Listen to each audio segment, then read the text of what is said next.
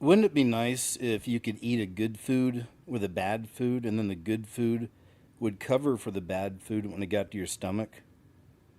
Like you could eat a carrot with a McDonald's hamburger and they would travel down to your stomach, then they would get there, and then everybody would look at him, and then the carrot would say, "It's cool.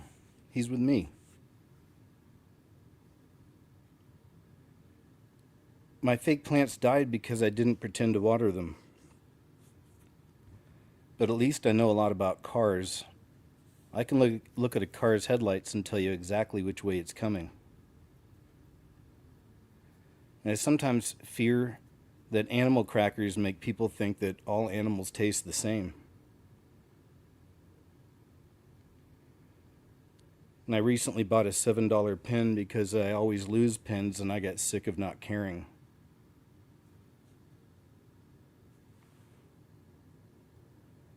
And if you think about it, every book is a children's book if the kid can read.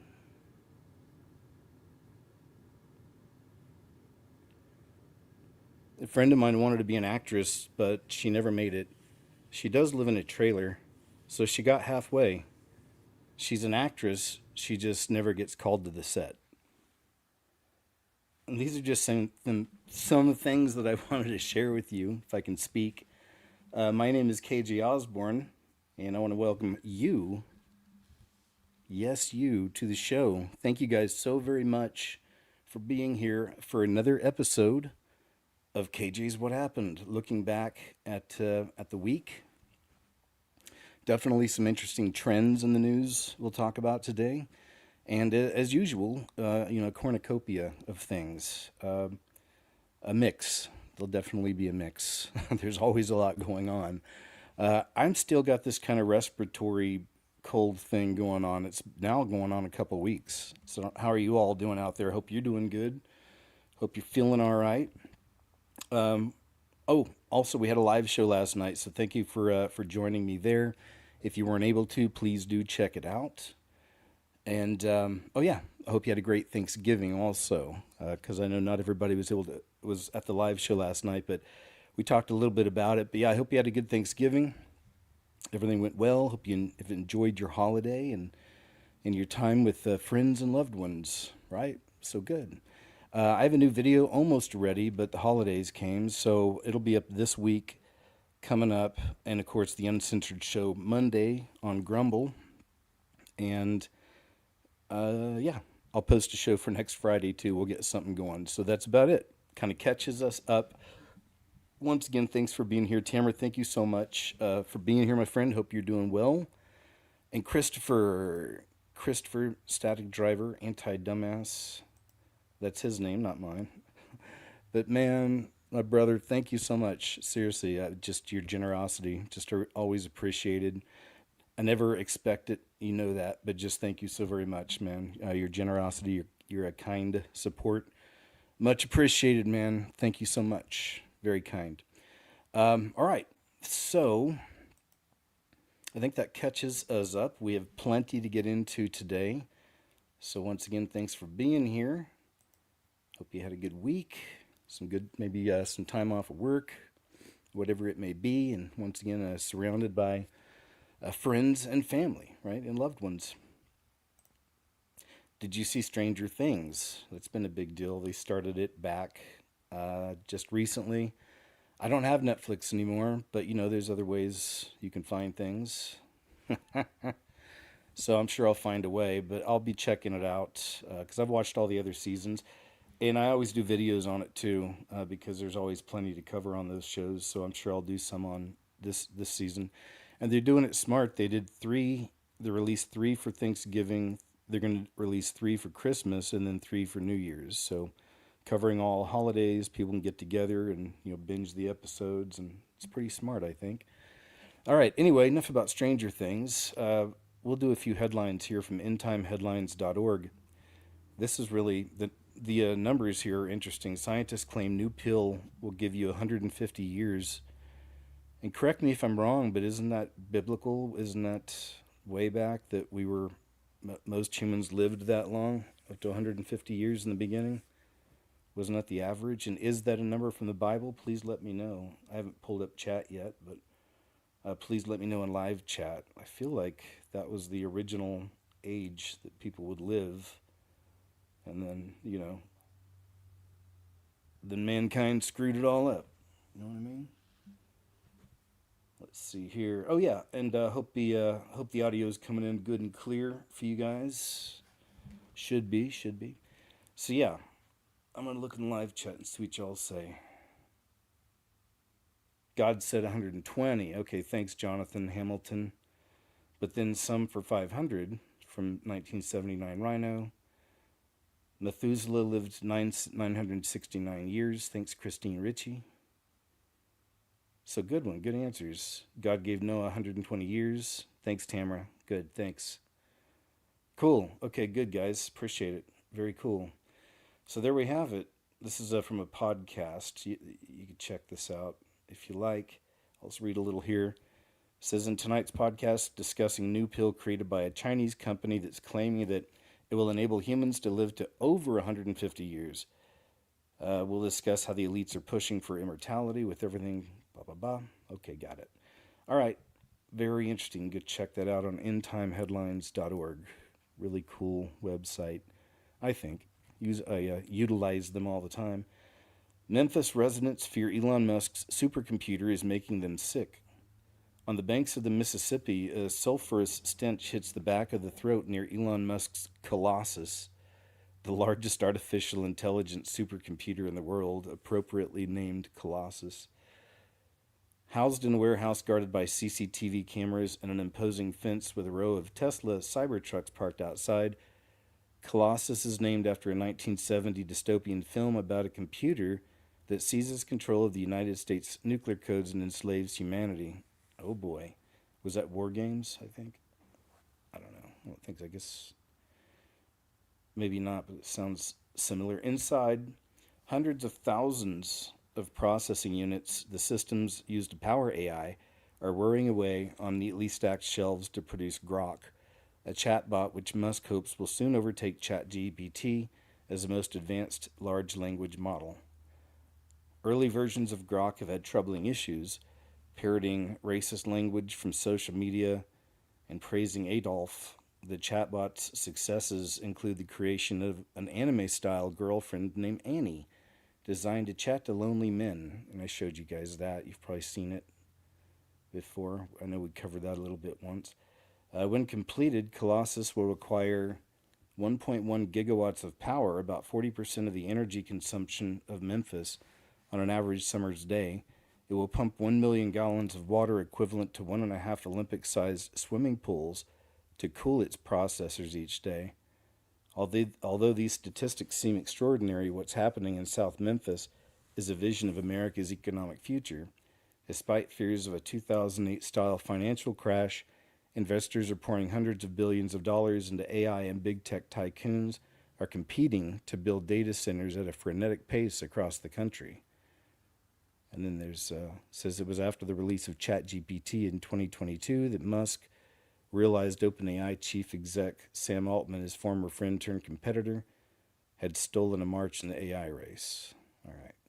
And then there's more if you want to follow that. So there you go. In time headlines. Interesting. And of course, they don't care about the locals, population, right? They can take in the whatever, the vapors. Cook and the poison. Cook County in Illinois establishes Cook County. Sorry, I said Cook. Cook County in Illinois establishes permanent guaranteed basic income program. So, of course, it's in Illinois, unfortunately. The blue state, it's become certainly.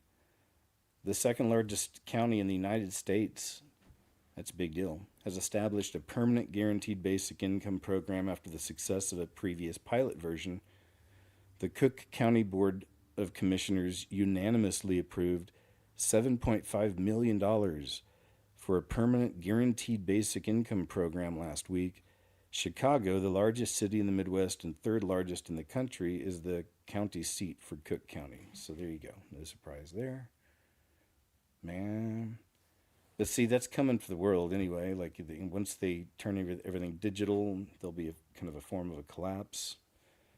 Um, that'll be something that'll be offered, I'm sure, and it'll probably be a good thing at first, I would imagine. But then whenever you know, the decision comes in, the mark comes in, and then it becomes real, that'll be a whole other thing. So I could see them doing that like boiling frog style, you know, at least getting the people used to it.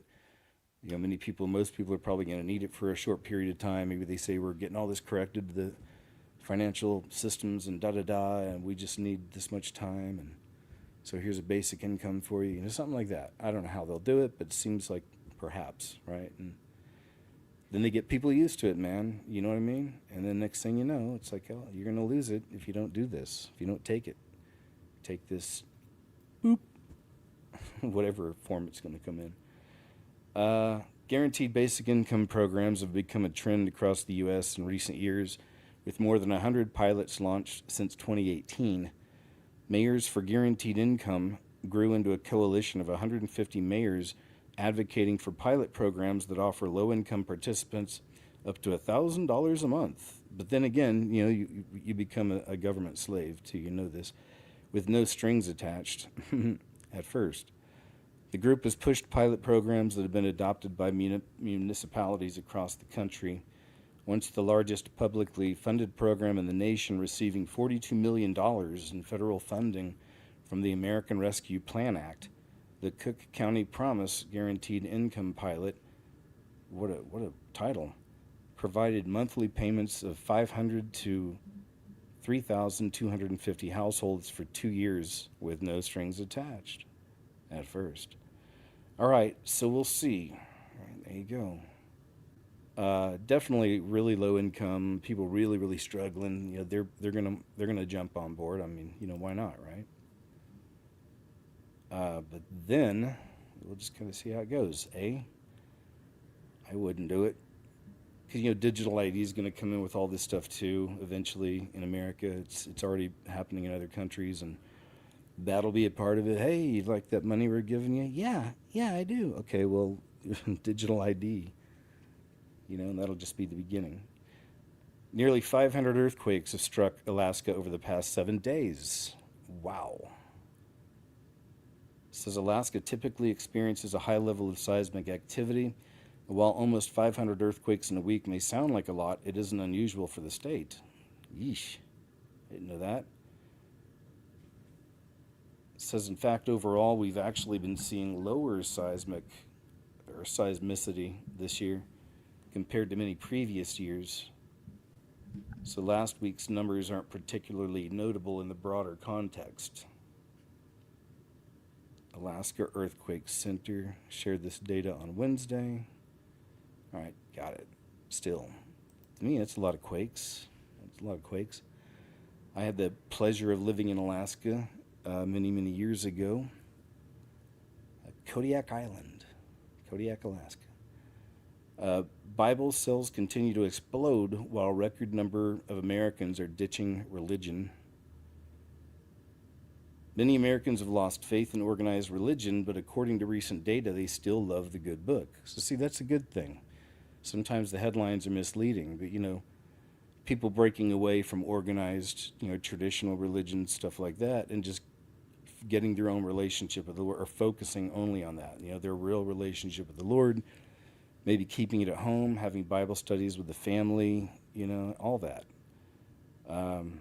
That's like, to me, that's the way, right? You know, it's like, and then maybe having some people over, you know, here and there, whatever, you know, little get-togethers and stuff, you know, whatever. I get that, right?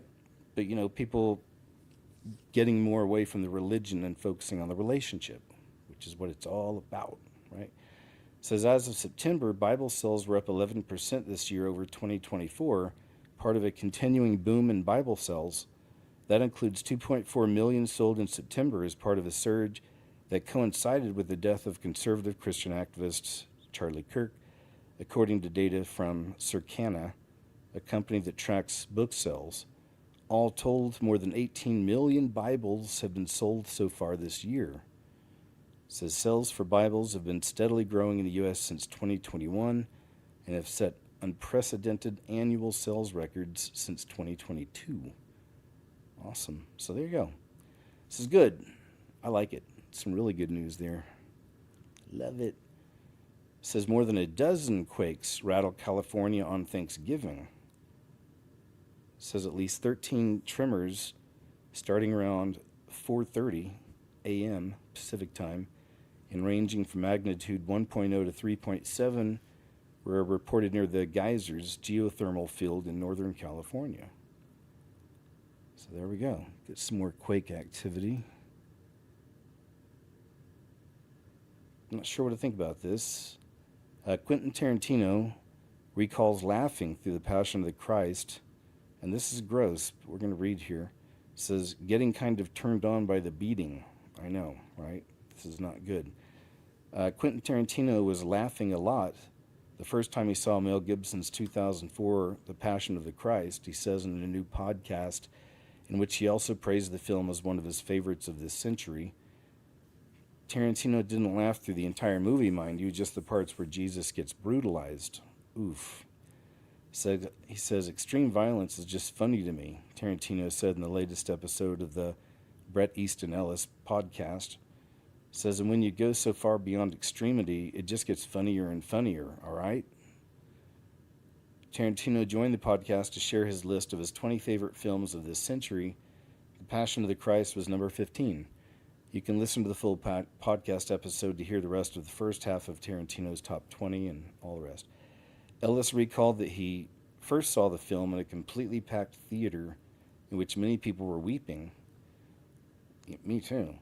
Tarantino had a very different viewing experience. He watched a print of it with a girlfriend at the time in his own theater.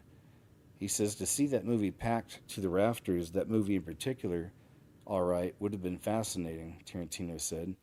But I had such a special time with my friend. We were laughing a lot during the movie. Oof. Not because we were just trying to be perverse, laughing at Jesus getting effed up. Oof. He explained that they were just groaning, laughing at how effed up it was, especially because they knew more violence was coming. And then he says, it just ended up being an extremely enjoyable experience. But now that sounds like I'm just being perverse. But no, I thought he kind of did a tremendous directorial job. He praised Gibson for capturing the ancient time period of the film and said, I love the fact that he never really chose one tone and carried it through. There are scenes where you feel like you're watching the most realistic biblical movie you've ever seen. Just perverse, man. You know, it really is. It's screwed up. I mean, obviously, dude. Growing number of Americans are getting power shut off as unpaid bills are piling up, is the headline. 8-year-old female evangelical preacher becomes part of a growing trend. Man, this is Creepsville. Well, first, we're not supposed to have female pastors, right? It doesn't mean that you can't have, females sharing wisdom, or their observations and stuff like that. Of course, there's a lot of that we follow around here on the show. But you know what I mean? They're not supposed to be leading congregations, and things like this. That's from the Bible, right? Esther Souza looks into the mirror and begins her transformation. She changes out of her pink t-shirt and shorts with flowers and butterflies into a sober brown blouse and dress slacks. That's quite descriptive. She weaves her long curly hair into 2 braids on top of her head. A touch of makeup and her expression shifts.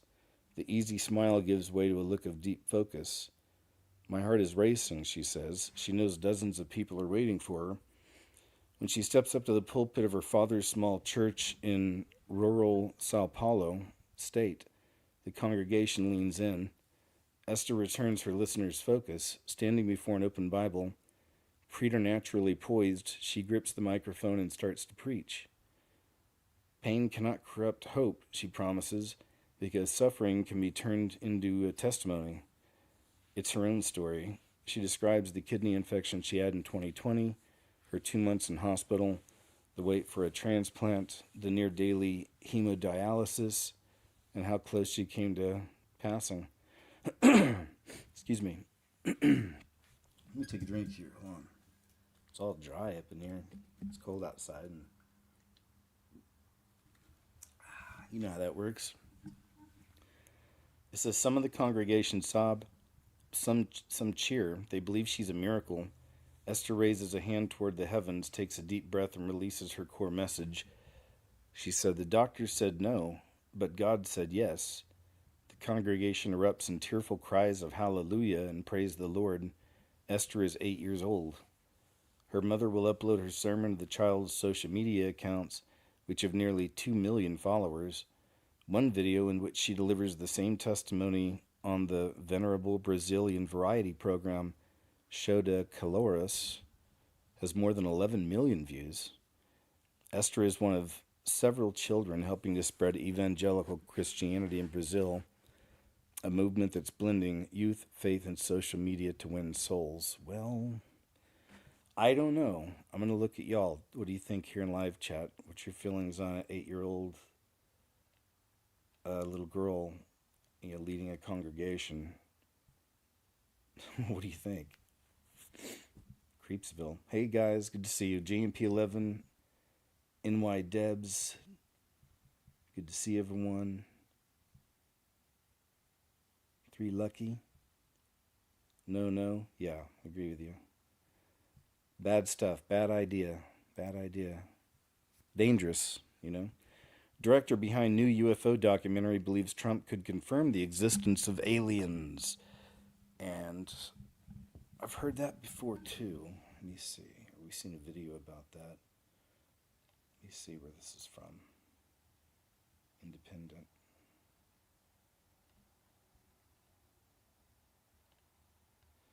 I'll just go back. It's like that comes in really crazy. Says the director of The Age of Disclosure, a new documentary that bills itself as revealing a decades-old government cover-up of non-human intelligence, suggested that the president could soon confirm the existence of aliens. Dan Farah, the director of the film, which hits select theaters and Amazon Prime, I think it's already out now, said it's possible the president of the United States could soon reveal that humans aren't alone. He told Entertainment Weekly, "We know this around here. But how are they going to frame it, right?" Says, "I think it's only a matter of time before the release of this film is followed by a sitting president stepping to the podium and telling the world, 'We're not alone in the universe.'" Farah told the outlet, "It's the most significant moment a leader could possibly have." The Independent has asked the White House for comment. Farah spoke to 34 U.S. government insiders, including those from the military and intelligence community officials, about an 80-year-old global cover-up of non-human intelligent life in a secret war among major nations to reverse engineer advanced technology of non-human origin, according to the film's description. All right. And yeah, there's some wild sources up in here. Sources including Secretary of State Marco Rubio, Senator Christian Gillibrand, former Director of National Intelligence James Clapper, a bunch of them. It's a bunch of big political names. So it's getting close. It's a very exciting times, man. It's going to be really interesting to see how this one plays out. But they're doing all this for a reason. They're not just going to drop it and then it's just forgotten about. It's really, I'm waiting to see how it plays out. I know you guys are too. It'll be interesting. Shall be interesting. I'll see if I'm going to find that card from the Illuminati card game in a little bit. Here's a stadium full of people turned out in Indonesia to sing Christmas songs and worship Jesus. Masses all over the world are coming to Christ. So I love stuff like this, so we can't forget. There's still good happening out there. Still people turning to Christ, loving on him.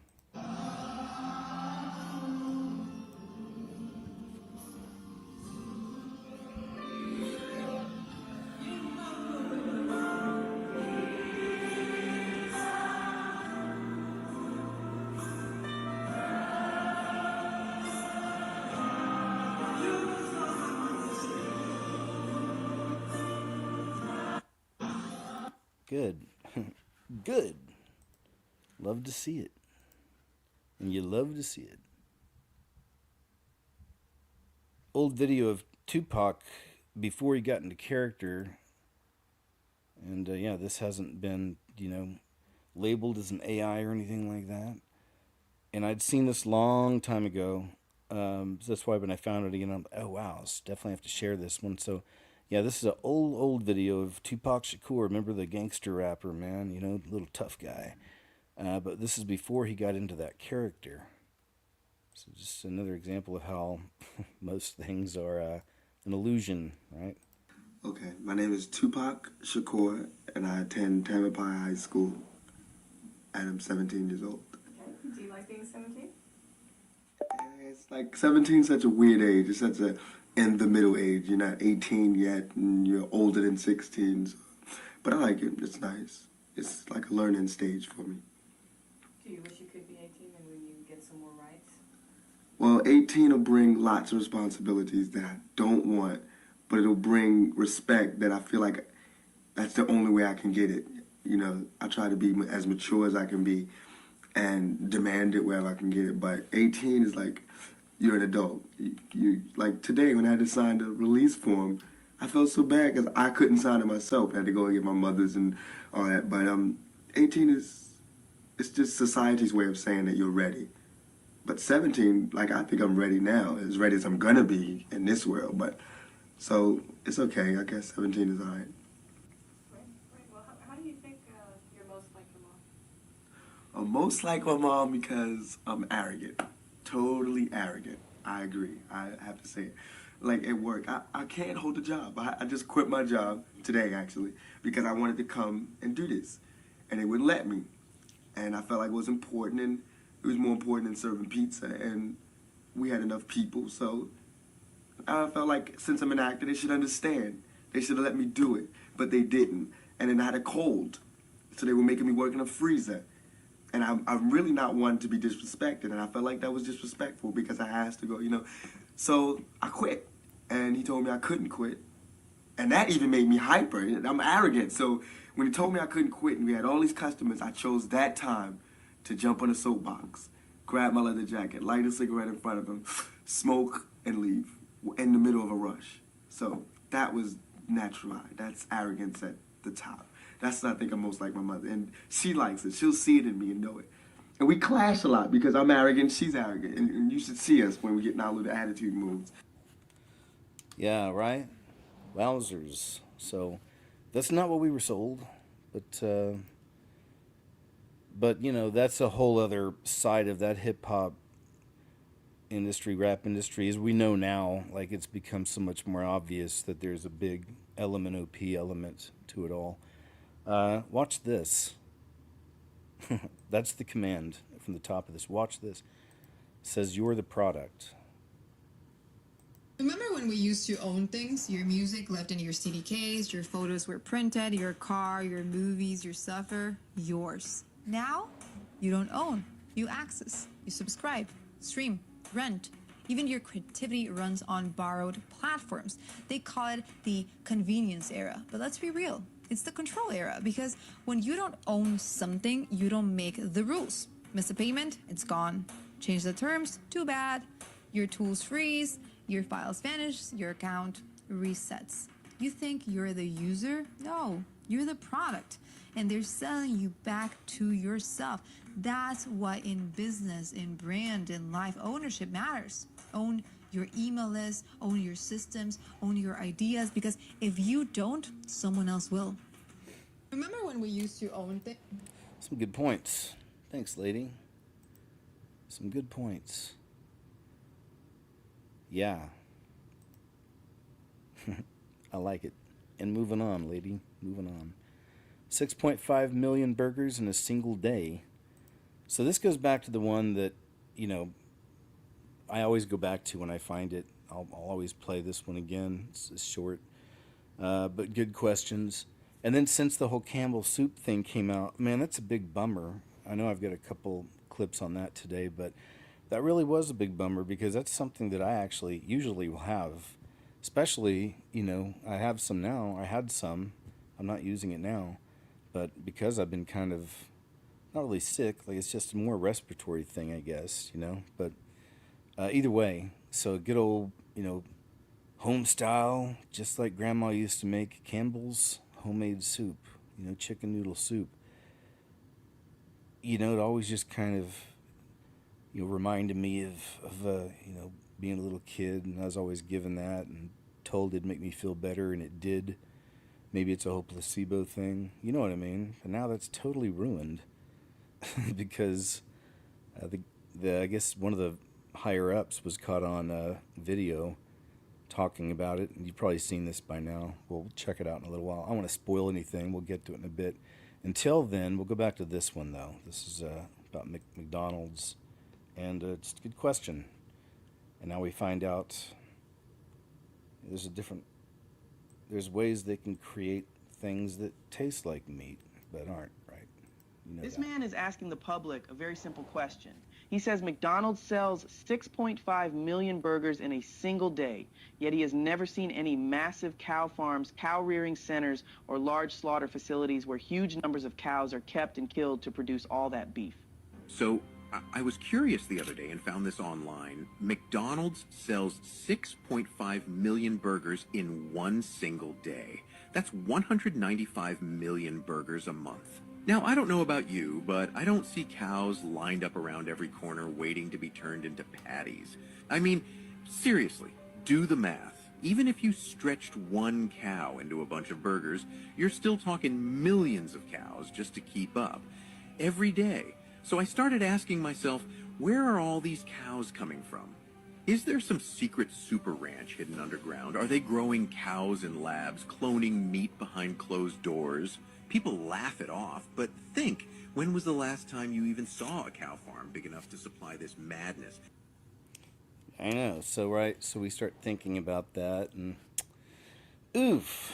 Yeah, I'll wait and we'll get some of that Campbell's. There's products barely anymore. So healthy.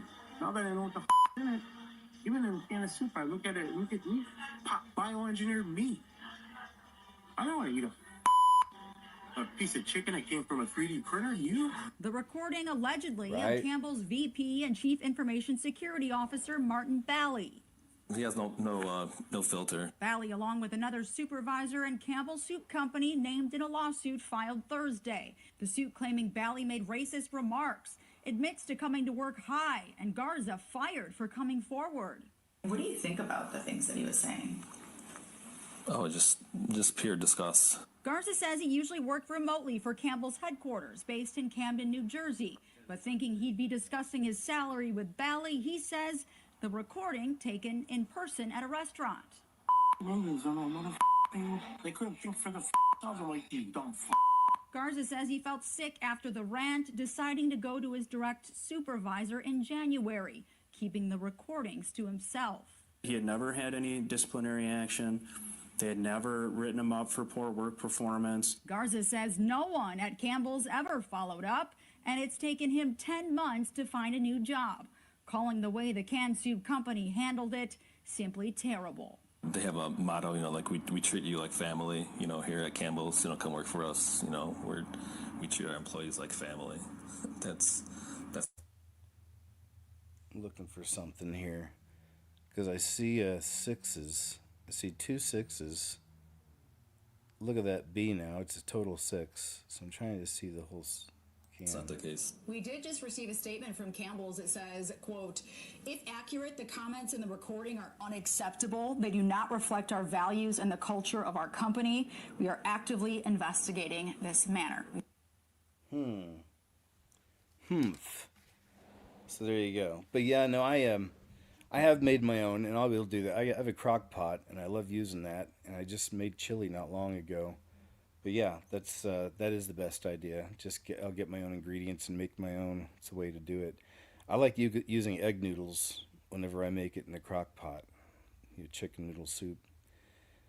And then last time I did it, I just got one of those chickens you get at Walmart, the rotisseries that's already cooked. I brought it home. I just pulled that apart and took out the chicken, chopped it up, put that in there, and a few more little ingredients here and there. Dash of this, toss of that, and that's how you do it. All right, moving on.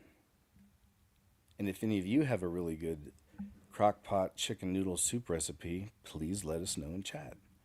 Starting December 27th, Australians will now need to upload their ID every time they're logged in to do an internet search. December 27th, man, our Australian friends. Unfortunately, so another example, again, how that's just coming in. Like that system's coming in. It's just being enforced. It's just, here it comes, you know. So we'll see how this plays out. If the people stand up, you know. Starting December 27, Australians will now need to upload their ID every time they're logged in to do an internet search. Google, Bing, it sounds scary, right? And you might not even know it was introduced. It's all part of a new age verification code, and it's been put in place to stop kids engaging with adult content. But it actually affects all of us, teenagers, retirees. Every time you want to do a Google search and you're logged in, you'll either have to provide your ID, it'll link to your digital ID, or you'll use something like facial recognition. It's going to affect us all, and it's a really big change. Starting December 27, Australians will now need to upload their ID every time they're logged in to do an internet search. Google, Bing, it sounds scary, right? And you might not even know it was introduced. All right, there we go. Played over again. So yeah, it's just coming in. You know, it's just coming in, being enforced. I'll be watching though. We'll see. I feel like the people will probably stand up, at least do a march or something, right? Let their voices be heard. If that'll even get any mainstream coverage, though, is the next thing. We'll have to be getting footage from our trusted citizen reporters and citizen journalists recording on the scene, you know. Trump says any document signed by Sleepy Joe Biden with the auto pen, which was approximately 92% of them, is hereby terminated. And this is something he just posted yesterday. From him, from Donald Trump, says, any document signed by Sleepy Joe Biden with the auto pen, which was approximately 92% of them, is hereby terminated and of no further force or effect. Oof. The auto pen is not allowed to be used if approval is not specifically given by the President of the United States. The radical left lunatics circling Biden around the beautiful, resolute desk in the Oval Office took the presidency away from him. I am hereby canceling all executive orders and anything else that was not directly signed by crooked Joe Biden. Excuse me, I'm sorry. Because the people who operated the auto pen did so illegally. Joe Biden was not involved in the auto pen process, and if he says he was, he will be brought up on charges of perjury. Thank you for your attention on this matter. So there you go. Oof. See how that plays out. The old auto pen hoax.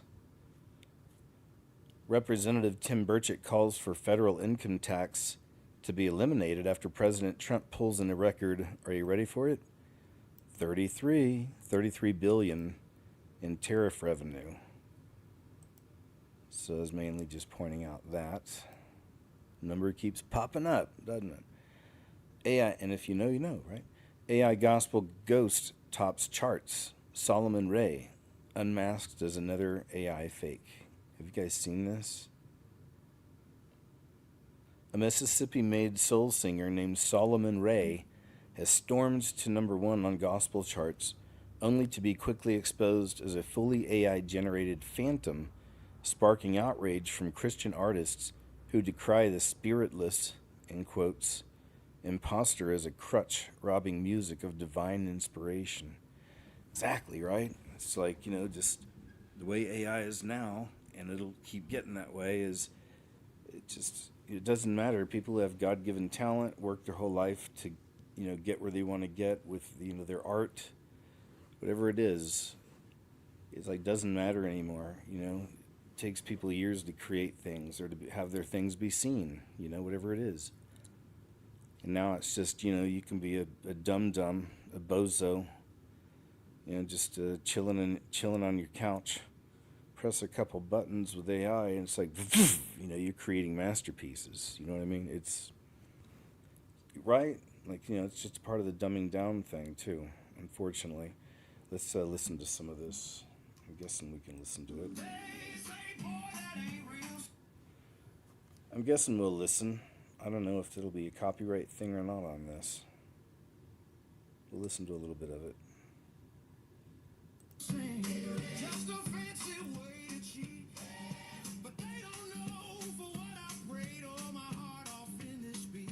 I'm told I have no soul since I done broken all the rules. My God gets the glory, and when all creation sings, yes he does. In Brandon Lake, whoever is a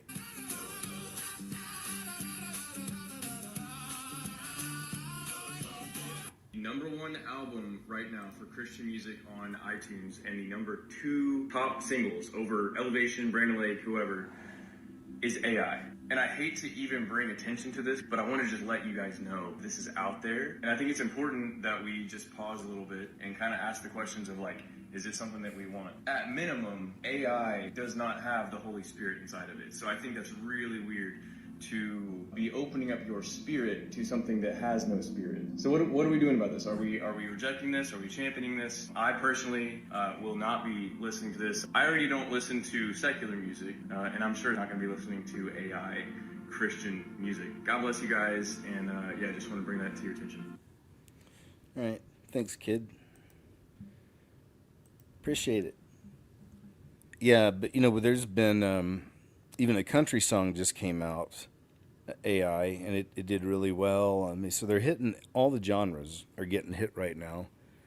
There's a rock band a while back. I can't remember the name, but so it's actually a thing. Like they're jumping into different genres. They're successful. It's like if they can just get it out there first before anybody knows who these people are, these bands, before they can look into them or anything. And there's a whole promotional system they can use out there with who gets played when and all that. Who gets the magazine covers, blah, blah, blah. Right?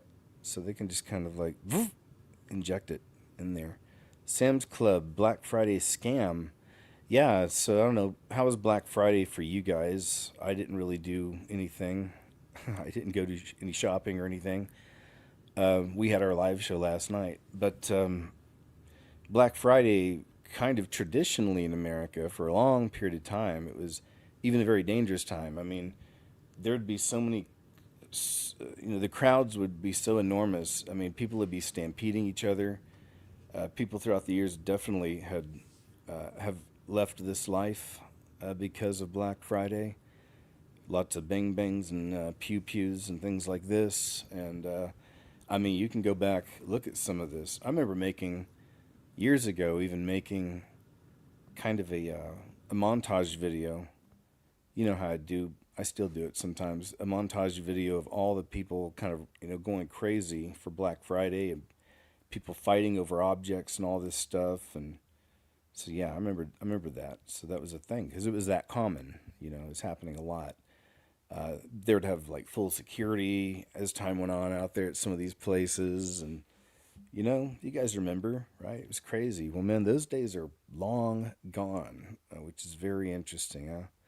Kind of a reflection of where people are at right now, I guess. But that's not really what they're going to show here, but you'll see some of that in a little bit of how Black Friday was dead in a lot of places. I didn't hear anything crazy.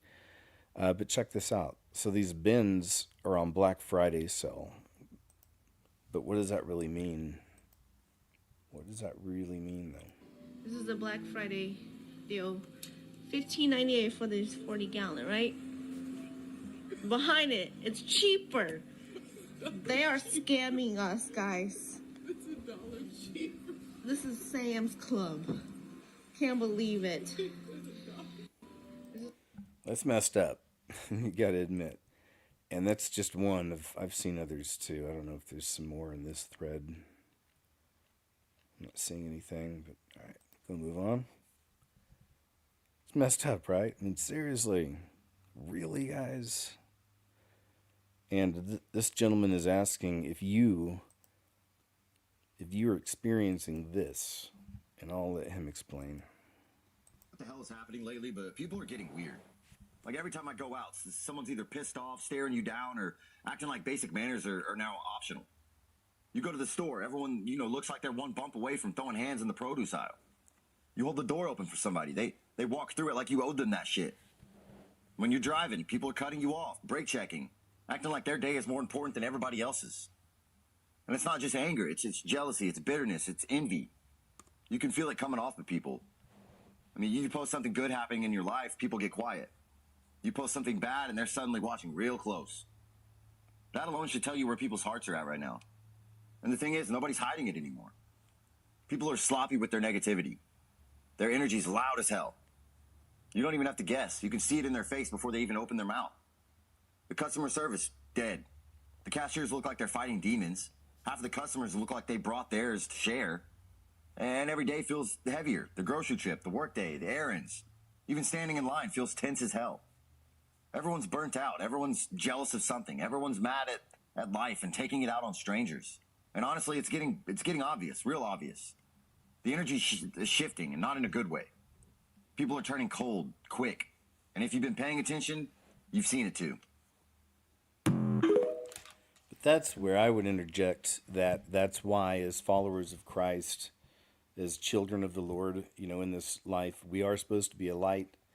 And we understand the world's like that, where it's definitely getting more like this. And it's prophetic. We were told there'd be times like this, and here we are. So, no, we're not surprised. But yeah, that's why we remain, we try to help, be a light in this life. Spread the gospel, tell people about Jesus. Just help. Let the Holy Spirit guide us. You know what I mean? And you already do. So let the Holy Spirit guide us and live the way the Lord wants us to live. You know what I mean? Don't just be a sayer of his words, but a doer. At the 2025 Cannes Film Festival, a woman walked the red carpet wearing a dramatic white gown printed with a large image of Jesus Christ wearing the crown of thorns. Security personnel and staff immediately intervened, trying to cover it up. Look at this.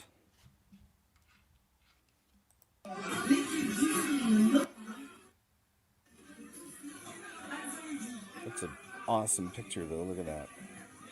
Honestly, look at that. Look at that art. That's incredible. That's incredible. I like to think that she's meaning it in a good way, and I think she is. That's why she was kind of, they bum rushed, tried to get rid of it. That's pretty brave, a place like that, the Cannes Film Festival, to do something like that, which is awesome, which makes it even cooler. We've talked about it around here before, but the Christians, like followers of Christ, children of the Lord in this world as it stands now, we're the real rebels, the punk rockers, the outsiders, because we don't want to bend a knee to a degenerate, disgusting system, so anyway, it's a pretty cool picture right there.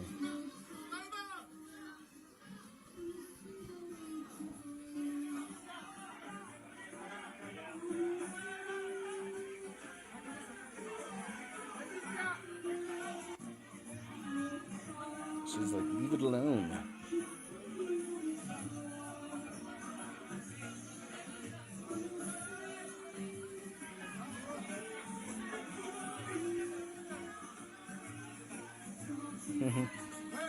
Hey, I like her. She's feisty too.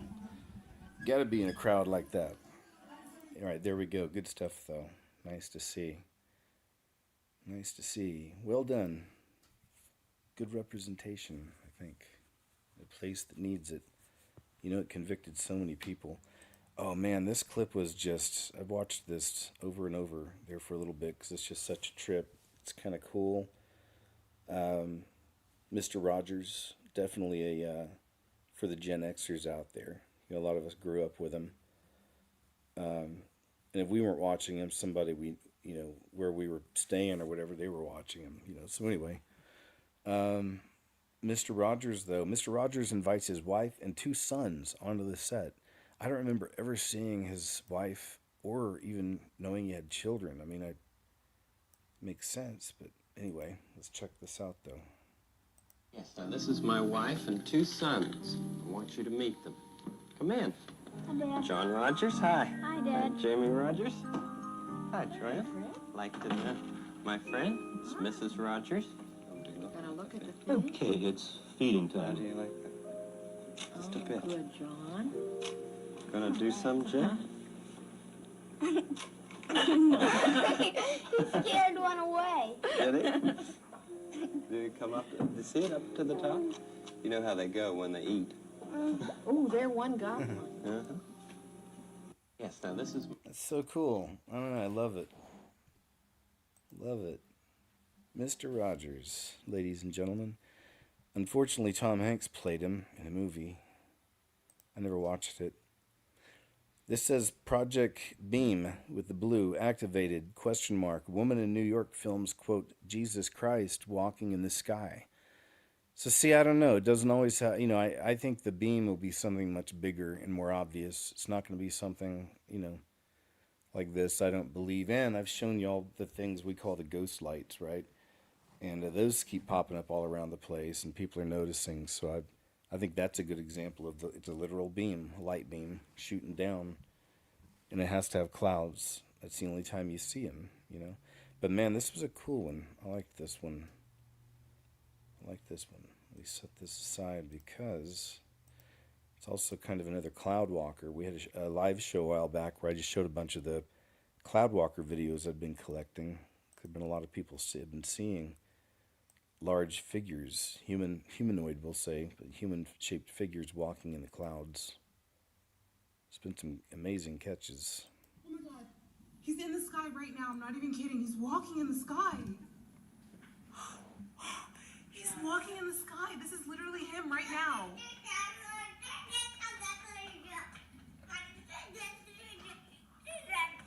Oh my God.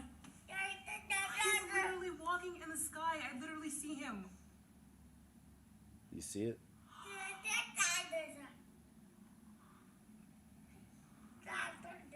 There it is. Oh, wow. It's the white. Looks like white cloud. Oh my God. He's in the sky right now. I'm not even kidding. He's walking in the sky. He's walking in the sky. This is literally him right now. I wonder if I can slow this down. Yeah. And then we'll just take the volume down, and then let's play and see how that turns out. So see, there you go. You see it? Just above the word spotting, you can see it. It's white. It's like a white human figure, it looks like, walking.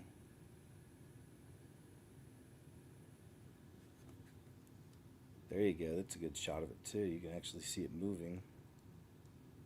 And it's going real slow. I got it on slow motion, so now it looks like it's going up, right?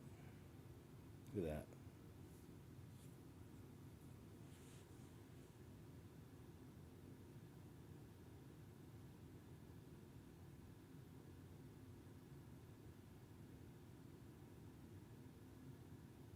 Yeah, like I said, there have been other, there it is again, see it? There have been other really good examples, though, of the humanoid figures walking in the clouds. Really cool ones. One of the best was a guy who was just watching like local news. There was some kind of an accident on a highway out there. The news team was on the scene, and as the lady was reporting, up in the top right-hand corner, you could see coming from a cloud 3 obvious, really large humanoid-looking type. And I say humanoid, human-shaped, they're huge figures walking through the clouds and then disappearing off the screen, just walking off the screen. And they had different colors to them too, which was interesting. They weren't just white puffs of cloud, which we see a lot of that too. All right, I'll go and stop there and we'll move on. Those are always interesting, though. Figures walking in the clouds. American found an old Waffle House menu from 2009. The prices on this menu will make you lose your mind, it says. Let's check this out. This is a good one. I like these old school. So from 2009, Waffle House. And listen, if anyone tells you that inflation isn't that bad, that the prices aren't that high, that things are not as bad, bro, this is a Waffle House menu from 2009. An all-star meal was $5.99. $5.99. The 780 was crossed out because that was expensive. 780 was expensive. $5.99. That shit got you 2 eggs, 4 slices of toast, grits or hash brown, your choice of biscuit and gravy. I don't even think that they have biscuits and gravy anymore. You could add $1.25 for some coffee. Shit came with the fucking sausages. Bro, what? Dude, they had a dollar menu? What is 2009? 2009. What the fuck is going on? No, honestly, I just can't stop looking at this fucking menu. 2009. All right. Waffle House menu, man. 2009. Bacon quarter pounder cheeseburger, 610. 640. 99 cent. $10 for a pork chop. $10. 640.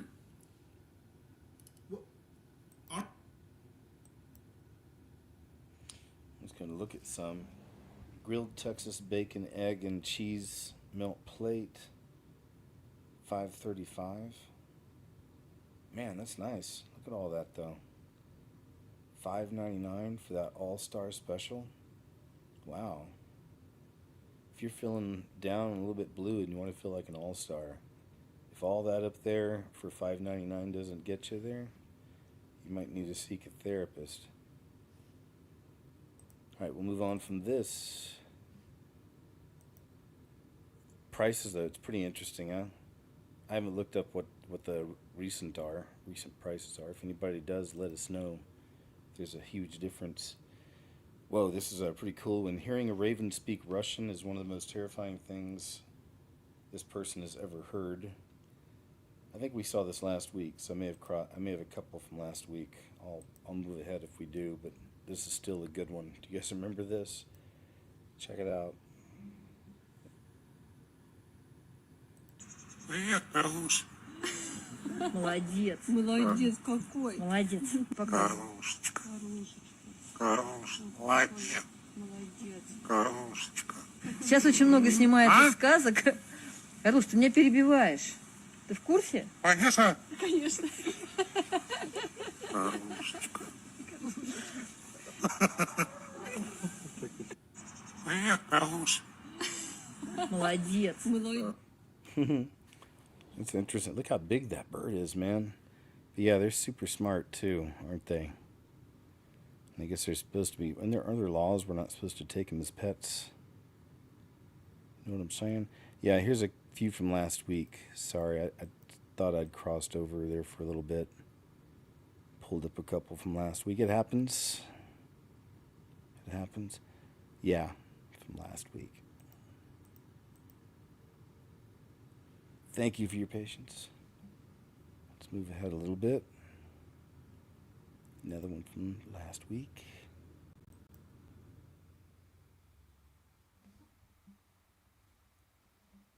Well, we're just an hour in, by the way. Just noticed. Yeah. So, thank you guys for being here, man. Got a great crowd. Thank you so very much for being here. Appreciate you, each and every one. And still plenty to go, man. I appreciate it. Yeah, this is another one of those. Remember we saw this last week because it was supposed to be a snake that she found in a bag of Cheetos. So still not sure what I think about that one. But yeah, we'll move ahead some.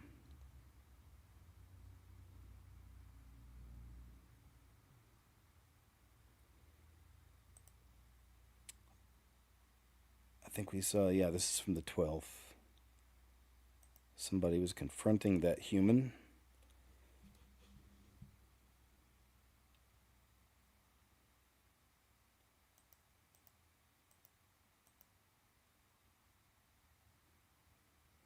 Here we go. Well, still, this is from 19 days ago. But, oh wait. Still, I don't think that we saw it. The question is, though, really, it just says, how is Ice Spice's net worth $5 million when she's the worst rapper ever? And That's a fact.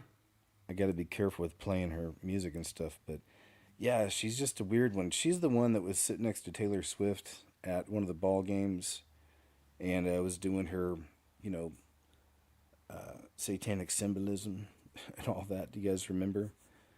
Just being a weirdo. So, she's definitely one of the members and part of the club, and she was well known for that, for having a big bottom. I guess that's what kind of made her famous. Don't need to be seeing a whole lot of that, but it's all her showing her bottom, right? It's like that's over and over. There we go. The mocking tongue, right? Or the dead sheep, if you know, right? So, yeah, but it's all just exploitation. And I'll play.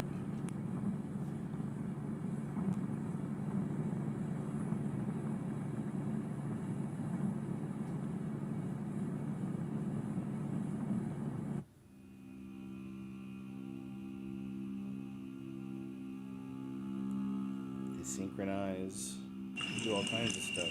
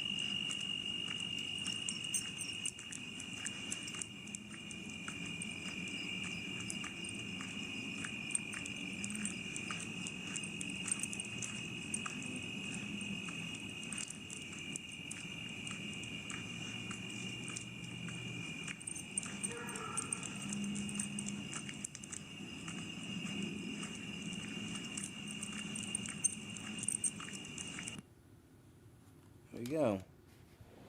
Ghost lights at it again. Here we go. We'll see how it all plays out, eh? Amazon issues impersonation scams warning to 300 million. Black Friday is almost here, which is a dud, which is a good thing. I'd rather see this than people, fighting over items. It's nice to see actually there's a change. Plus, people have gone so much to just Amazon, online shopping, and in general, and staying home more. The whole thing, right? Because quality of food's gone down, yet the prices go up, and the whole thing. So it's but that is the ultimate shift. Is getting people just to stay home more, right? And eventually, Yuval Noah Harari says that all humans will just be basically doing drugs all day and playing video games. So there we go. That's right. This is signs of Agenda 2030, perhaps. Says, and as shoppers gear up for one of the biggest retail events of the year, companies are issuing warnings, concerns over cyber criminals. All right. Let's go move on. This is no big deal, I guess. It's already come and gone. Bethany McGee's family issue heartbreaking statement about her injuries after a devout Christian 26 was set ablaze by 72-time arrestee on a Chicago train. Horrible situation. I mean, the headline tells it all. Interesting they put the devout Christian in there too. What do you think? Do you think for good or for bad?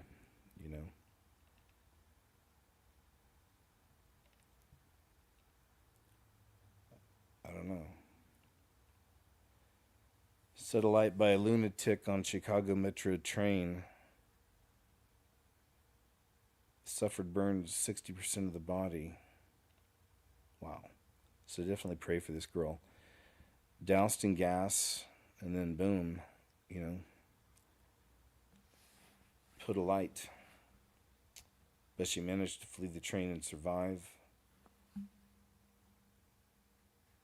Everyone said that she's currently hospitalized with the severe burns she sustained, and she is receiving treatment under the excellent care of her medical team, they wrote. Bethany's a beloved daughter, sister, sister-in-law, granddaughter, and aunt. She's a good friend. She's sensitive, caring, intelligent, and imaginative. Yeah, please pray for her, y'all. Quick healing, She loves living in Chicago, and her gentle spirit makes her a favorite with every pet she meets. That's a really good quality in a person right there. Really good. I think. It's a good sign. You know, she enjoys playing tabletop and video games with her community. All right, so it's just kind of a. That's her. There's the cat. The problem was that this guy, like I said, he had a long history. Long history. Yeah, he was a serial criminal with 72 prior arrests, freed months earlier by a judge after he allegedly had attacked a social worker. So that's what happens. It's lawlessness. You know, it's a lawless sign of lawlessness increasing. It's unfortunate. They took away insane asylums a long time ago. They need to bring those back. The most significant alien contact event in human history is the title here. It's only a minute long, but it's pretty interesting. Cool animation, too, I think. How about you? Eric Davis said, I had a few private conversations with former President George Herbert Walker Bush in 2003, in which he told me that when he became the CIA director in the Ford administration, he was not briefed on the legacy UAP crash retrieval program, but he later found out about it. And he informed me that there were a number of crash retrievals that had taken place since the mid-1940s. And he also informed me of a UAP event that took place at Holloman Air Force Base in 1964, where 3 UAPs approached the Air Force Base. One of them landed on the tarmac, and a non-human entity deboarded the craft that landed and interacted with uniformed Air Force and civilian CIA personnel. And when he asked for more details, he was told he did not, wait for it, he did not have a need to know. Whoa. There you go, Prez. I think that's it. There you go, Prez. You really need to know, buddy. If we can even believe that story, right? Because, you know, he was one of the Skull and Bones. He was a part of all of it, and they all are. They know things. Antifa whistleblower says they call you a fascist so they can take you out. That's just the headline. But I'd shown, actually, over on the Uncensored show, I've shown some actual interviews with, I think it was this guy. And man, he had some really wild things to share about that whole organization, Antifa, and wild stuff. I tell you, I may have some videos for this Monday's show set up. I just wanted to show that headline. Because we know that. You know what I mean? Like, they convince themselves, some of these people, they're brainwashed. New York City suburb makes major security move by city border after Mamdani victory. Talks like he's pro-criminal. Says, we are doing everything necessary to make sure that Nassau County is safe, said Executive Bruce Blakeman. Bruce Blakeman's a Republican whose county neighbors New York City, said that he is directing authorities to install cameras and security technology along the border with the city light of the election. Yeah, with the city in light of the election of Mayor-elect Zoran Mamdani. I guess he talks about it up here. Let's see if this is it.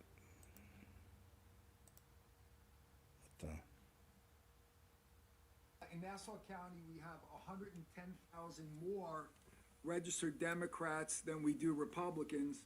So this is traditionally, in the last probably 10 years, been more of a blue state. It's now a purple state trending red, and that's something that I'm very proud of. We have a tremendous record of achievement here in Nassau County. I think the fact that I do support President Trump, and it shows that you can be pro-Trump and still get crossover Democrat votes, still get a vast majority of independent voters to vote for us. We had a 36,000 plus victory. We won by more than 36,000 votes because we not only appealed to Republicans, our campaign appealed to independent voters and crossover Democrats. So that's incredibly important, and that's why I think that we were a bright star and otherwise dark night on election night. I never ran away from my pro-Trump policies. I guess let's move on from this. It's not that importante. It's okay, though. Happens. We move on. Navy sailor passes away after rescuing 2 children from high surf in Hawaii waters. How about that, man? How about that for a story? The ultimate sacrifice, even in the Bible, man, the ultimate thing you can do, lay your life down for someone else. It's pretty incredible. A Navy sailor dies after rescuing 2 children from high surf in Hawaii waters. Oh, I thought there'd be a story there, a link. It's from the New York Post. But right, it's the ultimate sacrifice, a beautiful sacrifice. Legitimate question, what's going on with these strawberries? As always, you decide. You guys bought any of this, any fruit in particular that's turned out kind of odd, strange, weird textures, strange flavors? The consistency's different, anything? Okay, this TikTok is for Costco and Driscoll's berries. I just bought these strawberries in Costco. My daughter, my 3-year-old, eats a lot of strawberries. So we go through a lot of them. I did not buy the organic strawberries because they were like $14 for a pack like this, and we just go through too many. So these were $7 something, almost $8 for this pack of strawberries. Cool. In this economy, whatever. It is what it is. Listen, here's the problem. I just cut the strawberries, right? This is like our second day of having them. Yesterday, I only usually cut the ends off for my daughter because that's how she likes to eat them. Like, she likes to eat them like this. So yesterday, I just cut the ends off, and I didn't look too closely at the white part here. But today, I was cutting the ends off, and I'm like, that looks really white. So I cut inside the berries. What is going on, you guys? Because they're fully white, and they taste like chemicals. Like, what in the GMO strawberries is this? Look at this. That is not how a strawberry is supposed to look. Everyone is like this. It's like outside, they look perfect. Look, they look perfect. When I saw this box, I'm like, oh, wow. Perfect berries. None of them are moldy. I mean, a little bit, but like, you know, sometimes you try to look for the best box. It looked perfect. Look inside. So yeah, I don't want to feed this to my kid. I wouldn't eat this myself. They don't even taste like strawberries. I would love a refund, but also I would love to not have berries like this on the shelves. What is going on? What is going on? Seriously, what kind of berries are these? These are not strawberries. You cannot tell me that this is a strawberry. That this is a strawberry. This is a white, I don't know what this is. It doesn't even taste like a strawberry. So yeah, just wanted to share. Yeah, so much that looks like a radish. Yeah, definitely. But I hope these kind of things go viral. Oh, look, this has 33,000. But, you know, this is only one place where I found it. So hopefully these things go really viral, and I'm always hoping somebody sends these over to the actual company and lets them know that, you know, people see.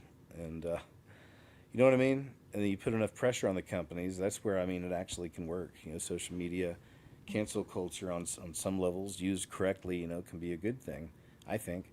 But unfortunately, people use it in so many ways they can, right? And just for whatever reason, and you know how that goes. It's been that way for a long time. But anywho, there you go. Gross. Yeah, it looks like a radish, but it tastes like chemicals. Yuck. Exactly, it says. They did a study, women with tattoos, it says. So this is what this gentleman's talking about, a study. Women and tattoos. Let's see what he's discovered. They did a study with a woman who had no tattoos. They took fake tattoos and put them on her body. And they observed how men approached her when she had tattoos or when she didn't. When she had tattoos, more men approached her because they thought she was easy. When she had no tattoos, men were more intimidated and didn't try. So if you're a girl with sexual trauma, my best advice to you is to avoid getting tattoos because you are literally inviting men to come prowl on you. However, if you don't have tattoos, it's almost like an invisible shield. These negative types of men avoid you. And the only men that you'll find that will be attracted to you are higher quality men who will respect you. But again, you probably already have tattoos, so it is what it is. They did a study. All right, thank you, sir. I don't know who he is. I was trying to see what his handle is, but I don't think it's this, is it? I don't know. We'll move on. But what do you think about that? Right? Like, not in all cases. I know a lot of people who have tattoos, and oh my gosh, you know what? They are all crazy. I'm just kidding. It says it's looking like a zombie, the new fashion trend in Hollywood. You know, we've covered this a little bit in the past. Here's somebody else's take on it. And it is. It's really kind of shocking what's happening to some of these folks out there. Not just the ladies either. There's men too. I need to just collect them, all the ones I've noticed and all the clips we've shared. Find all those and Why have these Hollywood together. actresses suddenly aged 20 years? Recently, Miley Cyrus's Gucci ad has sparked heated discussions. Her sunken cheeks and disappearing eyebrows make her look like she's 20 years older. She looks absolutely terrible. Miley was always a shining star in Hollywood, but now the sparkle in her eyes is gone, replaced by a weary, aging look. The same transformation has happened to Jenna Ortega. She was once the young actress everyone admired, but now, after losing weight, her cheeks have sunken in. Her bleached eyebrows and hollow eyes give off a strange, exhausted vibe. What has happened to her? She's only 23, but she looks at least 20 years older than Emma sitting next to her. It's as if she's her mother. How absurd. And then there's Ariana Grande. Her recent pictures of being unnaturally skinny have shocked everyone. Her prominent collarbones and gaunt face make people worry if she has enough energy left to sing and perform. She seems to have lost the delicate, cute charm she once had. Why have they all embraced such hollowed-out faces? In reality, this look is truly unattractive. Well, thank you, sir, for your opinion. Yeah, they actually they did some side by sides. So Ariana Grande obviously has lost a whole ton of weight, too much weight, right? It would seem. And then her partner Cynthia Arvino in the movie, and then the weirdo. They're both weird with each other in interviews. You've seen that. She lost a lot of weight too. Like she's bone thin. And then there's actually, I think her name's Michelle Yao. I can't remember. Maybe but there's another main character in there, a female. Maybe it's Michelle Yao. She's been in some old action movies, stuff like that. But anyway, same with her. Like before the movies, healthy, looked normal, normal, quote unquote, but at least healthy, And then now it's like, skin and bones, man. So there's something happening even around the Wicked thing, which is all about witches and witchcraft, right? So who knows what kind of actual rituals they be doing, right? The collapse of young men, question mark? See if you agree with this feller. And a few decades ago look this old in their 30s. Why did men a few decades ago look this old in their 30s, while men in their 40s today look like they just got carded at Whole Foods? I occasionally see viral posts like this on social media about how men used to look older and how men of the same age today look like little children by comparison. And when you look through the examples shared online, it does seem kind of weird. How is this guy only 21? This is The Rock in high school? These guys from the TV show Cheers were only in their 30s. This is music legend Richie Valens at 17. So did men actually used to look older? Are we just a bunch of big babies now? I'm gonna dive in and try to make it make sense. I'm 46, and here is music legend Johnny Cash at 46, Jack Nicholson at 46, Clint Eastwood at 46, and Richard Nixon at 46. Looking pretty good, Tricky Dick. Now, my long hair and mustache are probably throwing you off. If I was to cut all this off, I would look exactly like the princess in Neverending Story. Anyways, I wanted to look into this whole men used to look older thing myself. So I started looking at movies that I grew up watching as a kid. Take Jaws, for example. Everyone has seen this classic 1975 movie. Here are the three main stars of the movie. In your head, you probably have some idea of how old they are. But I was a bit shocked to learn that Roy Scheider was 37, Robert Shaw was 48, and Richard Dreyfuss was only 26. 26. He's already got white hairs in his beard. Here's Dreyfuss at 27, and here he is in Close Encounters of the Third Kind at age 28. What? The 1985 movie Cocoon is about a bunch of elderly people at a retirement facility who stumble upon some aliens. Here's a shot from the movie of some of those elderly people. This is Wilford Brimley. He's only 49 here. Whoa. 49. For comparison, here's Paul Rudd at 49 in 2018. Now let's talk about Superman. No, not that one. Nope, not that one. Nope, not that one. Yep, that one. Christopher Reeve, the OG Superman. How old do you think Christopher Reeve was in the first 33. Superman movie? Oh, darn. I wanted to see more. What was this guy's name? It's a long one, so user with a whole bunch of numbers. No thanks, man, but that was a good one. I liked it. How about you? How do you feel now? Juan Bergman, oh, this guy's great. This is the guy that really perfected this short form. Awesome information. And I mentioned before, a lot of the information stuff around these parts we've known, have been exposing for years. But still, though, I have so much respect for the people reaching the younger ones, the younger generations like this, because they are the younger generation. And, you know what I mean? And they're really good at this. So this guy, Juan Bergman, I'm always trying to remember his name. So now let's remember Juan Bergman presents a theory of electronic devices. So yeah, you'll remember him when you see.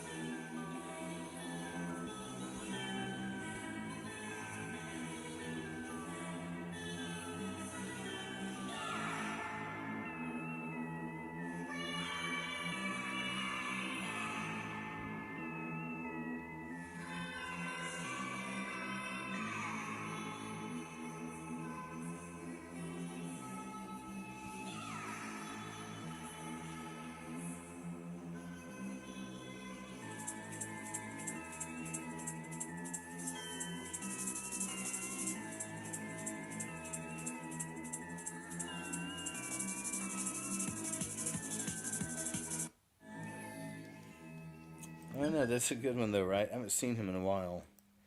Any of his videos in a while. It's a good one. Makes you think.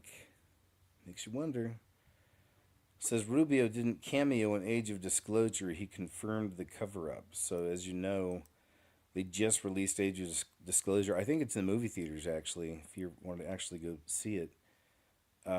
Age of Disclosure, it's pretty big deal. It really is. I mean, they're putting some amazing information out there, actually. And through what the world would see as reliable sources. A lot of people in high government positions are openly talking about this kind of stuff. So let's see what this young man's take is on the whole situation. So are we not going to talk about what was released on Amazon Video today? Because me personally, I already watched it, and I'm going to tell you right now, it's pretty fucking crazy. I'm not going to spoil too much, but it features 34 U.S. government insiders. Let's just say that they had a lot to say about an 80-year global cover-up, okay? But this isn't just any normal cover-up, but a cover-up of a non-human intelligent life. There's all of these files that are included in this documentary as well, and a secret war. Secret war among major nations, might I mention, to reverse engineer advanced technology of non-human origin, right? But this, though, is this not suspicious to anybody? But Monday on Capitol Hill, a handful of House members filed into a committee room to watch a new documentary featuring nearly 36 government officials and others discussing what they can disclose about unidentified aerial phenomena, long known as UFOs. So not only did House members have the privilege of seeing this documentary for We as the People did, but perhaps the biggest name in the age of disclosure is Secretary of State Marco Rubio. In the film, he cites, which I can confirm this, repeated instances of something operating in the airspace over restricted nuclear facilities, and it's not ours, and we don't know whose it is. Like I stated, I watched the entire documentary, and I can tell right now, I feel like I'm being fucked with. I feel like I'm awaiting an advanced version of what I thought Project Blue you-know-what was going to be. I mean, look at all the controversy that existed around those, in quotations, drones last year, right? Look at how the public reacted to it. I'm just saying, I think it's finally time to start thinking outside the box here, people. All right, this from Beauty Merked. Beauty MRKED. All right, Beauty Mr. Ked, I guess. That's it. Okay. But good one. Beauty Mr. Ked. Thank you. Playboy mention was CIA Let me see. This is a good one for Monday. That's right. Yep. We'll do that one on Monday. Really good one, I think. Celeste Rivas, 15. You may have heard about this. Her head was removed, and then the body was all sliced and then removed and frozen. And she was in this up-and-coming rapper named David. He spells his name D4VD. I guess he was mainly a kind of a big hit on the internet at first. I guess he was kind of coming up. This is supposed to be his girlfriend, I guess, for a long time. And somebody found a Tesla parked, and somebody tried to light it on fire, and the whole thing's been really bad. So there you go. That's the young man there. And he had written a song also. That's another thing I was sharing. He even wrote a song about it, about the exact kind of situation, which is even creepier. So there you go. Weirdos out there. Young girl got too close to the wrong psycho, you know. Ohio leads charge to keep cash payments accepted, prevent globalist cashless society. This is good then. Ohio lawmakers are pushing back against the trend of cashless transactions with a new proposal that aims to keep physical money in play for everyday purchases. The currency access to spend here cash bill, okay, I get it, known as House Bill 554, would mandate that businesses and government offices in the state accept cash for transactions up to $500. This means at least one checkout spot, whether run by a machine or a person, must handle bills and coins without slapping extra fees on cash users. Retail giants like Walmart, Costco, and Target have been rolling out self-checkout kiosks that often skip cash altogether, favoring cards and apps. If this bill passes, those stores might need to adjust their setups to include cash options, preserving a traditional payment method that's rooted in American commerce. There we go. Nice to see, right? Says it's simple. Cash is the basis for business in America. Our taxpayers should always have the ability to use cash in their daily lives, says Ohio State Representative David Thomas, Republican from Jefferson, who introduced the measure. All right, cool then. Let's see, right? Love it. Fighting back. You know, we're not the only ones that see what's coming. They see this stuff creeping in. At least some people in high positions are trying to do the right thing, right? Campbell's, that's right. This feller says he didn't realize Campbell's made so many products.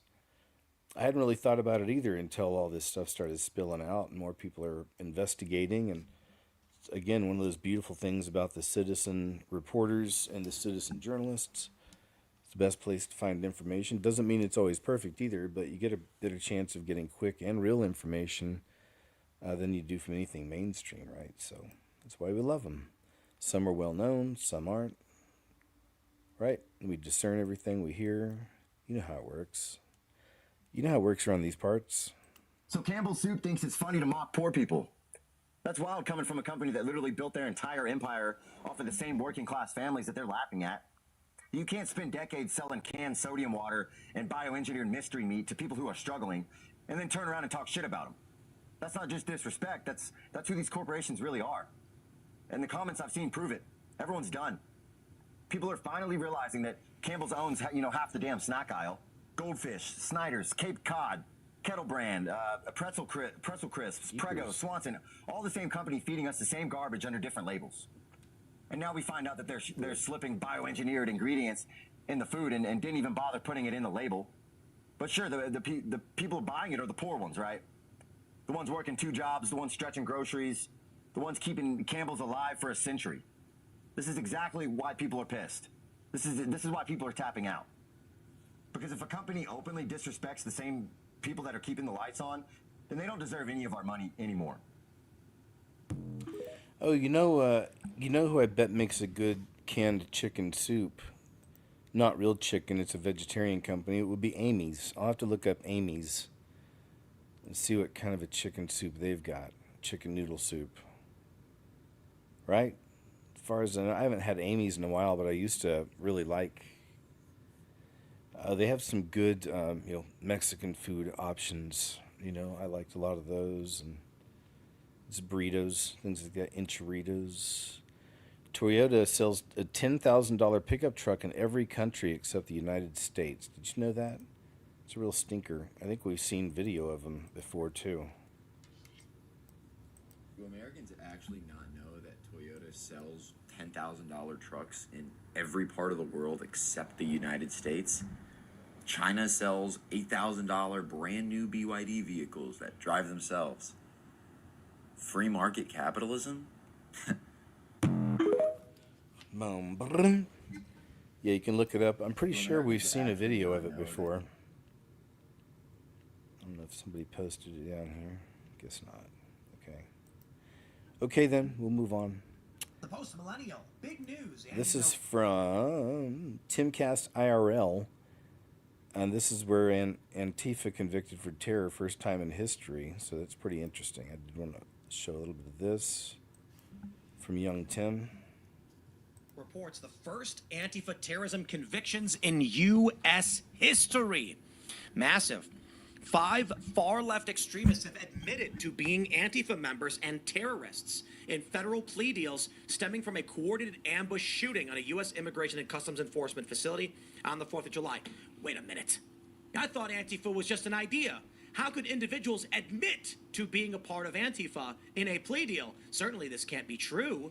They're not lying, are they? Or maybe now, when faced with real criminal charges, they admit it. There was that guy several years ago. You remember this? He went to the ICE facility in it was like Spokane, I think, and he firebombed vehicles and started shooting at the cops there, at the agents there. And he had a manifesto that said he was Antifa.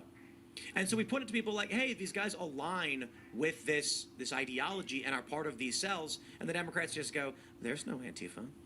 They don't exist. So one thing about this that I think is universally good for people that are in this space particularly is the fact that the left loves to say, well, Antifa isn't real, it's just an idea, etc. Now you can point to this particular case and say, look, these guys admitted.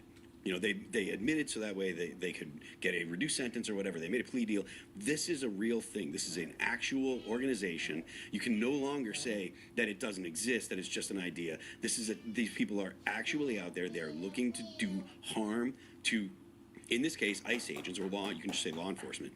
And it essentially disassembles the argument the left has had for ages. It's very silly because there's so many different organizations, which their excuse is, well, you can't buy a membership. You can't use like some kind of currency to enter into an agreement with Antifa. But that actually goes for every organization. There's so many different organizations that they like to slam that you can't buy a membership to. And that was their biggest excuse. Well, you can't buy a membership. Well, you can't buy a membership to tons of these different, quote unquote names or acronyms that are floating around everywhere, but they love to, throw heat at those every chance they can get. So it's always been silly to me since the first time I heard that. Well, it's a start, but it's about 10 years too late. Yep, honestly. agreed. We finally got in at it, but this was a sign of the fecklessness of Attorney General Bill Barr. This is a sign of the fecklessness of Lindsey Graham. Senate Republicans could have brought this to the fore. I'll go and move on. I want to play a little bit from young Tim. That's Timcast IRL. What? You get your Chubbs. What? Huh? Say something. He'll never say something you tell him to. Let's see. Angry father confronts mega woke school board for doing unthinkable. It says. And stays out of the spotlight. My name is Dustin Gonzalez. I'm in Lakewood, District 2. I'm not a politician. I'm not a loud voice on social media. I'm a father. A quiet one, when he goes to work, tries to do right by his family, and stays out of the spotlight. But now you're gonna remember my name. You'll remember it because I'm not just fighting for my daughter. I'm fighting to make sure that what happens to me, to my family, never happens to another parent in this district. My daughter changed her identity, not after years of discussion or family dialogue, not after joint input from both of her parents. No, this happened quickly, secretly, encouraged by a school-appointed therapist and a system that never thought to include me. And the school didn't inform me, they didn't include me, they didn't even ask me, they replaced me. By the time I found out, I was already labeled the problem. My objections weren't treated as concerns, they were treated as opposition. My voice was dismissed as hateful. My presence undermined. The therapist, the school, and eventually the court-appointed investigator all decided that because I would affirm something, I didn't deserve to parent my daughter equally anymore. They didn't accuse me of abuse. They didn't claim I'd caused harm. The only evidence against me was that I said I'm not ready to affirm this yet. That's it. And now I'm at risk of losing parenting time, of being erased from my daughter's life, not because I failed as a father, but because I dared to ask questions. And it started in your schools. Your systems made it possible, and your silence made it permanent. You gave my ex all the tools she needed to take our daughter from me, tools that she couldn't have forged on her own. You gave her the therapist, you gave her the ideological support, and you never once thought, shouldn't the father be involved too? I was supposed to have one opponent in this fight for my daughter, one voice with equal say, one person across the table who I would battle for influence, and that person was supposed to be my ex. But you gave her reinforcements. You gave her a system that cut me out of the picture. You handed her the tools to eliminate me from my daughter's life. And with your help, she's trying to erase me altogether. You replaced my voice, you stole my seat at the table, and you made decisions about my daughter without me.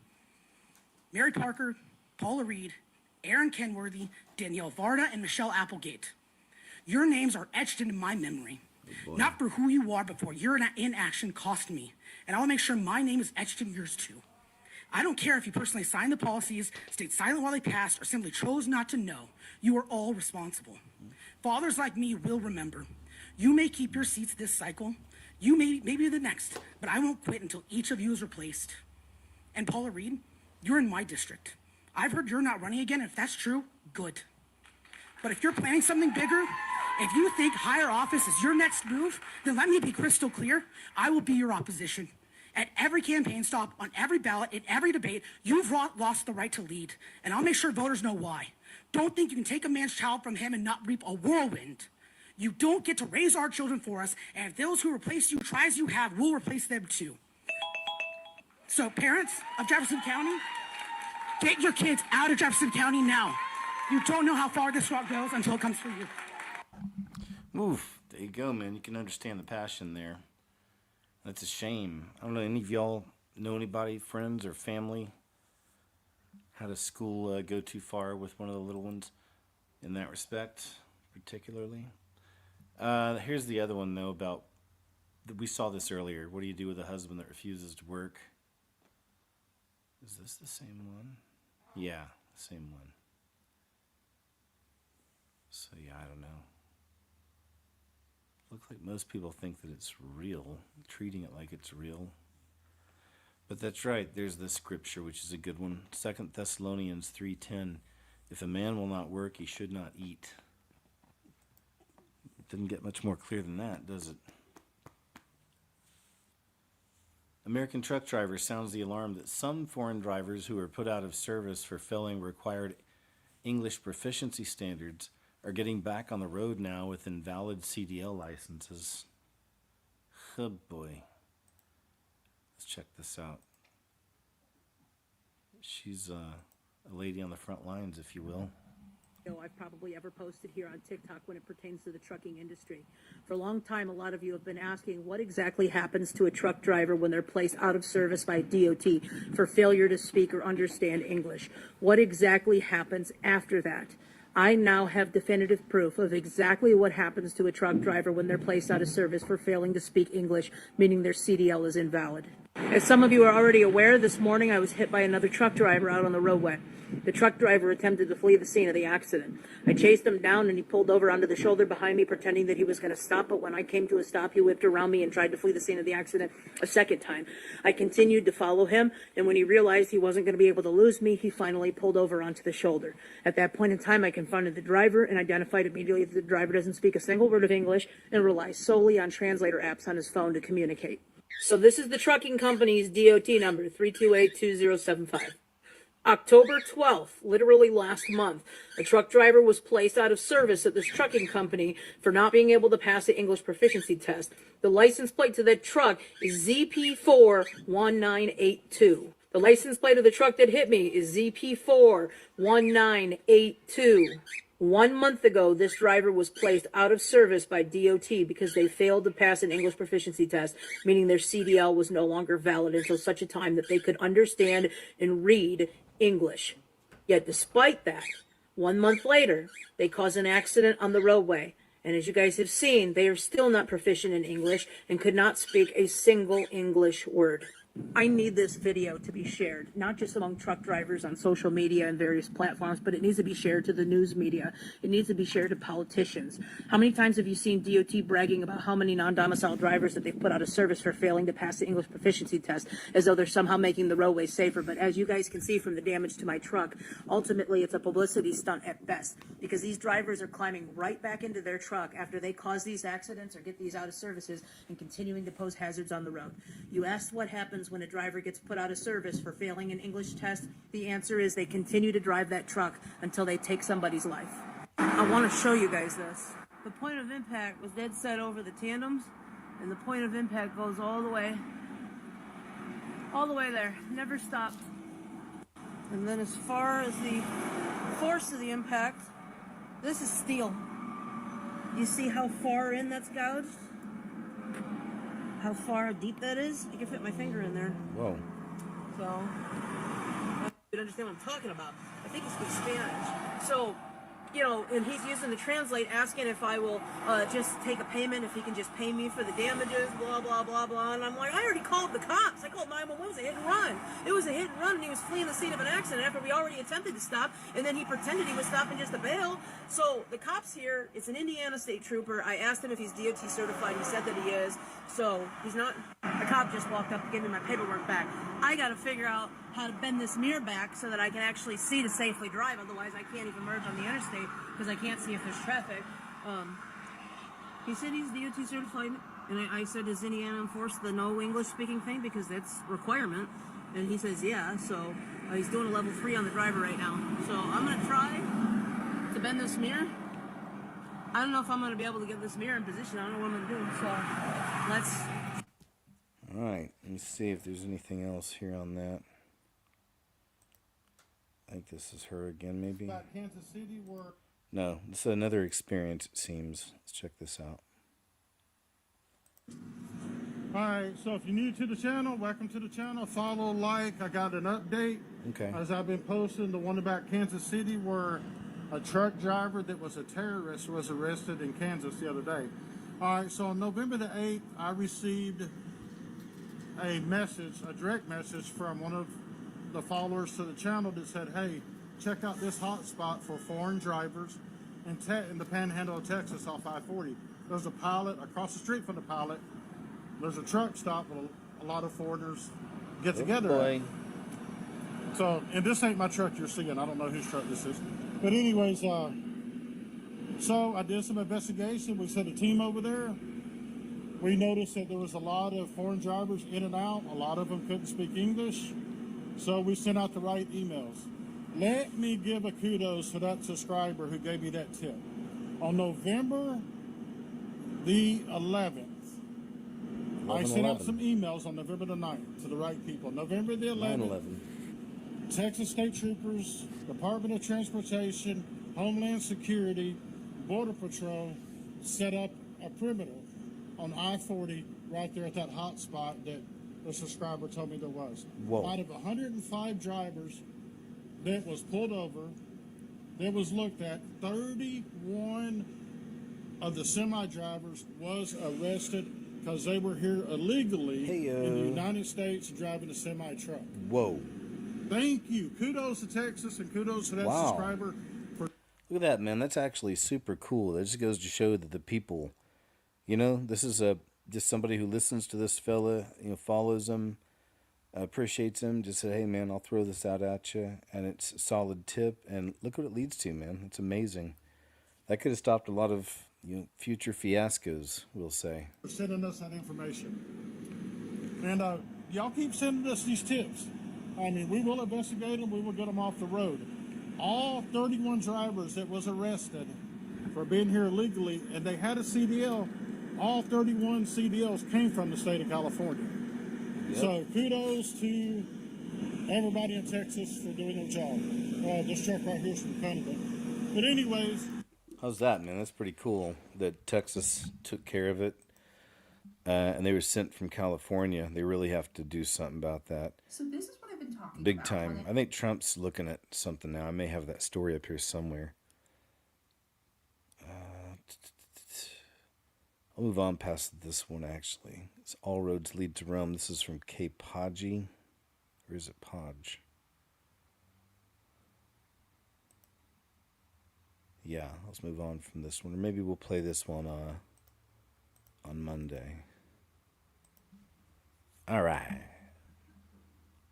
The Uncensored Show.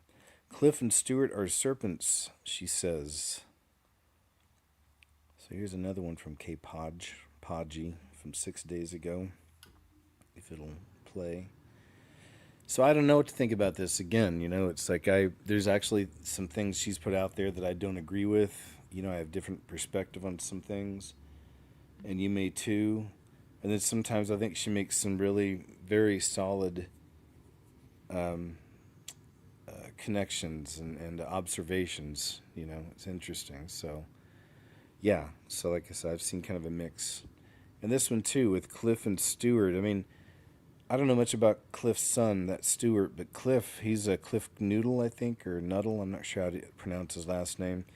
But I'm sure you've seen clips of him out there preaching on campuses and stuff. And I've always seen him as a real warrior, you know, and always had a lot of respect for his biblical knowledge and how well he was at, you know, bringing it into the conversation and leading people to Jesus, you know, the whole thing. So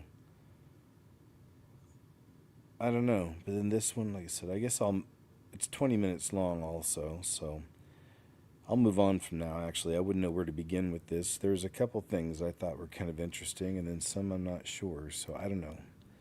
Go check her channel out, discern for yourself. Maybe let me know in the comments later if you watch it. Jesus is a real historical figure, not just in the Bible. Yep. This says there's over 2,500 non-Christian records of him. Look at this. It's cool.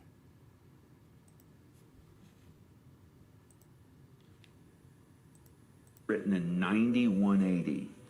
At the same time, there appeared in Judea an extraordinary person called Jesus, if it be lawful to call him a man. He was a famous worker of miracles, a teacher of those who were desirous of receiving the truth in simplicity, and brought over to him many disciples, both Jews and Gentiles. This was the Christ, whom Pilate, as the accusation of the princes and the great men of the nation, delivered up to the ignominious punishment of the cross, notwithstanding which those who first loved him did not forsake him. He appeared to them alive again the third day after his crucifixion, with numberless other wonders concerning him. And thence to this day there is a set of people who bear the name of Christian, as owning him for their head, Lord, and Master. My. This is written in 9180. At the same time, there appeared... There you go. I love it. Beautiful. King of kings, Lord of lords, King of the universe, King of creation. Fascinating. Another example of archaeology verifying the Bible is this title. Check this out. See what you think. Egyptian Museum, this is the Merneptah stele. So on this side is the most famous name found in this entire inscription, which is right down here, the name Israel. It's agreed upon that this says Israel, and this is the earliest mention of the name Israel found outside of the Bible. The inscription of Merneptah dates to around 1210 BC. The inscription describes who Merneptah and his army fought with in Canaan. The translation reads, Canaan is plundered, Ashkelon is conquered, Gezer is seized, Yanoam is made non-existent, Israel is laid waste. Ashkelon, Gezer, and Yanoam are followed by the city-state symbol. These three city-states were ruled by kings. There is no city-state symbol shown for the name Israel. Instead, the symbol for a foreign people is shown. This means that in 1210 BC, Israel is described as a people that has not yet formed into a nation and therefore is without a king. According to biblical chronology, the date 1210 BC falls in the Judges period, where we find in the book of Judges this repeating phrase, in those days, Israel had no king. This is yet another example of the details in the Bible being verified through the details of an inscription dug up through archaeology. Here we are in the Egyptian. Cool. Cool story, bro. No, that's a good one. Thank you, sir. Thanks for the interpretation. It says private equity is now banning parents from filming their children play sports so they can push a $50 a month streaming service. That's just wrong on so many levels. Can you believe it? Commercializing everything. You know, commercializing every aspect of reality. Isn't that interesting? How, you know, they're doing it in the digital age. They're pushing people that way, but they're also just commercializing, putting ads on everything in the real world, too, at the same time. Doing this is about to become illegal. That's right, Wall Street is working on prohibiting filming your kids at sporting events. This is reporting by The Lever, quote, Black Bear Sports Group, an emerging youth hockey empire and the largest owner-operator of hockey rinks in the country, is among the private equity-backed companies that are amassing a chokehold on recording and streaming youth sports. At Black Bear-owned ice rinks, parents cannot record, post, or live stream their kids' hockey games online. Per official company policy, according to staff at those venues, some rink attendants said that they will confiscate attendees' recording devices if they find them. Confiscating phones, banning parents from filming their kids playing sports. Like, what are we doing here, America? Well, evidently, Black Bear is trying to get parents to buy their streaming service that costs between $25 to $50 a month just to watch their kids play sports. Just out of comparison, Netflix is like $17.99 a month, okay? Now, Black Bear Sports Group, the company that's buying up all of the local sporting facilities, is owned by a private equity firm called Blackstreet Capital. The CEO is this guy named Murray Gunty, and he used to also work at Blackstone Group. You know, the company that's buying up all the houses and killing the American dream. Yeah, that one. Somebody wrote this in a recent review saying that Black Bear Sports Group is a business that, quote, acts like they care about youth sports. Every rink they buy up to add to their monopoly ends up neglected and run down. They're driving the price of youth hockey way up while rinks are breaking down, not sure what they're improving with all the money they're stealing from players' families. People ask me all the time, what does evil look like? And I would say it's guys like Murray Gunty, people that you've never even heard of, but are doing everything they can to just line their pockets while at the same time destroying humanity. Dang. It's heavy. You know, I've always wondered it'd be nice if, well, then again, the whole film industry's dying. I was going to say, you know, bringing back drive-in theaters, just have the right person with the right amount of money, be able to kind of update all those, make that a whole thing. There's still some around the country that operate. We even have one in the city, downtown. Not downtown, actually, but in the city, in Oklahoma City, they have one still that's operating. I don't know if it's considered Oklahoma City or more, that part. Probably Oklahoma City. But yeah, they have one. I haven't been to one of those things in forever, but still, it'd be cool. You know, if you had just dumb money, if you won the lottery and you could do whatever you wanted, I think that'd be a pretty cool thing. And then just make it an event situation, you know. That's what movies are moving to anyway. So they'll be around, but the people don't only go for events, you know, like big movies, you know, big whatever, right? So you could do that. You play classics there, you know, whatever. Maybe even have like, I don't know. Well, then you're talking about the whole Vegas sphere thing. Okay, I'm rambling. Walmart's Zipline drone delivery system is now live in 15 cities. Can you believe it? Check this out, man. So we are out back waiting for our Zipline delivery. We ordered some groceries to be delivered by a drone that's going to fly through the sky. Where are the groceries at? Wow. You got it? Uh-huh. This is crazy. We're in our backyard. And some of y'all remember from the show we did on the Economist cover, the magazine cover, that they had drone delivery, and wasn't on 2015. Just this, it actually showed a drone delivering to, you know, with you know, the box underneath it and all this stuff, that it would be a thing. And but here we are, right? So we'll do another show soon too, another member show. And thank you for the members too. I appreciate it.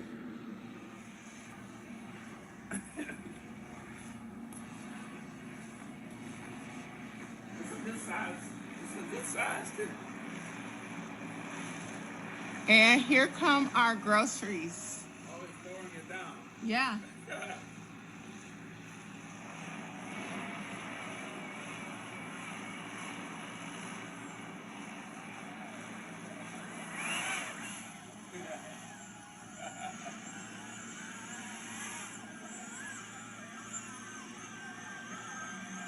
Why did it land on concrete?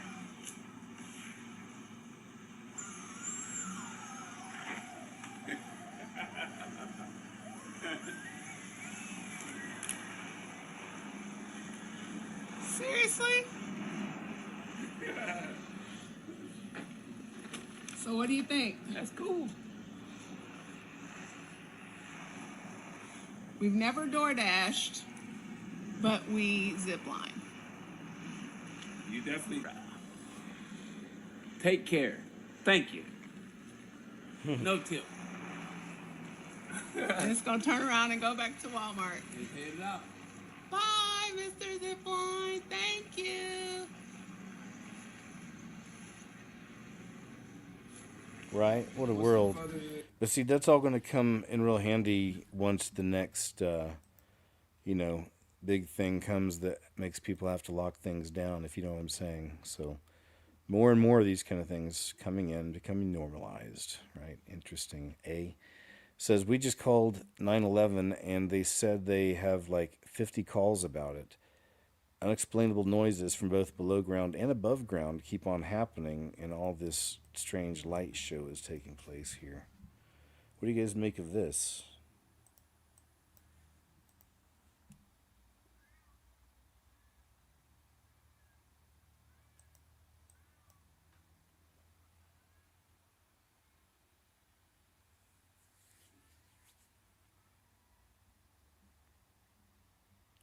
Hard to say what the source is. Looks like the sky. But is there some central source behind that house?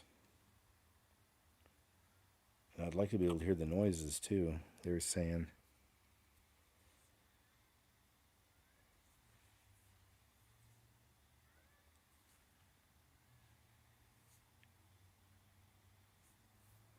It's wild, isn't it? All right, there we go. It's starting over, but yeah, I don't know what to think. What are people saying? Grok, what is this? Someone says. Appears to be a video capturing mysterious deep groaning sounds reported near Lake Mead, Nevada in late October 2025. Residents described it as metallic or thunderous, prompting over 50 calls to the authorities. Possible causes include, okay, we got it. It's pretty interesting, though. Unfortunately, we couldn't hear the noise, but that's okay. Maybe next time. The vice president of Campbell Soup Company, Martin Bally. Here's a little news story about what's going on with all that. Man, bummer. Hits home, I tell you. A former Campbell Soup Company employee is taking legal action against the food giant, and he's making some explosive allegations about one of its top executives. Good evening, and thanks for joining us at 6. I'm Ty Steele. I'm Kimberly Gill. Those allegations are now at the center of a lawsuit claiming the company's vice president went on an hour-long tirade attacking the company's products and employees before taking aim at its customers. And the former employee recorded it all. Eric Erickson shares that recording and what the company is saying about it. We have shit for poor people. Who buys our shit? And that's just part of an over an hour-long rant, says former security analyst for Campbell's, Robert Garza of Monroe. I don't buy Campbell's products barely anymore. It's so healthy. Now that I know what the in it, even in a can of soup, I look at it, look at meat, bioengineered meat. I don't want to eat a piece of chicken that came from a 3D printer. You? The recording allegedly of Campbell's VP and Chief Information Security Officer Martin Bally. He has no filter. Bally, along with another supervisor and Campbell Soup Company, named in a lawsuit filed Thursday. The suit claiming Bally made racist remarks, admits to coming to work high, and Garza fired for coming forward. What do you think about the things that he was saying? Oh, just pure disgust. Garza says he usually worked remotely for Campbell's headquarters based in Camden, New Jersey. But thinking he'd be discussing his salary with Bally, he says the recording taken in person at a restaurant. They couldn't think for the I'm like, you dumb Garza says he felt sick after the rant, deciding to go to his direct supervisor in January, keeping the recordings to himself. He had never had any disciplinary action. They had never written him up for poor work performance. Garza says no one at Campbell's ever followed up, and it's taken him 10 months to find a new job, calling the way the canned soup company handled it simply terrible. They have a motto, like we treat you like family, here at Campbell's, come work for us, we treat our employees like family. That's not the case. We did just receive a statement from Campbell's that says, quote, if accurate, the comments in the recording are unacceptable. They do not reflect our values and the culture of our company. We are actively investigating this matter. Yeah, it's a real shame because, man, they have some really good products too. I thought some pretty good ones. Even their beans and ham, I don't know, there's a whole bunch of them. But now, I guess I'll be looking for others or just making my own, I'll make it through this, guys. It's going to be rough, but you know what? I know you guys are going to be there for me, so thank you. Milwaukee is hosting an event where grown men who are a fan of the child show My Little Pony create their own pony persona and come dressed up as a pony, which is called Bronies, right? And then this is, I think that's kind of a thing. 2025. Let's check it out. It's a weekend-long convention in Milwaukee. Found it to be very interesting that a fandom of grown men getting interested into My Little Pony. A lot of bronies make what's called a pony sona, so they have a pony representation of themselves. This is a brony convention. Who are the bronies? You'll find out real soon. This is Ponyville Cider Fest 2025.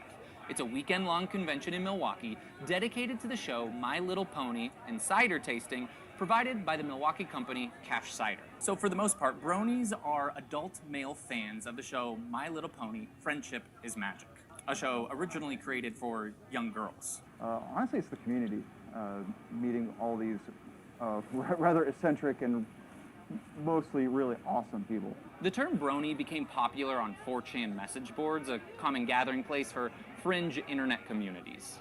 Got hooked into the culture, the artwork, the music, the whole fandom itself. Most of the characters of the show are majority female.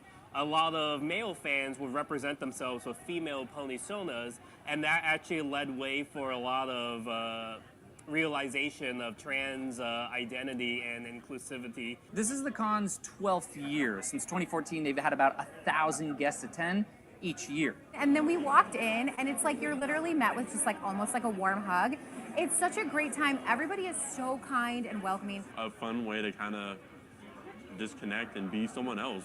Doing this together brings us closer, allows us to just spend time together as well, disconnect from everything, and just have fun, really. Big thing I've learned in the brony culture, brohoof. Watch this, brohoof.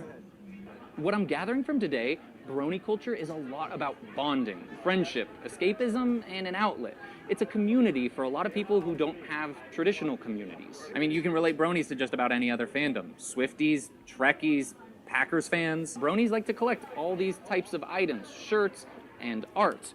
And of course, they watch the show. Packers fans wear their favorite player's jersey. They even paint themselves sometimes. They watch games every single Sunday, and they can spend thousands of dollars on merch. Go to a sporting event and see all the people who dress themselves up from head to toe. Also important to note, this is a fundraiser. Over the past 12 years, they've been able to raise more than $292,000 for various local Milwaukee charities. The best thing about My Little Pony absolutely is the music. The music gets everyone pumping. Everyone knows all the words. We'll just sing it randomly in the elevator. And what I'm also learning, plushies a huge deal. They got small ones and huge ones like this. It'll run you about $1,800. This is a family-friendly event overall, but also the schedule on their public website shows a lot of 18-plus only events happening at night. The convention lasts all weekend at the Hyatt Regency. Tickets start at $60. In the end, this is just like any other fandom, and this weekend, these bronies are chilling with their homies. Hey, see what he did there? I like that. Yeah, it's a weird thing, right? It's a strange subculture. Years ago, and that's been around for a long time, that whole thing, that subculture, because years ago, when I was in the Coast Guard, I was on the East Coast at this time. I was out there for many, many moons, as they say, many years. 3 lucky dog, thanks, man. Appreciate that. Oh, appreciate that you liked the show last night. Thanks. Good to have you there. Appreciate it. And thank you. Very kind of you. Very generous. Was a live child auction just conducted during the 2014 Oscars. He went really overboard with the pizza. Okay, so this one, let me think about this real quick. I think this one actually we'll go ahead and save for Monday also. So always check out the Monday show. It's the Uncensored show. Talk about some of the spicier subjects over there. And I know you can't all make it live, but please check it out later. It's on my Rumble channel. There's a link below the player. It's under KJOZBORNE. So please do check it out. And check out my show from last night. If you didn't, please do. AI mutating humanity. Just some examples that stood out to me, just some observations I just want to share, and some interesting clips. Always remembering to, and not trying to be corny with them, just really being real, but like to remember to pray for the people we see in these clips. A lot of them are really, they're slaves in a way. You know what I mean? In a lot of ways. And being spiritually a slave is the worst if that falls upon you, you know? Let's check this out. This is from, here's her handle. It's TruthSeeker01011 over on X. If you ever want to find her, it's this young lady from Canada. Let's check it out. So we are in Arkansas right now, and as you can see behind me, there's a church. And real quick, I don't remember if she got into this part or not, but that's another reason why all the old churches had bells, and before service they'd ring them, is the frequency also disturbed the demons and chased them away. the church bells actually went off, and it was super interesting because like you don't hear church bells around anymore, and they've removed these church bells. And I started doing some digging, and apparently certain church bells all are tuned separately, like there's not one standard to church bells. However, apparently they had healing frequencies, and the humming and all of this is very specific to bells. So a lot of people think that they actually removed church bells because of that, because it had a healing frequency and it used to tell us time. Now they're saying that church bells are an issue because of noise complaints.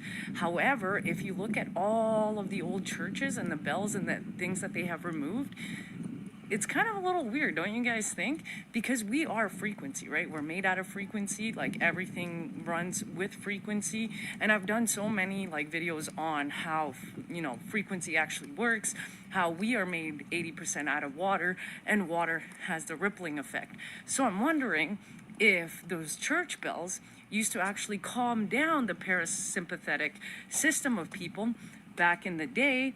And now they've removed that even further because of all the 5G and all of those towers, and the frequencies that they give off are actually not natural. But I want to know what you guys think. Now, this is what ChatGPT had to say. A church bell sound is made of several prominent partials that together create its characteristic tone.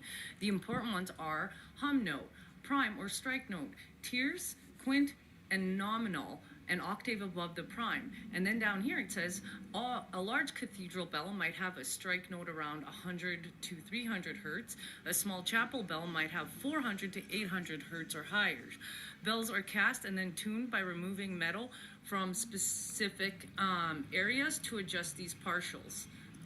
And we all know that certain frequencies can cause anxiety, certain other frequencies can cause calming effects. But I honestly want to know what you guys know about these conspiracy behind them. All right, so there you go. Interesting observations. Thanks, lady. I think I got a couple up from her, from Tanya. Is that right? Meanwhile, in Ohio, U.S., for some reason, X has a new thing here where they're constantly doing this.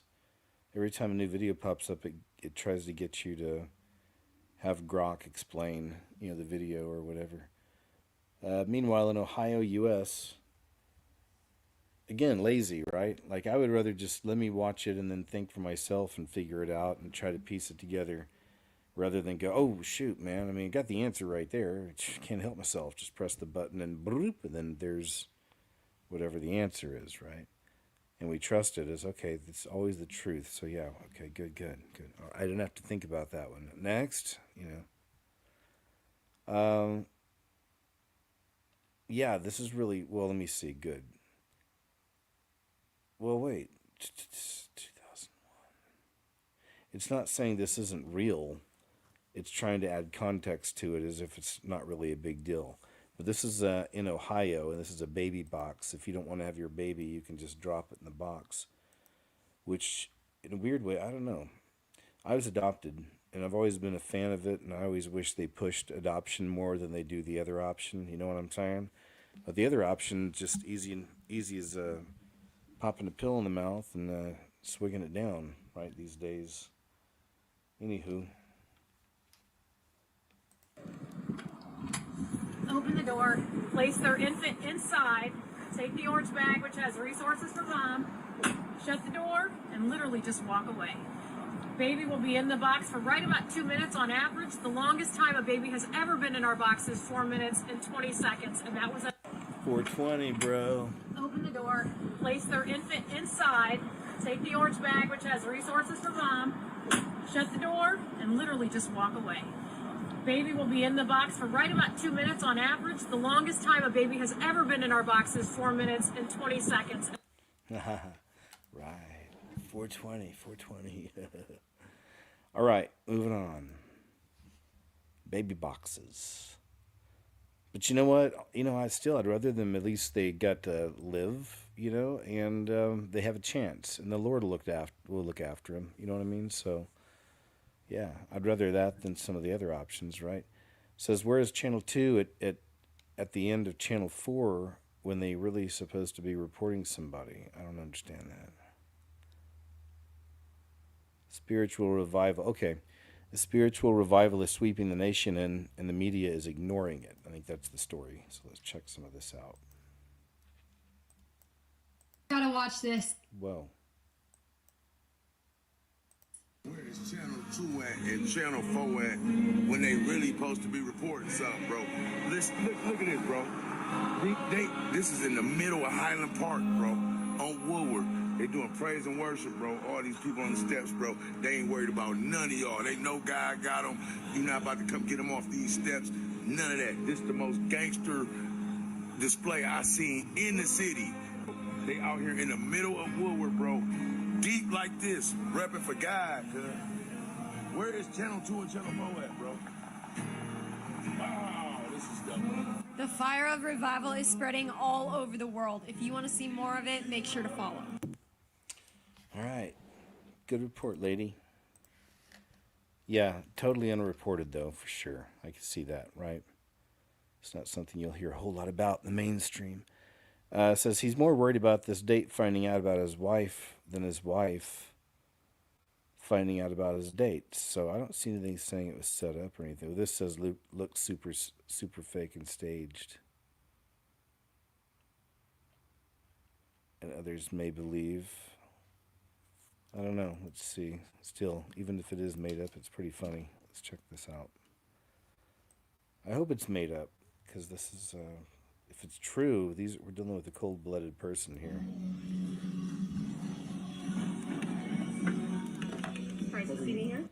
Oh, crap. I probably can't do it anyway, because of the background music. But that's fine. I do think it was most likely set up. All right. But still, it was pretty funny. All right, let's check this out.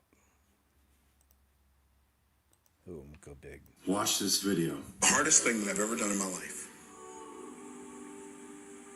was to sit in a hospital room and watch my son die. And there was nothing I could do. I would have done it. As painful as that was for me. And as difficult as it still is, I've never experienced anything that has made me more aware of the love of God. Because I watched my son die and couldn't do anything. God watched his son die for me and for you. And he could have stopped it. Yep. But he loved us so much that he didn't. That is true faith in Jesus. Love it. Agreed. What do we got here? This is on TikTok.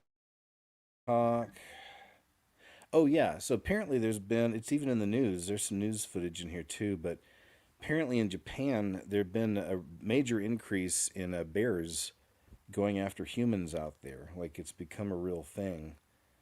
Let me find some of the big stories here. This looks like one of the news stories. I'm here on the front lines of Japan's efforts to deal with its bear problem. Bear attacks are now at record levels in Japan. There have been more than 150 injuries this year alone, and more than a dozen people killed. In rural Japan, people are changing their lives to avoid coming into contact with bears. They're walking around with bear spray, they're wearing bells to scare bears away, and children are no longer walking alone to school anymore. Japan has made the bear issue a national priority. It's become such a problem that Japan is now looking for ways to encourage more people to hunt and to get this problem under control.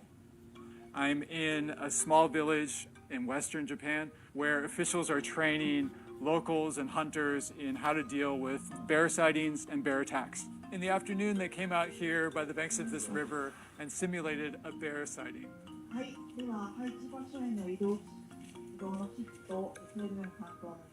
2 hunters who had fake rifles approached the bear, who was played by a local government worker. When the area was deemed safe, they moved in and pretended to shoot the bear.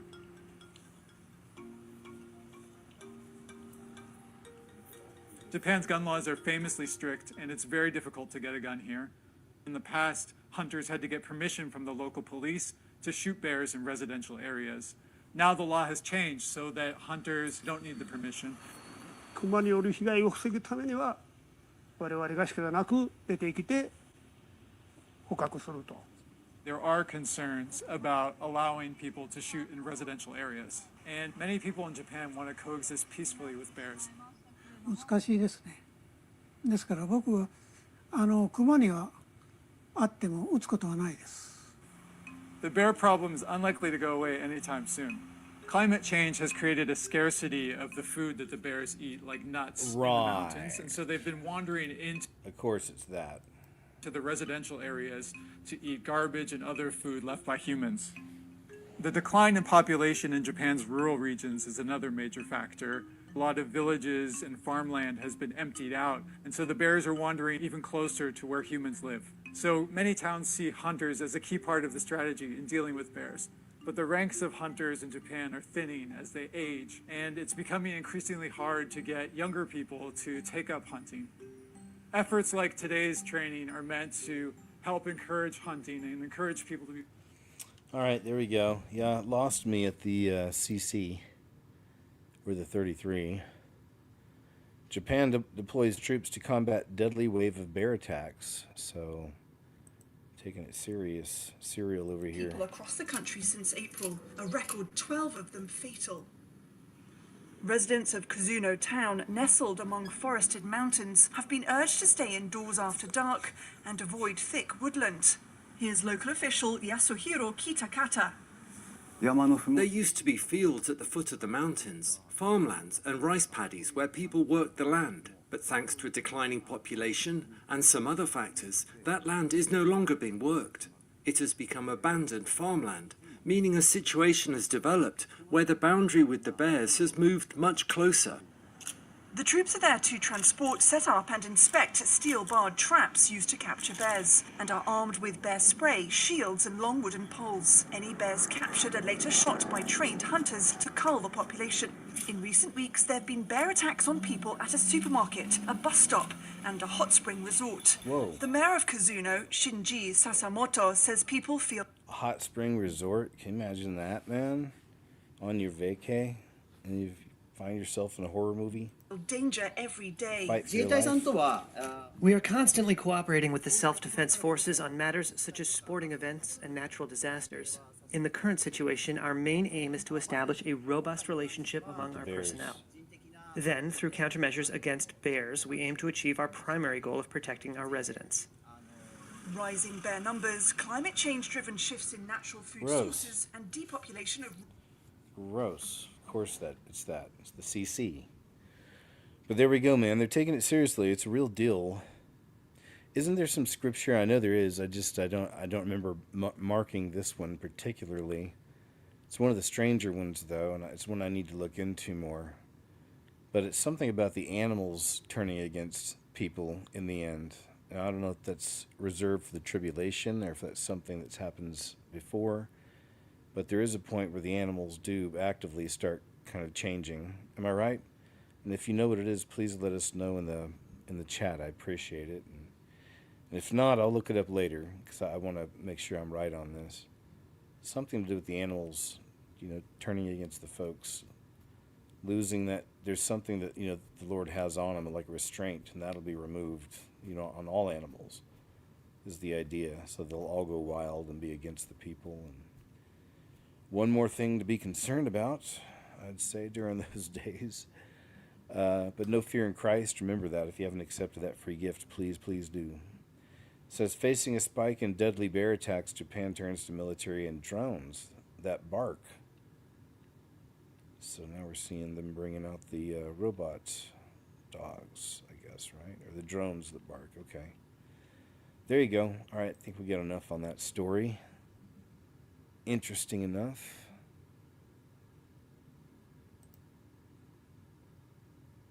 Moving on. An app. Oh, yeah. I think we tried to talk a little bit about this last night, but I didn't have the actual commercial up, which for some reason I couldn't find just before the show. I thought I already had it, but it wasn't. It was something else. But it was mentioning this weird new app here. And let's check it out. Let's see what's what. I'll turn this up a little. Black Mirror, along with pretty much every sci-fi movie and TV show that we have ever seen, is slowly becoming our reality. But with this new techie advancement, they are not only normalizing a sin that God calls detestable, they are also taking us one step closer to the iron mixing with clay prophecy that is spoken about in the book of Daniel. This app will allow you to talk to the dead. All you have to do is upload a few minutes of video, and the app takes it from there, creating an interactive, personalized avatar of your deceased loved one. See? Oh, honey, that's wonderful. Kicking like crazy. He's listening. Put your hand on your tummy and hum to him. You used to love that. Mom, would you tell Charlie that bedtime story you always used to tell me? Once upon a time, there was a baby unicorn. Hi, Grandma. Hey, Charlie. How was school today? It was really funny. Look who's gonna be a great grandmother. Oh, Charlie. Okay, Mom, I just need a quick video. Is this like an audition or something? No, Mom. Oh, Mom. Just 3 minutes. You need my best side? I can play the piano. I am. I'm absolutely. I'm your mother. At Two-Way, we're building a living archive of humanity, one story at a time. It all starts with a social network for avatars, the Two-Way app. So why is this such a big deal? Because I know for some, they will see it as just a cool new app, or for others, they will see it as a way to comfort somebody who has lost their loved one. There are two aspects at play here. First aspect is the normalization of a sin that God calls detestable. Y'all, we are not supposed to contact the dead. Period. We are not supposed to consult the dead. We are not supposed to interact with the dead. Why? Because the dead cannot hear us. When we die, our souls go to heaven or hell. There is no interacting with anybody on earth. The Bible is very clear that the dead cannot hear us. So when God instructs us to not consult, not to, interact with the dead, there is a reason. Because we cannot contact those who have died, who do you think we are interacting with? Demons. This is why it is detestable to the Lord for anybody who engages in these kind of activities, witchcraft, casting spells, acting as a medium or spiritist, or who consults the dead. because the Lord knows if you are participating in these activities, you are engaging, you are opening doors to the demonic realm. You are literally welcoming in demons. But actually, this is not sorcery. This is not black magic. We're not actually trying to consult the dead. It's just an app. It's just AI, and AI is just a tool. Except that's exactly how Satan works. See, Satan masquerades as an angel of light. Everything that he does appears cool.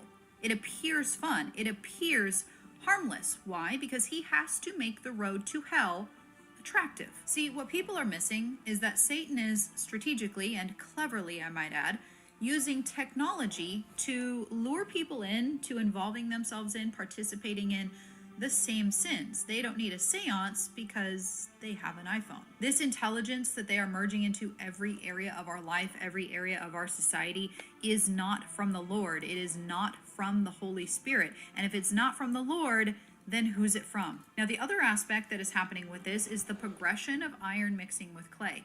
In the book of Daniel, we read about the last kingdom, which will be the Antichrist kingdom, that will be a mixed kingdom. Iron mixing with clay, clay representing human beings, God's creation. And iron represents something non-human, aka machine. Everything in our society right now is centralized around normalizing interacting with something non-human, whether it be digital, whether it be a machine, whether it be a robot, AI, it doesn't matter. They want us normalized. They want us used to this aspect because that is literally what the world is going to look like. And unfortunately, headlines like this are normal now. We are seeing people not only interacting with AI. Yeah, we covered some wild stories actually like this related to AI and the madness that's happening with humanity. So please check it out.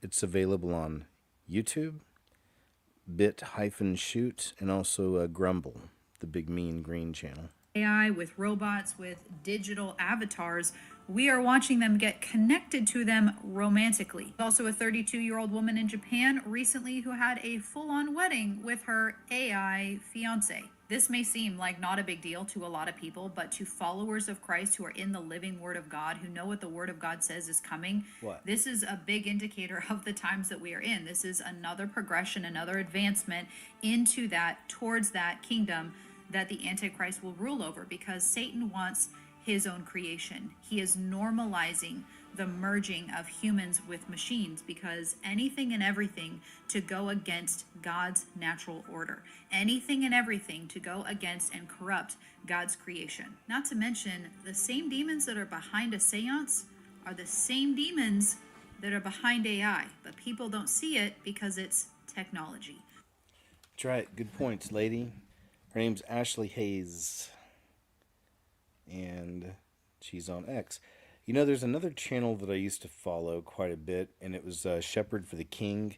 You may remember him. He had glasses and a beard, and was really always made some really interesting observations and always brought things back to the Bible and all that. But he'd kind of disappeared, man. I noticed he wasn't in my feed, and then I started looking him up, and he's no longer here. But then I found a video, and I'll share it with you in a little while about what happened, if you remember who he is. But really good, just brother in Christ, cool observations on things. Two maniacs from Texas planned to invade a Haitian island, wipe out all the men, and then make all the women slaves for naughty things, if you know what I'm saying. Just wanted to say, I guess that was an actual...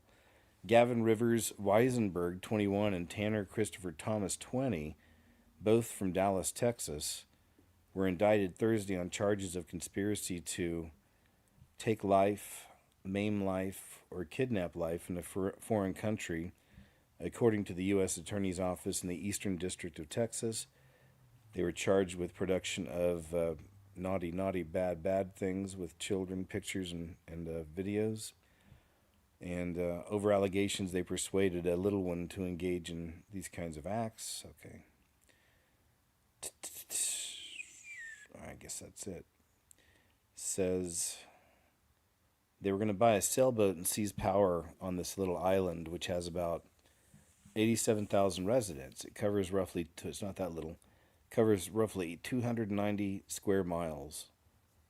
And it's the largest island surrounding Hispaniola. Helms said that while he had not yet seen the government's evidence, he thinks prosecutors are going to have a real hard time trying to prove all this. All right, we'll move on. But yeah, pretty crazy stuff. Just a couple crazy kids. Let's go kidnap an island, man. We could be like gods, dude. You know. Chicago goes off the rails as a mass bang breaks out after Christmas tree lighting. Just showing these for the headlines, honestly. There's a couple. So that's Chicago, right? And then we have North Carolina. So another one, man. This is the moment the bang-bangs rang out during a Christmas tree lighting ceremony. So another one, and there's more chaos and unfortunate, right? And the world associates Christmas with Jesus, so a lot of times you can see these things as in some cases, kind of an attack on Jesus, right? We watched this last night. Japanese woman marries an AI-generated boyfriend. Let's check it out, though, for those of you who missed it. Whoa, let's turn that down a hair. Let's turn that down a couple decibels.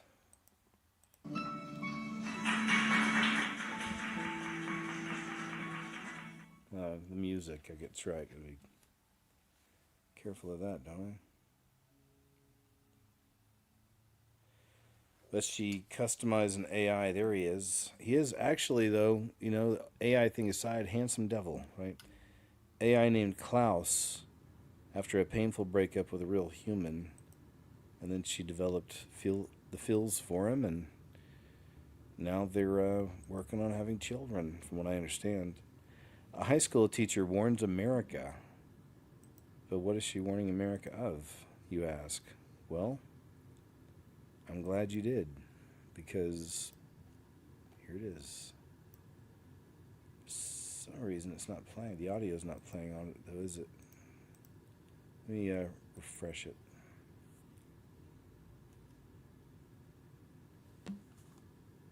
Here's why. As somebody that taught high school... Okay, let's try that again. Here we go. High school teachers are quitting and warning America about the future of our workforce. Here's why. As somebody that taught high school and basically educating our new young adults, every last one of us should be scared. These kids cannot read. They cannot write. There is no type of comprehension skills, no type of critical thinking. They cannot do anything on their own. They expect everything to be given to them. So in my class, we did this thing where I made them write once a week. They would have some type of assignment where they would have to write at least a paragraph, meaning 5 sentences. 5 sentences. The amount of assignments that I got in with 1 sentence, 2 sentences, the amount of complaints I got with the whole 5 sentences, that's too much. Can we do 3? Isn't 3 considered a paragraph? Oh, baby.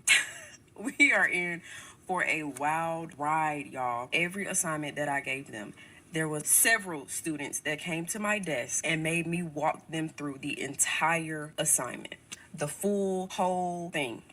But genuinely, the truth of the matter is everybody is failing these kids. Everybody. The school board with all these different rules, they're failing these kids. The principals or admin altogether, they're failing these kids, and they're failing the teacher because they're basically telling us that we had to just pass a child along just to keep these graduation numbers up. Oh, and don't get me started on the parents. Like, I will call and say, hey, your child is failing, and the first thing is, well, why didn't I know about this? Probably because you didn't answer the phone. Probably because you didn't respond to my email. On top of that, you have 24-hour access to Power School. When I tell y'all it is horrible, like, the parents that are here now are not the parents that we had growing up. So unfortunately, it's not these kids' faults. I mean, yeah, they're lazy, but like, what are you supposed to do when all you got to do is tell your mama, well, she failing me, and the school board is going to accommodate that parent? Like, it's crazy, y'all. We should be very scared for our new nurses, our new doctors, our new everybody. These colleges are going to have to start lowering their requirement because the amount of kids that are going to come into these schools and they cannot read, they cannot write, they cannot do anything without AI. We should really be scared. High school teacher. Yeah, right. Again, it's sad. Like, what's the point of thinking this out if I can just press a couple buttons? AI can press. Right? Pope Leo's message to us about, this turned out to be it. That actually turned out to be AI can process an AI. Sorry, but This is one that's been, for some reason, started showing up in a lot of people's feeds. I saw it even in the comments section. Who's here because of algorithm November 2025, right? So trippy how this is recommended to so many of us in November 2025. This is a cool one. I just turned 60. It's 29 November 2025. So this was today. For the last 7 years, I came to the conclusion that there has to be demons, non-humans amongst us. Indeed, Satan's seed. There are just too many folks with no signs of empathy whatsoever and who are truly evil at the core. Yep, we talk about that all the time around here. It truly is amongst us. They look like people, right? This guy says everybody is not humans. What I did is I saved this, and I've been saving. I have another little folder. I've been saving stories like that where people share their stories about non-humans, and so I got enough, a really good collection. That'll be a fun live show we'll do, and I'll cut through all the clips and we'll show some really interesting stories. And anyway, here's a little bit of this gentleman's story. It says God quickens the dead and calls those things that be not as though they were. We hear that all the time, but look at it, read it slow. God quickens the dead. Once we come in contact with God, He quickens us. We are quickened by the Spirit of God. So what were we before we were quickened? We were dead. Just like some people out here are dead. I know I'm probably losing you, but please hold on. Keep listening. If you look at the book of Jude, chapter 1, these type of people are considered clouds without water. Let me see, I got it right here. Clouds, they are without water, carried about of winds. They are considered trees whose fruit withereth. Without fruit, and it says twice dead. Twice dead. Everybody ain't alive. Okay, then we have to go to Matthew 8:22. Jesus told a man that wanted to go bury his father before following Christ. He said, let the dead bury their dead. Why is Christ calling these people that are burying his dead father? Why is he calling these people dead? Everybody out here is not alive. Everybody is not real.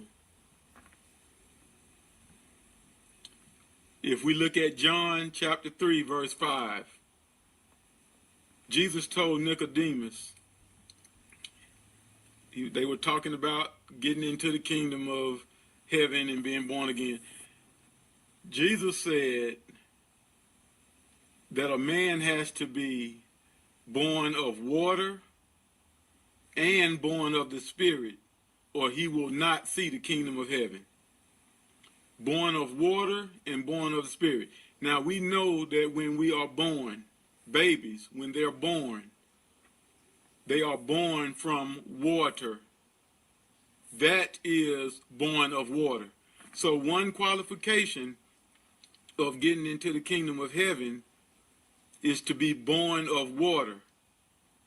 Why is Christ saying that is a qualification if everybody out here is born of water?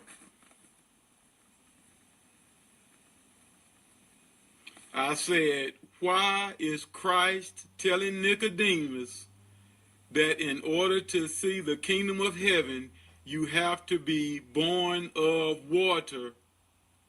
If everybody is already born of water, that wouldn't even be a qualification. everybody out here is not real. It's right there in Scripture.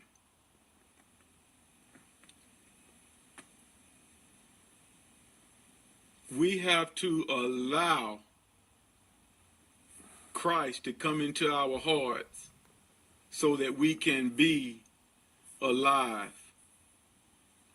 There are people out here, or who we see as people, they don't even have the opportunity to accept Christ because they're not real to begin with. They were never born of water to begin with. They're not alive to begin with. And because this is not taught, we don't know this, so we waste a lot of time out here witnessing and trying to talk to people and wondering why we break down life to these people and they still don't accept the truth. Because they can't accept the truth. They're not real. Who told us that we could reach everybody? We're supposed to be reaching out to the people that God tells us to reach out to.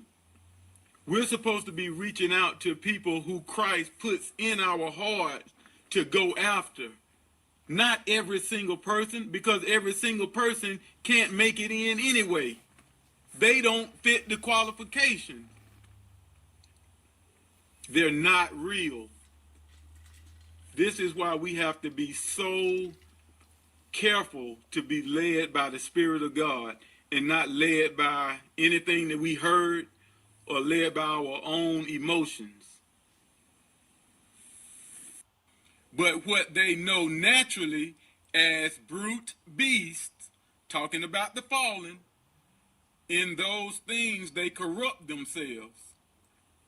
Woe unto them, for they have gone in the way of Cain, and ran greedily after the error of Balaam for a reward, and perished in the gainsaying of Kor. These are spots in your feast of charity, when they feast with you. Okay, hold on a minute now. All right, I'll go ahead and stop and move on from there because he's really good. This is a great clip, and I even went to his channel. He still puts stuff up. He just doesn't, this is the one that really broke out for him. He got it. This is his really big hit video that's went big. The rest of them, small views, nothing major or anything. Nothing against it, but, that's most people. But this one, excuse me, really hit a nerve with people, if you will. 126,000 views is really good. Almost 4,000 comments. It's even better. There's a lot of interesting stories in there then about people's experiences, I'm sure. So, yeah, we'll do a live show sometime soon covering that topic. Because then I started looking, I was like, oh, wow, there's a lot of people who even titled similar and they have stories, I like it. I like it. Interesting that the algorithm's pushing it out to just all kinds of random people right now, too, right? These popular brands aren't what you think they are, from Taylor Alicia. Check some of these out. Some good catches on this. The symbols and whatnot. Alright, so this is a new rabbit hole that I never knew existed until about 48 hours ago when I was at the nail salon and I saw a girl around my age wearing a True Religion sweatshirt. True to the core, true to the culture. On your truth. And this was a very nostalgic moment for me because I grew up around the time where every girl wanted a pair of True Religion jeans. So I was like, wow, that's interesting. I have not seen anyone wear True Religion in so long. And it wasn't until I started looking at her sweatshirt a little longer and I noticed something that I had never noticed before. And that's probably largely due to the fact that I had no idea who this figure was at the young age of 16. But now I'm well aware that this figure is Buddha. But what was Buddha doing on a True Religion sweatshirt, and has it always been there? Don't get ready with me and try with you. Well, it turns out that the true religion the brand is referring to is Buddhism. They believe Buddhism is the true religion everyone should follow. And I thought this was so interesting that I never knew this. And as I began to look deeper into this topic, guys, my hand quite literally went over my mouth because I had no idea just how many brands have spiritual roots. In this video, you are going to be shocked to find out just how many clothing brands are actually named after gods, goddesses, and ancient religions. Yeah, man, she did good on this. Let me see. Where's the first? We're getting a Nike. Iconic symbols in marketing history, the Nike swoosh logo was designed by Carolyn Davidson in 1971. And get this, the famous Nike swoosh logo, the checkmark shape, it represents the wing of the goddess Nike. Did you know that the brand Nike's success was built on the spirit of Nike? Because I didn't. Moving on to the billion-dollar retail company Lululemon. Skin-tight leggings, cropped tanks, and trendy jackets. This is the ultimate gym fashion statement of luxury athletic wear brand Lululemon. Lululemon took athletic wear from straightforward function to high-end fashion. It fully owns and operates 600 stores, 40 of which are in Europe. This one blew my mind because Lululemon is way more than just leggings, spiritually speaking. Lululemon started in 1998 in Vancouver as a yoga-focused clothing company. Their first products were yoga pants designed specifically for yoga studios. The founder, Chip Wilson, says the company grew out of how he felt after his first yoga class. So from day one, the brand isn't just fitness gear. It was built around the culture of yoga. And the symbol Lululemon uses isn't just a cool looking shape. It is the Sanskrit Om symbol. In Hindu belief, the Om symbol represents an all-encompassing mystical entity. You've probably heard this sacred syllable often chanted at the beginning or the end of a yoga session. See.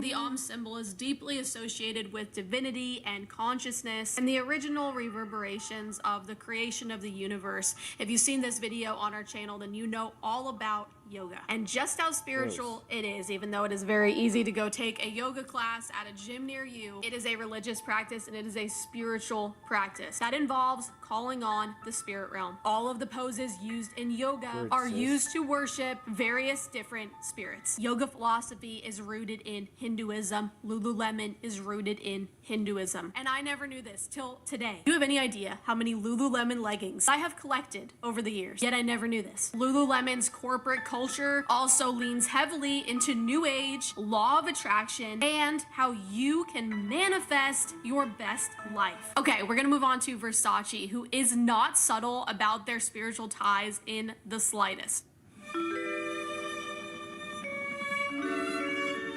I will analyze your gestures like centuries of scholars poring over Jesus' words. Anything that doesn't fit my narrow interpretation, I will carelessly discard. For I am careless, I'm shameless, I'm reckless. They literally lean into mythological gods, occult symbolism, and references to ancient pagan spirituality right in God, the Greek god of magic, trickery, occult wisdom, and communication between the natural and the supernatural realms. Hermes was seen as the messenger between worlds, the god of hidden Gnosticism. The name Hermes carries major occult weight in spiritual history, and now we're going to move on to our very last one, which is Alexander McQueen, who is on a whole different level spiritually. Hermes was built on a pagan god, Versace, mythology, and goddess worship. Lululemon was built on Hinduism, but McQueen, he taps into dark romanticism, occult imagery, and spiritual rebellion in a way that's honestly unmatched in fashion. And the crazy part is he has been extremely open about it, yet still I didn't even know. Alexander McQueen's brand is built on skulls, death and the afterlife, witchcraft vibes, pagan ritual aesthetic, shamanic imagery, and occult silhouettes. One runway literally had a model appear as if she was being burned at the stake. You were meant to imagine, I think, that you were witnessing her being burnt at the stake. Jeepers. The models came out and everything was either sort of blood red or flame red or black. He also once said that he wanted his collections to feel like they summoned something. Immediately no. It's a no from me. Alexander McQueen is one of the most spiritually layered luxury brands on earth. Okay, so my goal with this was not to make you terrified of your closet or for you to swear off every brand on this earth. But I had two goals here. One, I just honestly was really interested in this topic and I really wanted to go down this rabbit hole with you guys because I never knew this and I figured there were so many of you guys that didn't know this as well. But also my down to clothing brands. It blows my mind how all of these famous I'll go and stop there, but you can go see the rest of her report. She does good, I think. Taylor Alicia on YouTube. She's also in real life right now. She's pregnant, I believe, so I think she's expecting or something here soon. From what I understand, if you're a Taylor Alicia fan out there, something I saw that pop up in the feed. Dems are running U.S. Army PSYOPs straight out of the manual, is the claim. This is over here on Newsmax. I haven't seen Newsmax in a while. Check this out. So let's talk right now. Do you believe President Trump has issued any illegal orders? To my knowledge, I am not aware of things that are illegal. Folks, don't doubt me on this one. I literally did this in other countries. But this is just the current lever being pulled. They've been prepping this for 10 years. They've been trying to cast Donald Trump as crazy, unconstitutional, whatever else, trying to create the vulnerability to crack his support, and none of it's true. Here from the manual, quote, a vulnerability is critical when its exploitation will significantly influence the threat's ability, the threat being Trump, ability to conduct, support, and operations. Operations in this case meaning carefully convinced young service members that striking a drug boat in international waters might be an illegal order without saying it, because it's not. Oh, Carl, the military can't, the CIA can't actually be using a PSYOPs campaign on the American people. You bet they can.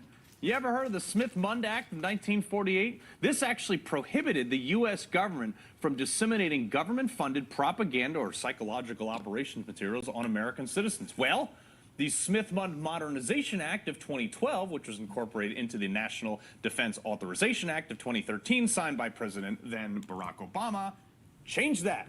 Specifically, Section 1078. Got the receipts, folks. The primary goal was to remove limits to the United States government's ability to counter foreign propaganda. This basically showed the government the ability to influence U.S. public opinion. I mean, don't even get me started on the Patriot Act and how it allowed it to spy on all Americans, but whatever. So think about this.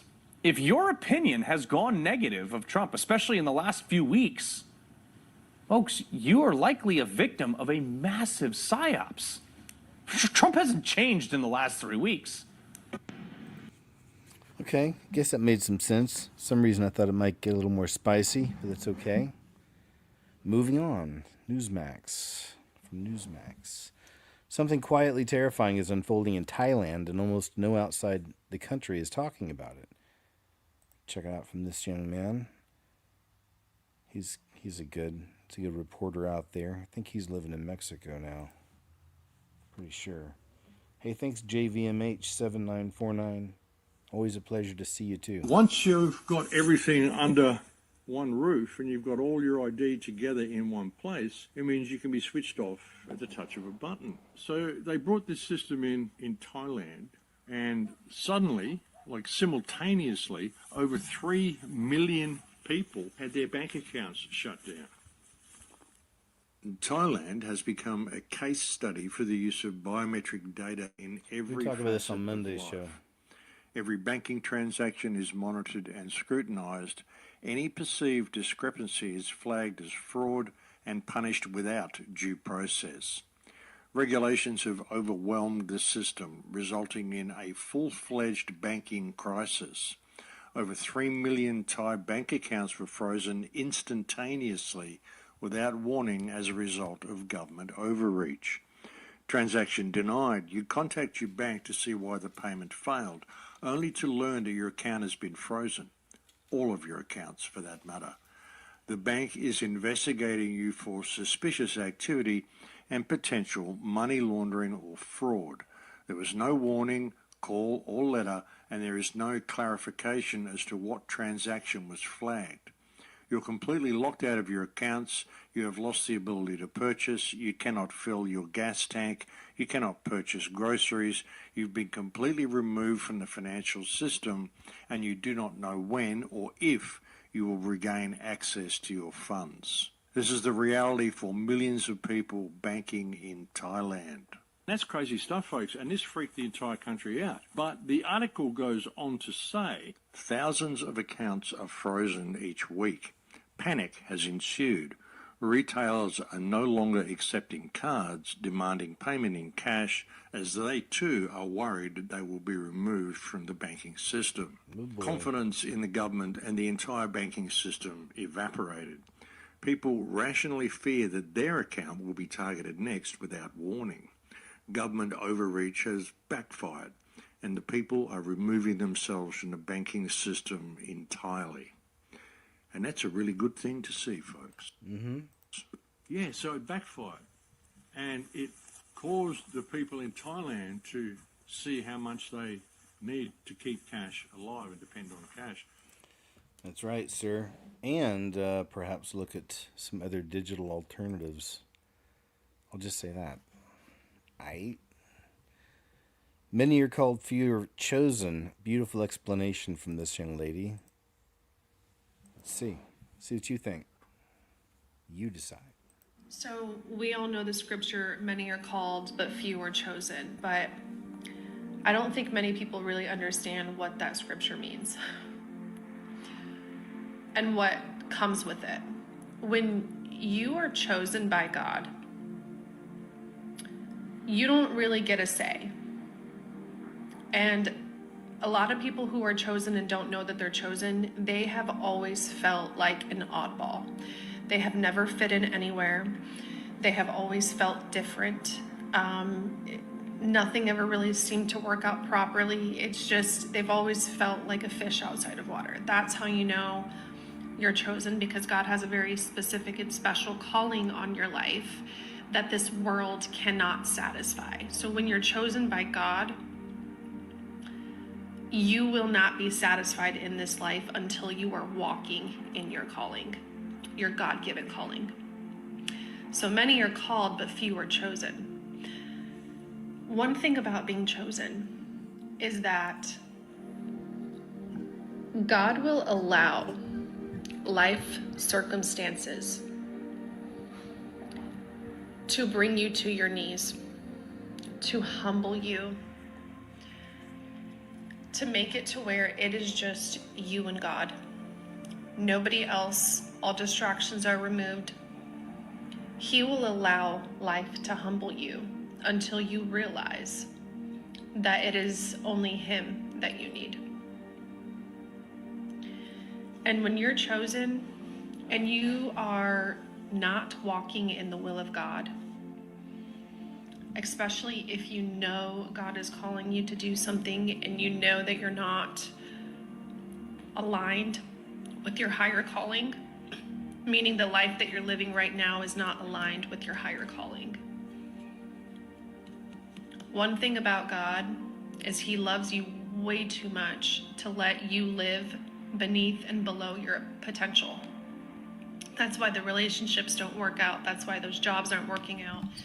That's why you feel like a fish outside of water everywhere you go, and like you are not being fulfilled. It's because you will not be fulfilled outside of Him. You will not be fulfilled outside of His calling for your life. He's not going to force you, but He will let life circumstances humble you till you are on your knees and you realize that He is your strength. He is your comfort. He is your anchor. It's not you. It's not the world. It's not your plans. It's His divine purpose for your life. Yeah, I'd say that's a beautiful explanation. What do you guys think? Many called, few chosen. Oof, right though, and y'all know, those of you who are, who follow the Lord, it's can be a rocky path a lot of the time. You know, the enemy takes notice. So we have to try to remember that and go about things with the right attitude. And, right, whenever hard times come, trials and tribulations come, just got to trust in the Lord, trust in Jesus, know He's got us. The Campbell Soup scandal continues. Here's a new story, a new news story on the Campbell's situation.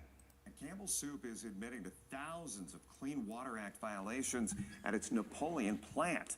Court filings show the company illegally dumped pollutants like phosphorus and E. coli into the Maumee River more than 5,400 times since 2018. Environmental groups say that fueled toxic algal blooms in Lake Erie. And now a trial next year will decide penalties and how Campbell has to fix the problem. Campbell responded to the report saying in part, quote, "We have taken a number of steps to improve our operations and comply with environmental regulations. We have been part of the Napoleon community since 1938, and our goal is to reach a settlement that serves the interest of the environment and the community where our employees live and work." And Campbell Soup is admitting to thousands of Clean Water Act violations at its Napoleon plant. Court filings show the company illegally dumped pollutants like phosphorus and E. coli into the Maumee River more than 5,400 times since 2018. Environmental groups say that fueled toxic algal blooms in Lake Erie. And now a trial next year will decide penalties and how Campbell has to fix the problem. Campbell responded to the report saying in part, quote, "We have taken a number of steps to improve our operations and comply with environmental regulations. We have been part of the Napoleon community since 1938, and our goal is to reach a settlement that serves the interest of the environment and the community where our employees live and work." And Campbell Soup is admitting to thousands of Clean Water Act violations. So there we go, Campbell Soup. Too bad, man. Too bad. I mean, it was different when we were kids then, right? I mean, I'd like to think. Well, of course it was. It was before they could bioengineer like this. So I'd like to think we were eating real chicken because it used to be delicious. And I do remember it being thicker. I remember it being the juice and everything just being a whole lot thicker and more yellow when we were younger in Campbell's chicken soup. Now it's a lot more watery. I've noticed that for sure over the years. But now I won't be eating any of the Campbell stuff. Freaking jerks. Here's the story again. We know about it. Monroe. Yeah, we saw this earlier. Same clip. I can eat that bioengineered bleep. It's for bleeping poor people. Okay, let's check this.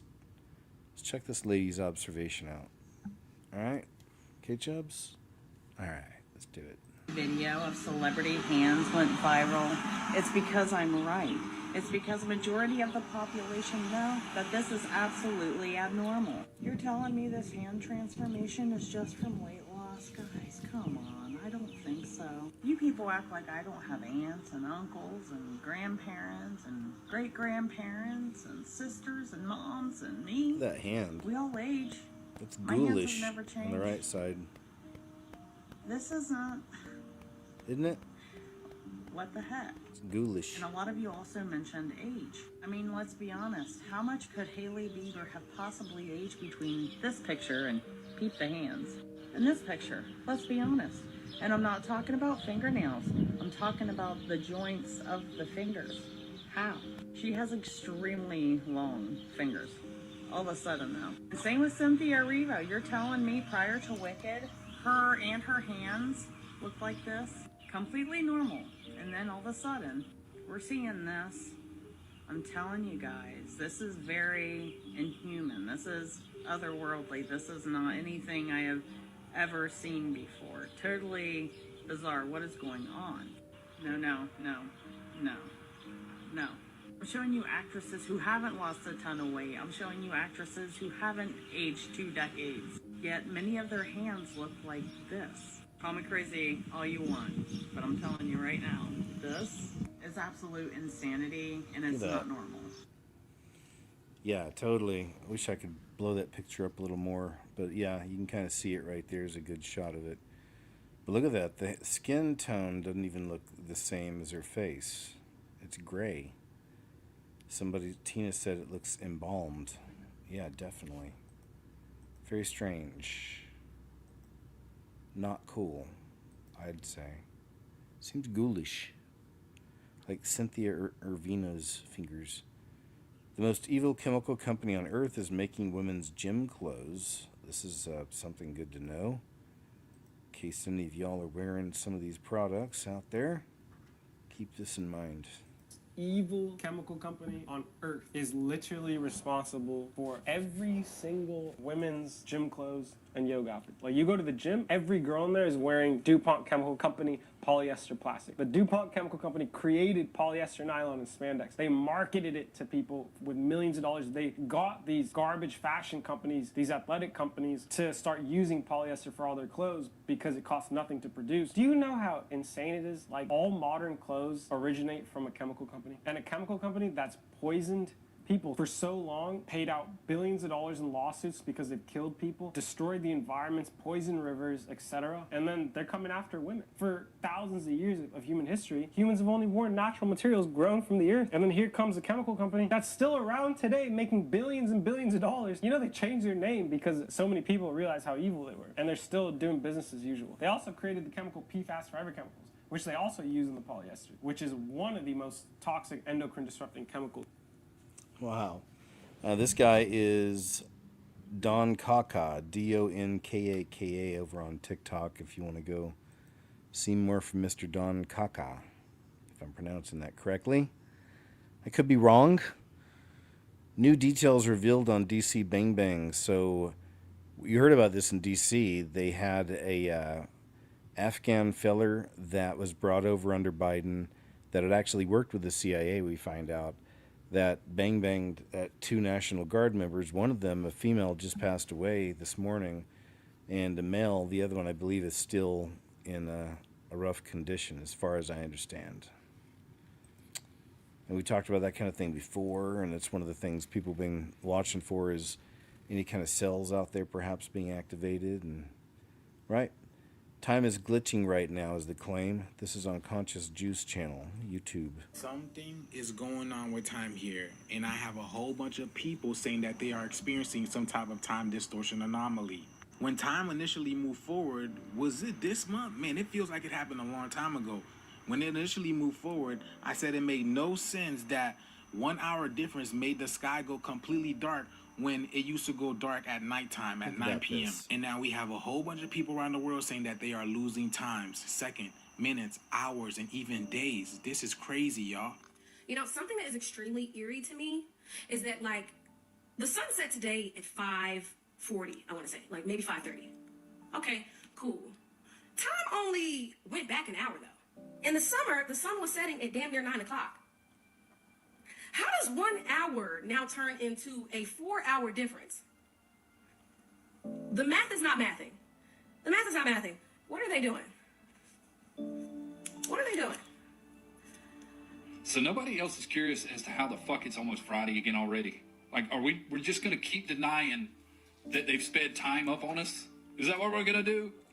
If you woke up yesterday and thought it was Thursday, but it was really only fucking Wednesday, and today you thought it was Friday, but it's really fucking Thursday, what the fuck they doing is they trying to shift us into another timeline.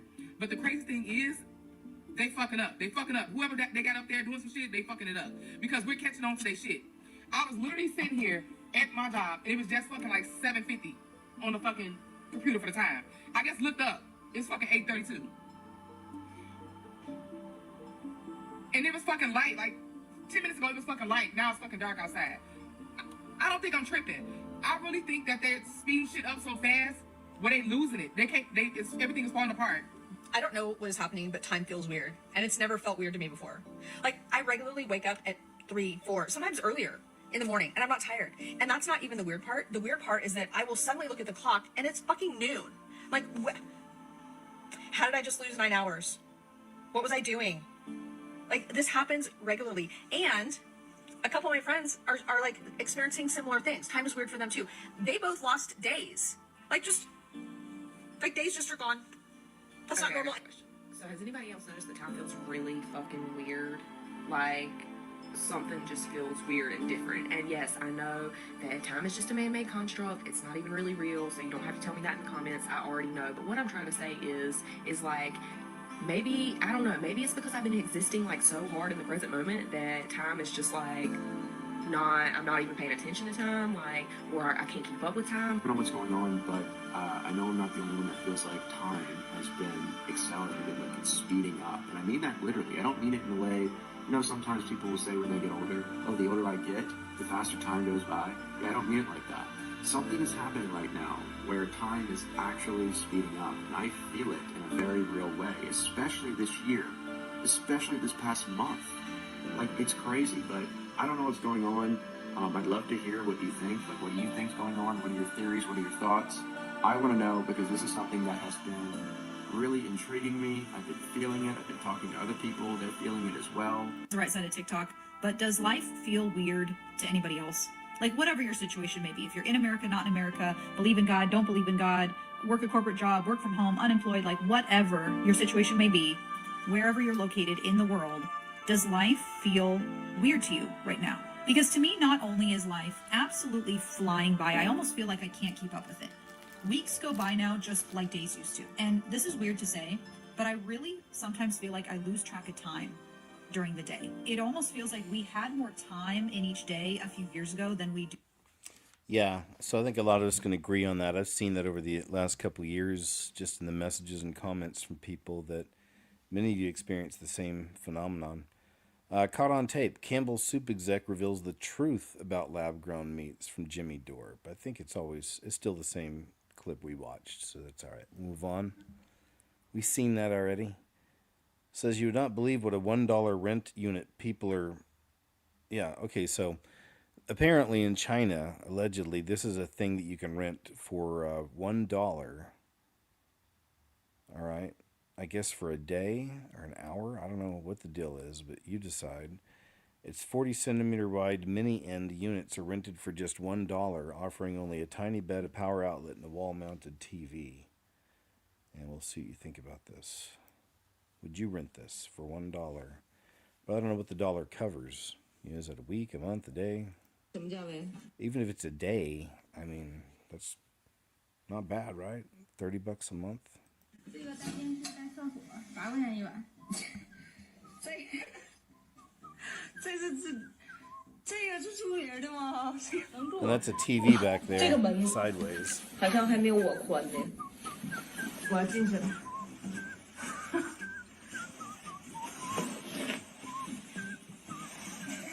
家人们，这个厕所是一半儿的，是跟那个隔壁这屋是共享的。亲已经进来了啊。 All right, I'll stop the music and think about that. Should be good, but look at that. She's a teeny tiny lady. And she's in there pretty snug. There's your TV sideways. This makes no sense at all. I guess it's a selling point, though. Hey, we got a TV in there. Oh, really? For $1. Yeah, even if it's $1 a day, it's like, wow. It's not bad. It's better than being homeless, you know? Islamists destroy Christmas tree in Turkey. So there's more of these kind of attacks on Christmas we've been seeing also. This is why Christmas markets require diversity barriers and police officers with bang-bangs. So there we go. It's not very nice as these things are happening. Let's see. Time of year to lose your job. You've got a lot of expenses coming up. You've got presents to buy, travel to do, food to buy. There's a lot going on really when it comes to financially. And for some people, it can just get too much. As someone who was personally laid off from their work just before Christmas, I can tell you, it's rather difficult. It's the worst time for that, absolutely. It's no good time to get fired or made redundant or anything like that, but Christmas is definitely the worst. Now, we're not too far away from Christmas. It's just under a month away now. That has unfortunately happened to a Kroger delivery worker down in Florida. Now, this is not uncommon. Lots of companies do layoffs. You know, some people think it's more common around Christmas. It's not necessarily, but like I said, the impact of it is always more. But there's something very strange about this one. This is quite insane, to be honest, and I'll show you it. The clip of it has gone viral on TikTok, over 500,000 views as of the time of recording of this video. And yeah, turns out they were not fired by a person. They were fired by artificial intelligence. I am pretty certain of that. Let's have a look at the full story here, guys. This is a very concerning and rather dystopian one, to be honest with you. The machines are firing us now. They're not working for us. They're getting rid of our work. TikTok user Cake, who I may well be pronouncing wrong there. It's not C-A-K-E, not the food cake. It's K-A-K-E. Anyway, Cake Makes, at Cake Makes on TikTok, showed themselves listening to a phone call. And they went viral, like I said. Now, obviously, Cake is very emotional about this. They've lost their job. They worked there for 4 years. They were fuming at this, and understandably so. But like I said, the recording, if it was a recording or it was a live call of this layoff, it sounds like AI. Now, normally, you might think, well, is it just not someone who's recorded it and just send out a generic voice note, effectively, right? Is that what's gone on here? Well, no, because it's personalized. This person, or this AI, I should say, ends up saying Cake's name. So, yeah, this is strange to say the least, and I will show it you now. Have a look. See what you think. We encourage you to look for opportunities during the next 60 days and be sure to work with your local HR team to help. I truly appreciate all you have done for this site, for your communities, and for our customers. In recognition that this is difficult news, we decided to pause deliveries for the rest of the day and will pay you for your full shift. Operations will resume starting third shift today, November 18th. You will receive a UKG message with your shift start. Again, we want to express our deepest gratitude and express our heartfelt thanks for your dedication and hard work. We are committed to working together and will be here to provide support and resources during this transition. I know you likely have many questions. Your sites will host huddles throughout the next few days with more information. Yeah. If your leaders cannot answer your question, we are committed to finding the answer for you. Before I close the call, I want to personally thank you for everything You're welcome, that you have AI. done. From every delivery, to every bag, to every customer you greeted, to every hour that you actually spent with us. It has been a testament of the people that we have in. Okay, so there's someone. All right, we'll go and move on. I see the point, though, and there'll be more of that as time draws on. People having to deal with AI and losing the whole customer service aspect of things. This is old Biden talking about when they were bringing the Afghan families over to resettle in the U.S. As we know, he did. 3i Atlas expert accepts skeptics' $1,000 wager that aliens won't visit by 2030. That's how much he believes in his wild comet claims, it says. Headline. One of the hardest parts about teaching is disrespect from students. This clip will show you what I mean. Things that my 8th graders have said to me. Are you in therapy? You seem like the type. You look like my grandpa's couch. Now that the ops are gone, we can yap. A student got the answer right and yelled, "Yeah, I felt that one in my nuggets. Your pants look like trash bags sewn together. Ha ha, trash bag pants. I don't get why you write so much on my rough draft. I'm not reading all that, bruh, for real, for real. Miss Dugan, the toilet paper in this school sucks. I just got dookie on my hand. Fat ass alert." That one ended up being about me. I was eating some crackers. Miss Dugan, you don't want to know what I say about you behind your back or you'd quit your job. And finally, how does it feel to be the only unmarried teacher in this school? One of the hardest parts about teaching is disrespect from students. This clip will show you what I mean. Things that my 8th grade. Some of those are pretty classic, I'd say. Wouldn't you? And then the one, though, I felt that in my nuggets is a little concerning, seeing that we're dealing with children. The CEO of Campbell's, that's right, we heard this. I've got that up here a few times today. It's been a story, big story this week, as you know. Now here's a different one. Americans started going through her Campbell soup cans and learning. The VP said that meat is 3D printed, so she wanted to go see what's up. And this is what she found. Another big bummer, man, because cream of chicken soup, man, that's great in so many different recipes. But there's other companies that make it. Okay, guys, I've just started seeing this stuff on the Campbells. I will not be buying this anymore. Right here, it says that it is bioengineered from genetically modified crops. It's even in this turkey gravy. Pause the video and you can see it. Crazy. Okay, guys, I've just started seeing this stuff on the Campbells. I will not be buying this anymore. But some of you know what I mean. Right here. Like, that really is just always been a really good ingredient in a lot of different recipes. A lot of home-style recipes. The way Thanksgiving is taught in school. Oh, this is interesting. Have you guys ever heard this about Thanksgiving? The truth of what happened around Thanksgiving? See what this gentleman says and decide for yourself. But this is really cool. Really cool. Be a good movie, you know? The way children are taught about Thanksgiving in American schools is the perfect example of how history is used to manipulate society. So schools basically teach that the Indians helped the Pilgrims out of the goodness of their hearts. And many Americans believe this. But the truth is that the Indians and Pilgrims formed a military alliance in which food was exchanged for protection.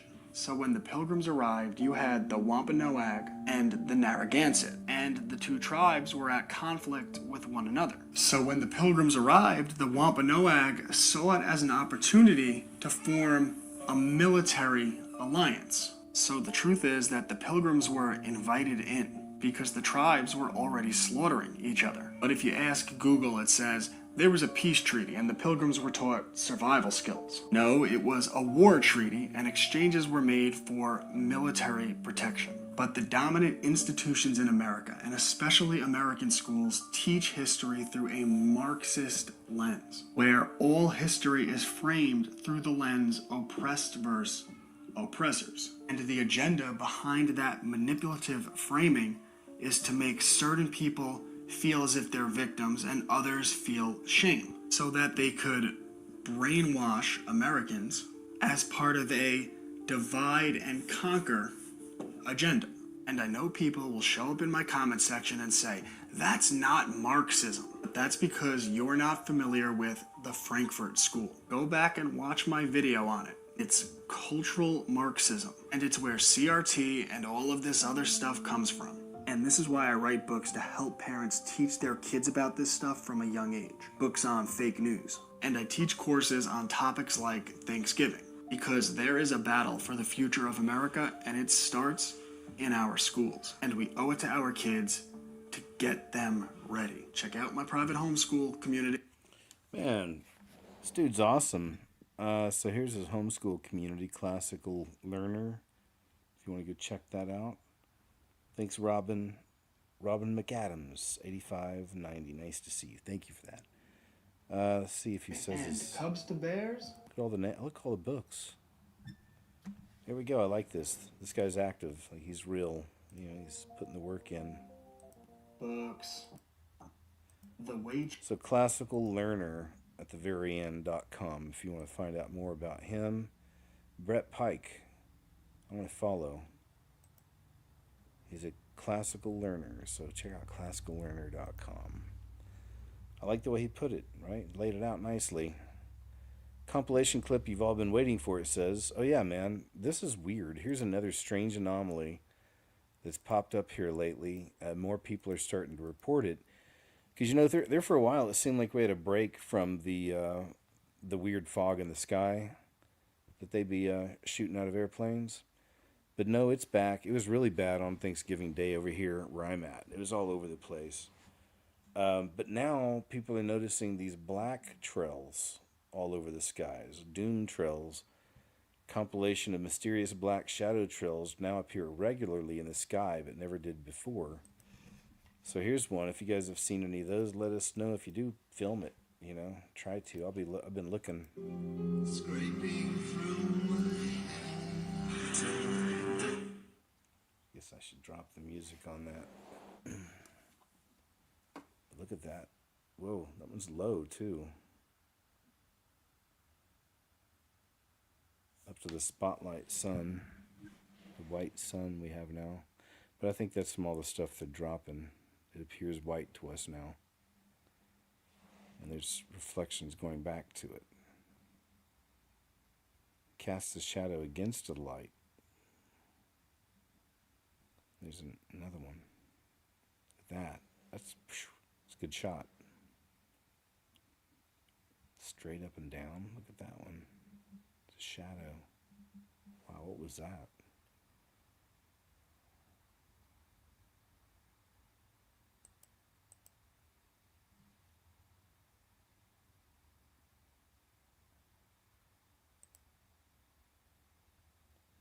Oof, big one.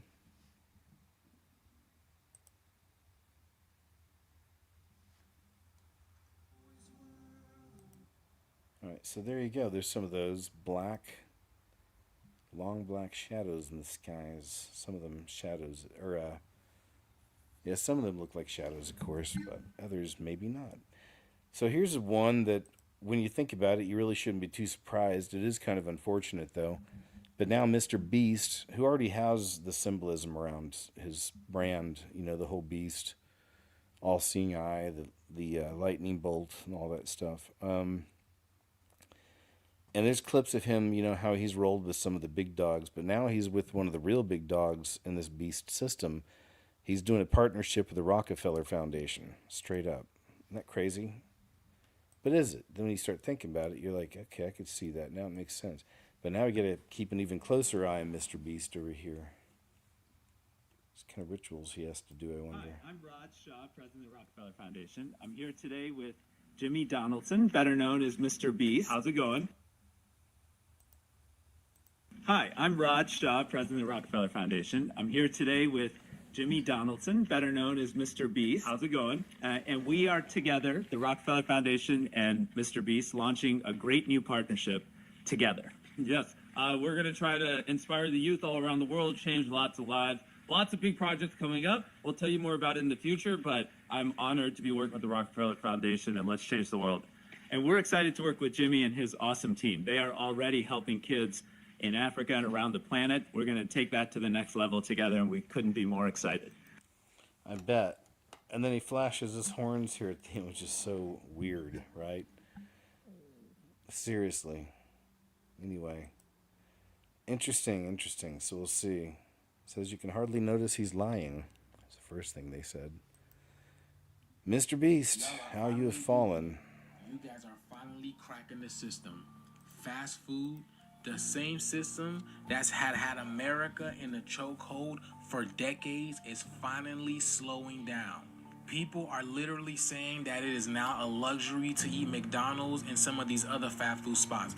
After years of viral videos and warning you guys what these fast food places are really all about, you guys are finally listening. And now, because of us, this thing is going downhill really quickly too. It's not just McDonald's. Talk food and finance.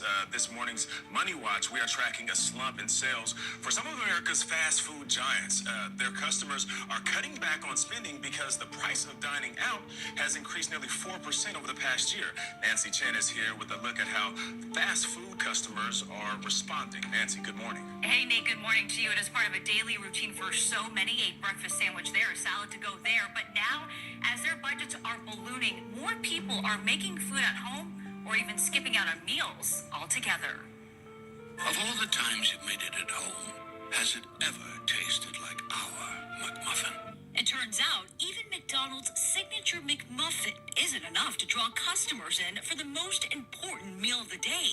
In earnings calls last week, the fast food giant and its rival Wendy's reported slow breakfast sales, especially among low-income diners, who they say are their core customers. We're really talking about a fast food market, generally speaking, that is basically tanking right now. Jonathan Mays is editor-in-chief of Restaurant Business Magazine. Why are customers shying away from fast food breakfast? Well, the low-income consumer consumer in particular are concerned about the state of the economy. They've been frustrated by prices, hurt by inflation, and breakfast is just an easy thing to cut out. But it expands beyond that.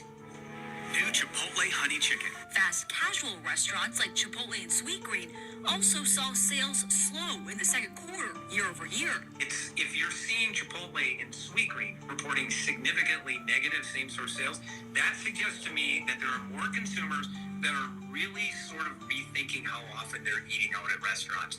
Still, Mays says that sales slump could ultimately be a win for consumers. Now, Wendy's has Buck Biscuits, as chains are coming Buck up with new Biscuits. promotions and menu items to lure in Nah, get over here, my little buck biscuit. customers. They have been introducing a record number of limited time offers. So yeah, I mean, they're really throwing pretty much everything at the wall to see what sticks. There you go, man. Wow. Well, good. You know, I think just more and more people are waking up, you know, learning the truth. All right, y'all. What if you do it for the first... Seeing all those videos of the chicken, I'll never have chicken there again after seeing some of these videos of people pulling it apart. Totally looks like glue, right? Or some kind of thread keeping the chicken together. It says, what if you wait till marriage and then it isn't good? Which, you know what that means. I thought this is an interesting perspective, a Christian perspective from Nick Jones 2. Let's check some of this video out here. If you wait till marriage and the sex isn't good. You know how many times I've been asked this on my purity journey? What if the sex isn't good? Like, do you hear yourself? We were never intended to know what is good or what is bad in sex. We were never intended to know that. You know why? Because sex is good. It's supposed to be between one man and one wife. Two becoming one under Christ. This is literally a gift from God. It creates human life. I don't know if y'all have thought about that, but that's powerful. So getting asked this question blows my mind because we were never supposed to have a comparison game. We were never supposed to have a list in our phone of who's good and who's bad. We were never even supposed to have a list in our phone. It's supposed to say one and that's it. But we have taken what is good and we've turned it bad. And now I get asked these just ignorant questions, and it blows my mind because sex is supposed to be between husband and wife, becoming one under Christ. It chemically bonds you to another person. It is beyond powerful. It is the most intimate thing two people can do. Yet, we've turned it into a comparison game of who's good and who's bad. We've used it as a way to shame people. Sex is good. Sex is great. And you know what? God blesses those who honor him. No matter where you're at, if you've had sex, you haven't, you can still make that decision. You can honor God with your sex life, and he's going to bless it. So, that's what I got to say. Wow. Wow. E.B. Thang said they turned it into a hobby. Reverence God. Don't let the devil play your mind. Honor God. A. Or is it E.B. or Ebby? I don't know. A. They did turn it into a hobby. We've turned it into... We pervert everything. The world perverts everything. She said we were never intended to know what was good and bad. Sex is good. Sex is good. The Bible says, you know, for this reason the man shall leave his mother and his father and cling to his wife, and the two shall become one. All right, thank you, sir. Appreciate it, Nick. Victims identified in the... Yep, we got it. The bang bang, unfortunately. Pray against more, you know, that we don't want more, because I'm sure it's something that's probably in the works, I believe. Death toll in Hong Kong high-rise fire climbs to 128. 279 missing. This is crazy. Look at this. Hong Kong and that high-rise fire reaches past 100 people, with scores still missing. Authorities say they expect to conclude their search and rescue operations today. Now, they finally contained the multi-building blaze in the city's of Tai Po's district this morning, nearly 2 days after it first broke out. A local resident complained that she just doesn't feel first responders have been helpful to distressed families who are searching for their loved ones right now. So many here to help. but I don't feel it's helpful and effective and functional and productive. And since from yesterday, I found many reminders. And then when I come out again, it's not my first time became inside to identify many bodies and remind me to cover my face. The 8-building housing complex had been under ongoing renovations and was wrapped in bamboo scaffolding and green mesh that could have hastened the fire spread. Wow, right. So yeah, I don't know if there's some footage. I don't think I have footage, but you could find some, and it was crazy. The main thing they want you to believe. Oh, this is an old one from Ashley. We've seen that one before. About aliens. So-called aliens. This is from famous author Peter Hitchens, and he's warning British citizens about something.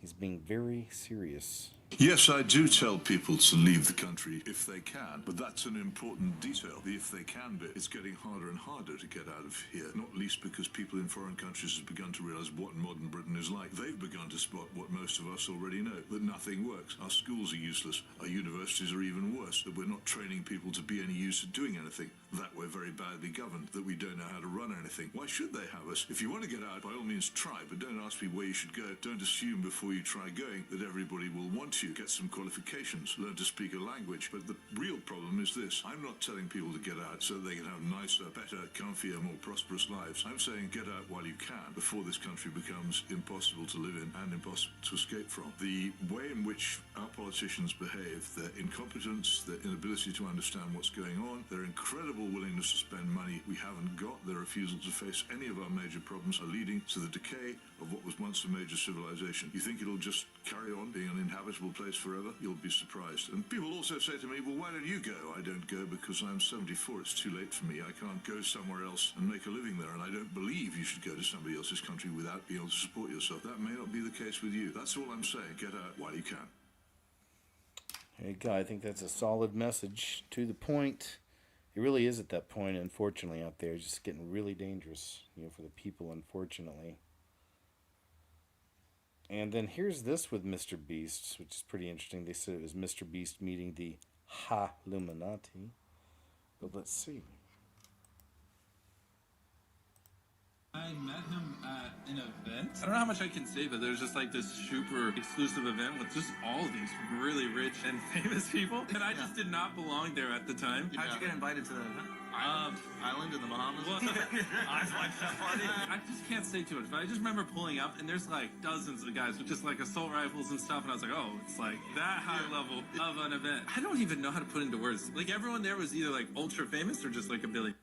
I met him at an Right? event. So ultra famous or a billionaire. And then, after this, hey, guess who's got to deal with the Rockefellers? Right? It's like, come on. It's pretty wild. Canadian schools are now, oh boy, I'll let this gentleman explain. Got to keep your peepers on the little ones, because some of the creepers in school are. It's getting harder and harder to believe that this is real life. In BC, the Teachers Union is now urging 50,000 public school teachers to queer outdoor education. Yes, literally taking kids outside to look at trees, clouds, and wildlife and turning it into a lesson on gender fluidity, drag, and debunking heterosexuality in nature. I can't. Their official teacher magazine is pushing activities where kindergarten kids pull ivy as a metaphor for oppression, stare at clouds to reflect on their gender identity, and use tree shapes to question whether male, female, or even that right and wrong should exist at all.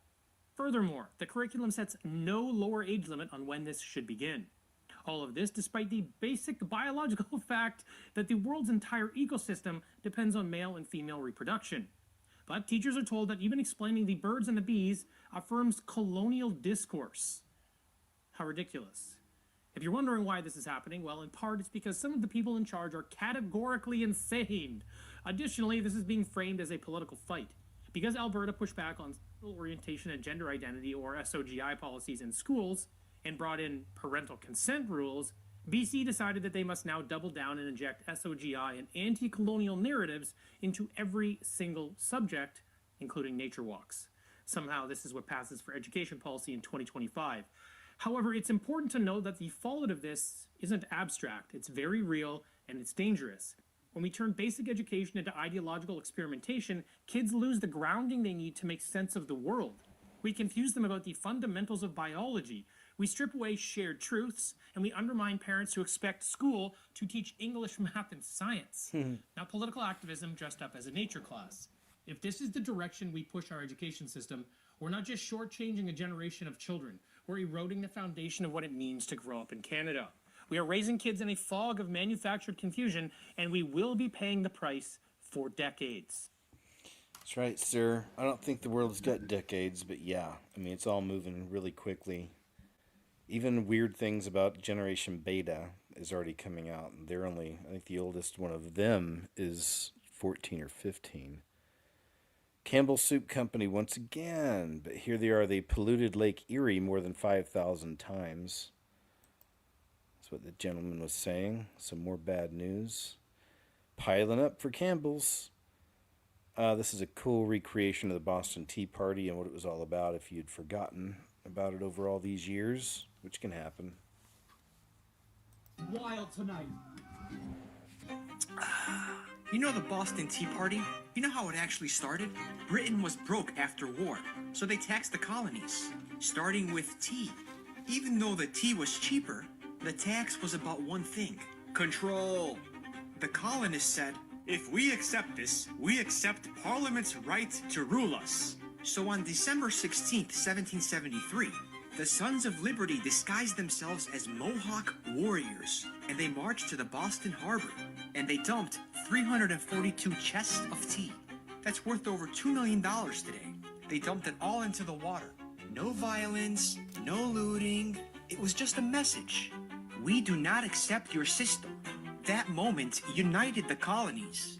And 2 years later, the revolution happened. Revolution! So what would a modern Boston Tea Party look like? If we mapped it out side by side, 1773 versus now, it's all right there. The British Crown, that's the global financial cartel and central banks. The tea tax, that's digital ID, CBDCs, and censorship. East India Company monopoly, that's BlackRock, Vanguard, Pharma, Big Tech. And the Boston Harbor, that's the internet, the social grid, the financial system. And the Sons of Liberty, that's us, content creators, whistleblowers, you. The Boston Tea Party didn't start as a war. It was a message. They targeted the economic system of control, and they hid it in public with dignity and fire. And today, they profit from our data. They tax us with compliance, and they deliver it all through the grid. Platforms, money, surveillance. Our tea is data. Our tax is censorship. Our ships are social platforms, CBDCs, and surveillance systems. So we gotta do the same thing. Burn the illusion. Dump their systems. Refuse compliance. And above all, unite. Right, sir. Great message. Great message. Much appreciated. We do need to unite. UK needs to unite quickly, actually, with everything happening out there. Man, this was a trip. I had to share it. I hadn't seen this one. This is AJ, Mr. Jones, from way back in 1996. It says his early predictions resonate today, but also just seeing him back then, hearing him, his voice is different. This is before years of smoking and drinking. Really, that's what it is, because now he's got that gravelly voice, you know. But that's not here. Like, this is his... I guess his real voice, his clean voice, before all the years of abuse, which happens. I'm Alex Jones, and I'm your host on Exposing Mass Media. Understand that your money supply, your government is paying interest to private banks for bills that should be free of interest to you. I mean monetary control. I mean cameras on the corner. I mean thumb scans at the post office and at the driver's license, which they're doing now. I mean the banks. I mean all this, controlling your life. I mean bigger and bigger police forces with more and more totalitarian policies. All they do is buy our government up for peanuts and then control our monetary system. So understand, folks, this is why you never hear about this in the mainstream press, because they're owned and controlled by these mass bank conglomerates that want nothing less but total slavery. All we want is for you to be a free American and not to have to kneel on bended knee to the elites that are consistently more and more buying up this country and controlling it. I'm Alex Jones. See you, folks. His wife on the camera. How's that? Are you Dr.? I'm sure this will be on TV too. I've seen some of their clips. I mean, not even kidding. You know what? This younger version of him, he looks like the actor that was in the Running Man movie recently to me. Like right there, he looks just like the guy. Like the guy from the Running Man. I can't remember that actor's name. He's in a lot of stuff now. He's in Twisters. But yeah, to me, they look like they could be brothers. It's pretty crazy. Just an observation. Surveillance video captured this wild moment. Illegals empty 43 LA stores. Mayor shrugs as let them loot policy is wrecking the city. It's a headline.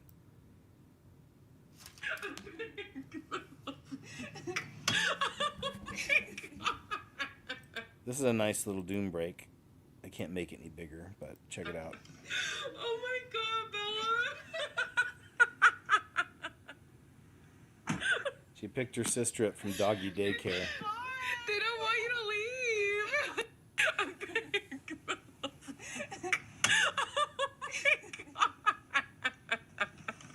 Oh my God, Bella.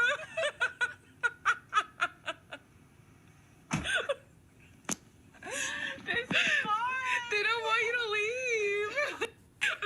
leave. That's cute. Somebody asked, oh, it's Three Lucky Dog. How you doing? Asked how Running Man was. I did a video. You may have seen the video, but aside from that, aside from all, because there's so much I didn't even include because it's just all throughout there. There's things, but beyond that, I thought it was pretty good. You know, it had just a little bit of the woke mind virus stuff in there, and I wasn't crazy about that, so that's a part of it. And never happy to see that in a movie. They could have left some of that stuff out. But, you know, they did have some really cool action sequences, for sure. Says that, but, you know, the Arnold version was so much more fun and colorful and interesting. Says, does this mean the Mark of the Beast is here? From Marcus Dixon. Oh, it's a news story. Never mind, I'll move on from that. No way! Because we know it's not here yet, but it's definitely, everything's being prepared for it. Says, your problem is I have the money to fight this. Officer bit more than he could chew. Oh yeah, this is pretty good. A CPS and the police messed with the wrong person, it seems, when they came to this guy's house. Check this out. Hey, you have an order to remove my children from my home? Yes, I do.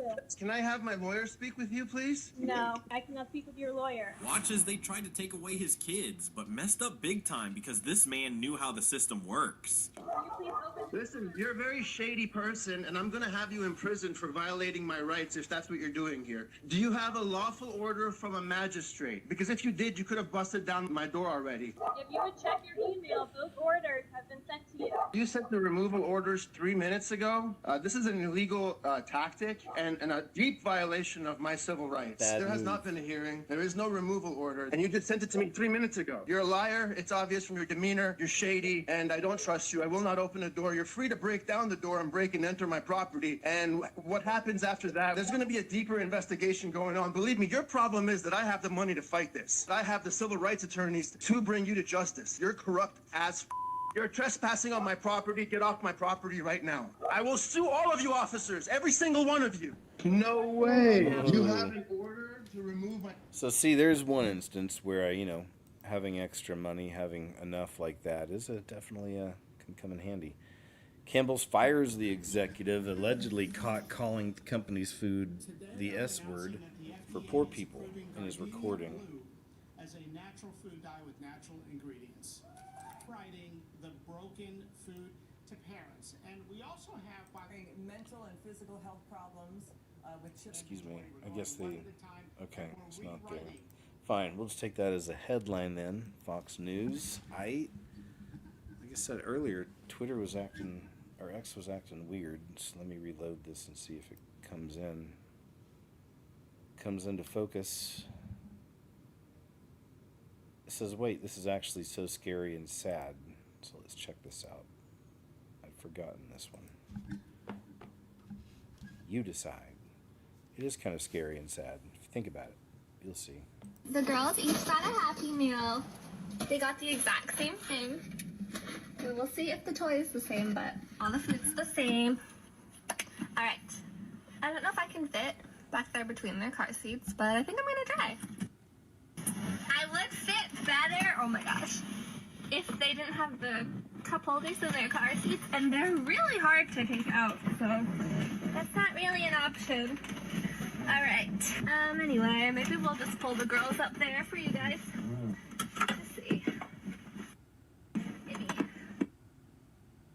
All right, so we need a bigger car if we're going to be having our meals in here. Whew. Okay. Rebecca, you're blocking your sister. You're both just gonna have to sit up here. And now your foot's stuck. Oh my goodness. You'd think I'd be better at this. We've made our fast food meals videos before. Okay. Where did I even put the other Happy Meal? Okay.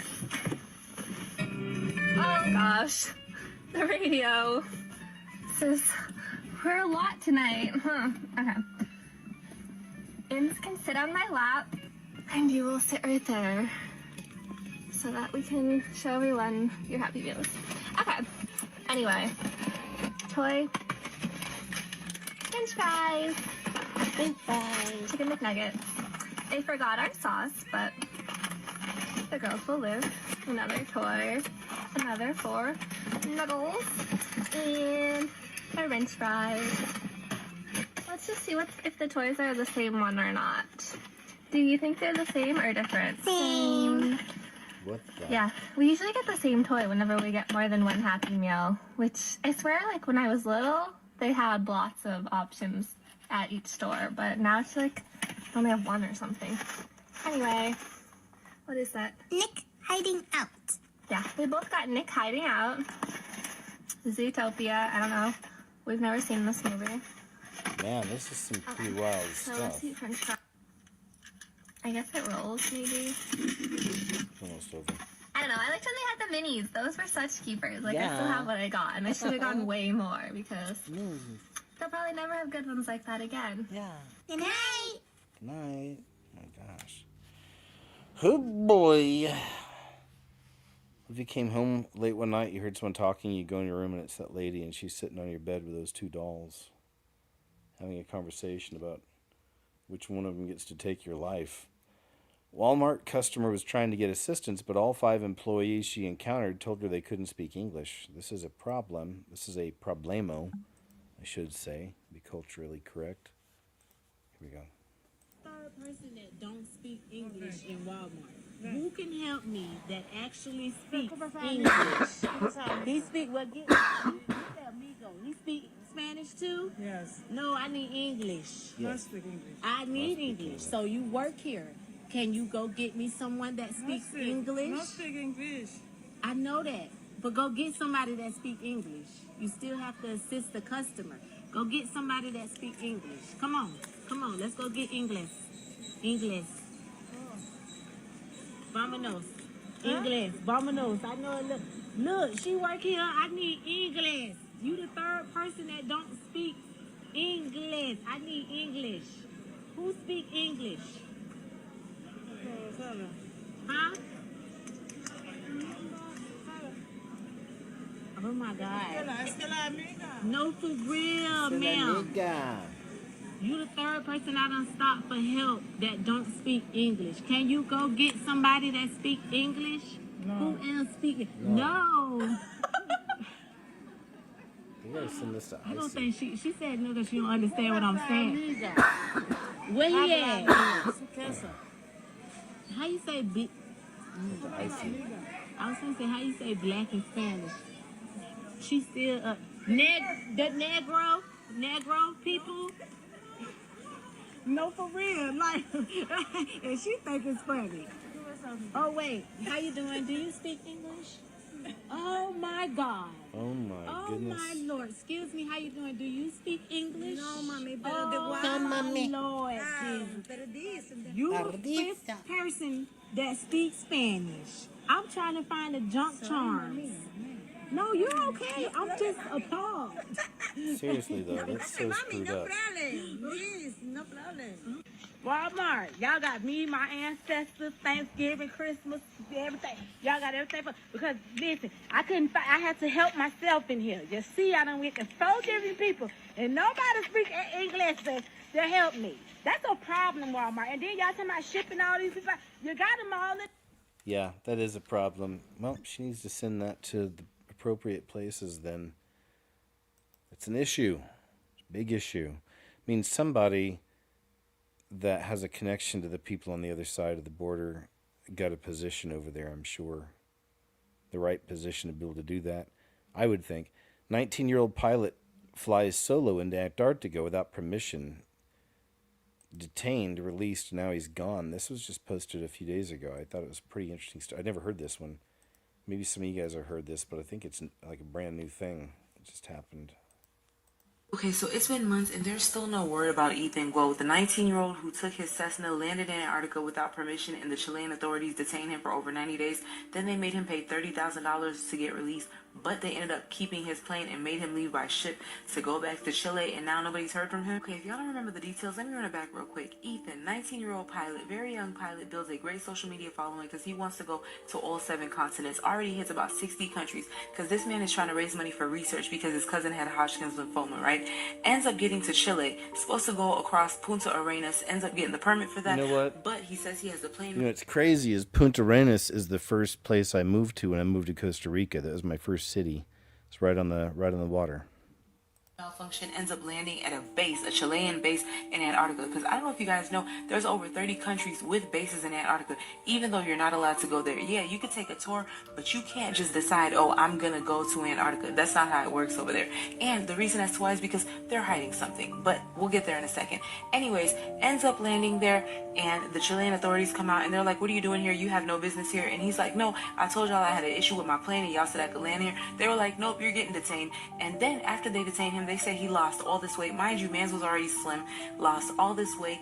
He was pretty much being, interrogated for like why he was there. I guess they thought that he had something else going on and he was off, but ended up having to donate over $30,000 in order to leave. They kept his plane. They said that they were taking him back to Chile on a ship to where he could leave. Never heard of him since. This man has a social media following, grew a big following, and yet he has not posted since before he was detained. So a lot of people are trying to figure out, what did he see when he got there? Why did they detain him? What did he experience that made him lose so much weight? And on top of that, if he was released, why hasn't he posted? Whether or not they kept his plane, what is it that he saw, and why hasn't he been able to come out and just keep up with his social media to at least inform his followers of his entire experience? Or even if he would say, oh, I can't talk about it, but hey guys, I'm back. Nothing, not a word whatsoever. Now back to the mysteries of Antarctica, because there are so many theories when it comes to hollow earth, Rupert Sneaker, more land, gateways, hidden civilizations, down to the doppelgangers. I don't know what's what, but what I can tell you is these countries are always in a power struggle. They are never in agreement. They're willing to go to war, but when it comes to Antarctica, there's over 30 bases that share that one space. They're willing to keep out the general population because of whatever's going on up there, it's worth them agreeing on it. And I don't know what it is, but I know it's something that's being hidden from us. So what do y'all think is going on? And what do y'all think happened to Ethan Guo? Where is he?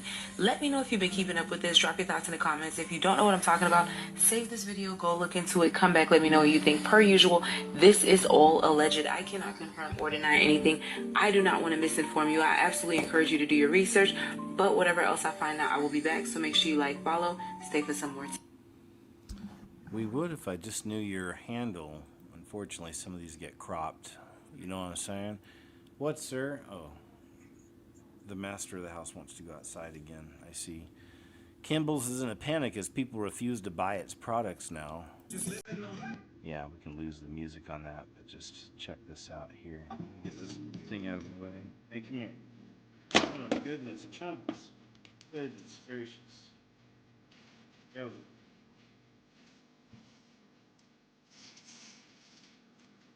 I was kind of trying to avoid the music. I got a big cat over here, raising a ruckus. He's trying to go outside again, so give me a second. Lake Erie is gone. There's no water as far as the eye can see. I just found out that Eli Yoder has his X account. I didn't know that, so I started following him over here. Ex-Amish guy, really cool. brother in Christ. Hey, all my Northern Ohio followers, have you guys ever seen Lake Erie like this? No water whatsoever. Me neither. I've never seen it like that. It's pretty wild. Meteorologist Chris Biggers was up there on Wednesday reporting on this, about the high winds, I guess, can suck the water out. I didn't know that. I'm learning something new every day. He said this. He said Lake Erie was gone. No water as far as the eye can see on Wednesday, he said. And he was standing right there by Cullen Park, which is in the point place taken from where the shoreline of western Lake Erie normally is. And he said this. During the Sheen Wednesday, the water was sucked out of western Lake Erie due to high winds. Water levels plunged 6 feet in less than 24 hours. I had no idea that that was even possible. I have never in my lifetime seen Lake Erie like this. Have you? No, sir. It's pretty spooky, though. It's usually what it looks like before a big tsunami hits a place, usually, too. Am I right? But that's a lake, so I guess they should probably be okay. All right, let's refresh it then. Some of these are X-links are acting weird. On Thanksgiving, so I don't know about this. You guys tell me, man, because there was a crop of these videos out here where people were opening products that were labeled the wrong way. I mean, whatever the label was, they'd open up and there was like nothing in there. So on Thanksgiving, a lot of people opened up their Ocean Spray cranberry sauce, allegedly, and they all got a tin can full of water. Some also opened up green beans. This is allegedly what happened. Let me watch me open this one. Okay? Yeah, make a video. You hear the juice too. Make a video, because I'm sure opening to that Ocean Spray shit. They're going to pay me. Ooh-wee.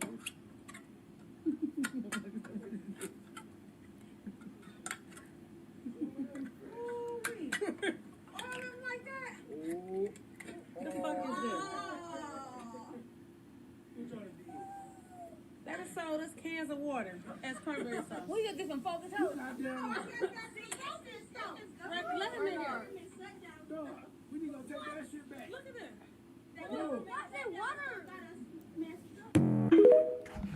Right, so yeah, like I said, there have been a few of these out there. I don't know, there might be some more here in this thread. Suppose not. I'll move on to the next. This was Best Buy this morning. This person reported from so-called Black Friday. Says kind of quiet, stacks of TVs, no rush. Looks like folks aren't fighting over screens this year on Black Friday. Many people just want dinner covered before deals. Yeah, exactly. Right, it's just different.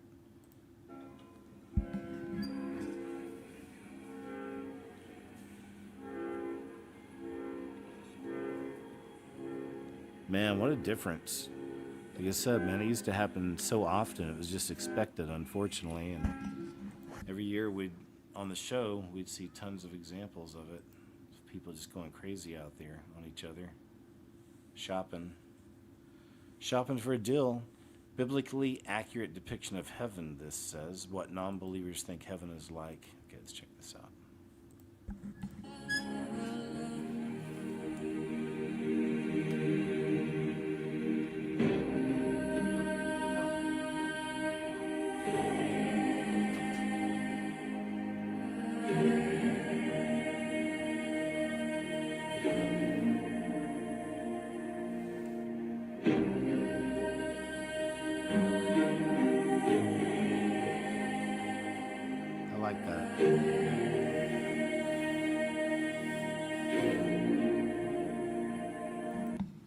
Nice. That's the way I like to think of it too. I always say it, it's like the world makes you think that heaven's going to be a bunch of angels sitting around on clouds playing harps and eating grapes. It's like it's going to be majestic. It's going to be just amazing. So here's the filler I was talking about. Shepherd for Messiah. Okay, so he changed the name a little bit. Matt, but he's over here on TikTok, and I believe this is the one where he talks about why he left X. So let's see here. I'll jump ahead some and see. Or Yeah, it's I look at this act for himself. So please just critically think here for a second. We live in an age where we don't know what's real or what's fake. And we have this giant op with the whole files and everything going on with that.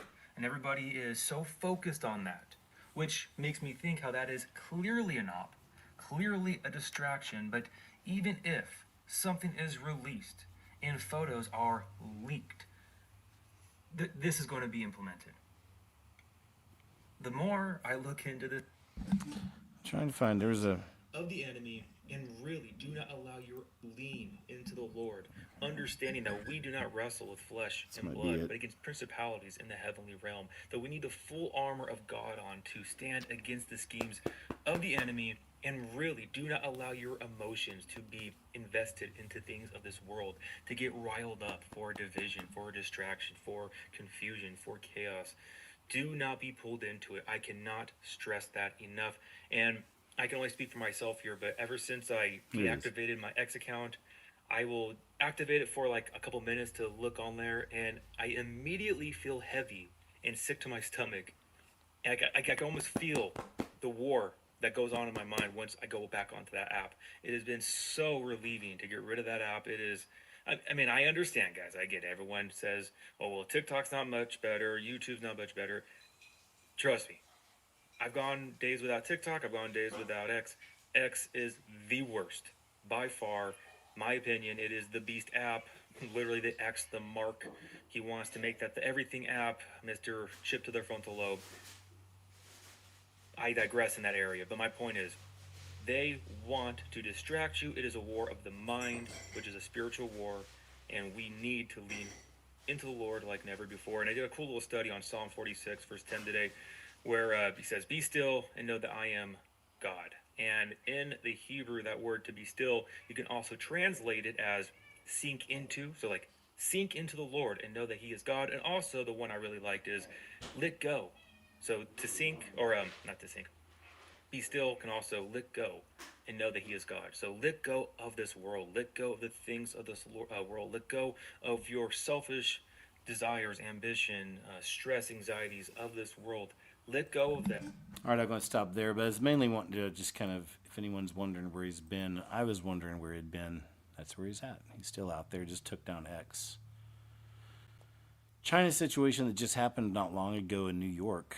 With the China situation just happened in New York. Yeah. Yeah. Can you talk about that? Like, have you ever been to a concert or a big event where everybody's there and your phone's going so slow and no calls are going through? Yep. That's because that's just so many people are there. Denial of service. There was 300 SIM card servers with over 100,000 SIM cards capable of taking 20 million offline. Somebody remotely detonating, essentially. And the go button tells all of those SIM servers to start sending out text messages at mass volumes. All the phones in the tri-state area, they'd be completely useless. And that's not just New York, but the surrounding states too. China has these all over our country, which scares the crap out of me. What does that mean for the population? Absolute chaos is what happened. Everyone relies on a phone right now to connect with their families, to call for emergency services. Yeah, and if you take it away, and that's just the tip of the iceberg. I mean, so what is the red thing here?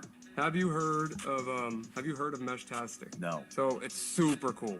This doesn't use your voice. You don't talk on it like a phone. You text with this. So imagine I send a text and I say, "Hey Sean, now let's say you're 10 miles away from me. This antenna isn't going 10 miles. With a walkie-talkie, it isn't going 10 miles.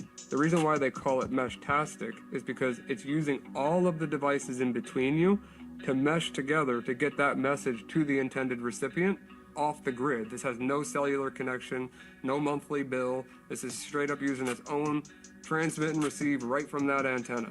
But the more people that have them, the further the messages that can go. So, interesting. South Florida has a huge population of them. Missouri, huge population. California, huge. That's great for the natural hurricanes or emergencies. And then let's say you and I want to talk about something private. On top of that, it's fully encrypted.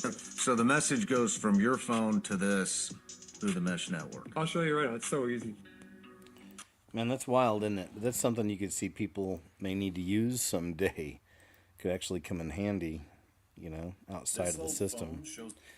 Here's a fun one to just have a little flashback on. Some of you guys may remember, you've seen this in around, where this person was claiming that, you know, they'd found this old phone, I guess, in a storage unit from whatever, the 90s or something, in the 80s, or whenever they record something, whenever they look through the phone screen of this phone on modern things, it's kind of a Mandela effect situation. Do you guys remember this? All right, check it out. Was a parallel dimension.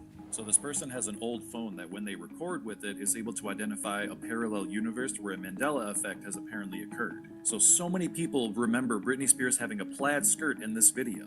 But then when you look it up, every video shows her wearing a black skirt, except when you apparently record it with an old phone. And then there's the Oops, I Did It Again video where everyone remembers Britney Spears having a microphone attached to her face. But then when you look up the video, no microphone. But again, when this person uses that same old phone, there's clearly a microphone. And again, if it's never been, why are so many dolls and costumes using it? So many people remember Ellie Woods having a pink car in Legally Blonde. But apparently, no, she didn't. So let's use the phone. Looks like a pink car to me. Now, did Pikachu have a black tail or a yellow tail? The phone says black, but reality says yellow. Do you remember Looney Tunes with a U or Looney Tunes with an OO? Reality says U, but old phone says OO. This old... So there you go, man. That's one for your consideration, if you believe that or not. Let's check out just a couple from Mavi UFO Alarm. Here's a really, really cool one.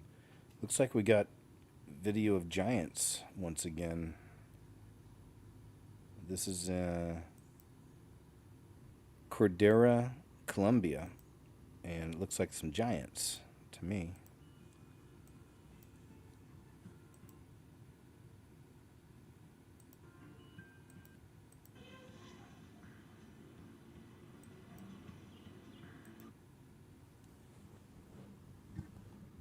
Because check it out, this one actually, this goes on for several minutes actually, because more starts happening. At first, look at that, something's floating there, doesn't it? Looks like something's floating near the top, doesn't it? And that's all, is that snow? Clouds? That was clouds. Snow, I guess.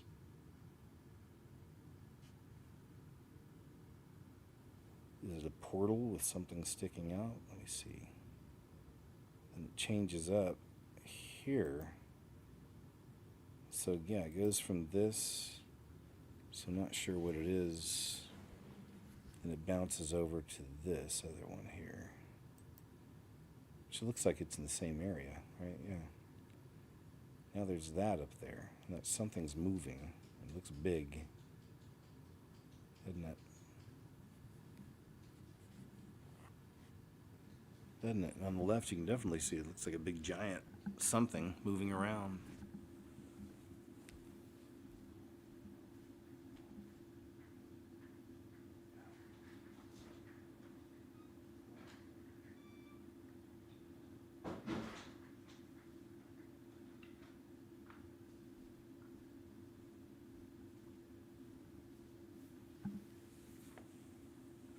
See? Look at that, man. There's more stuff popping up over there.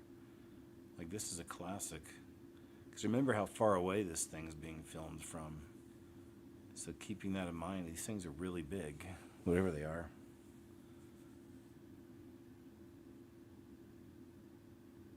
And you see them moving around a lot. Look at that. It's a good catch. What was that thing floating, though, that looked like maybe a portal? Was there something in there? It's massive, whatever that is.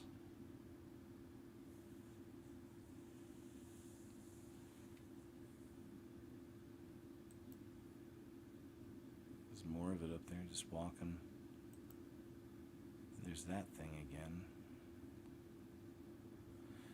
So I don't know. Like I said, this thing goes on for several minutes. It looks like another, maybe some kind of giant footage we have up there. It's a good one to save. Again, thanks Mavi UFO Alarm. Well done. Let's see what else you have up here for us. There's, oh, I saved a couple. Here's one. This is really wild looking UFO from Australia, November 11th, 2025, 11/11.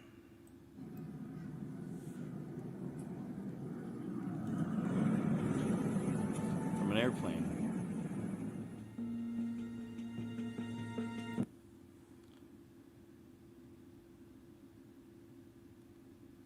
And there's some more. I think there's another one that looks just like that. Yeah, I'll move to the next one. That was just a short clip. But I think over here, there's another one that resembles that one.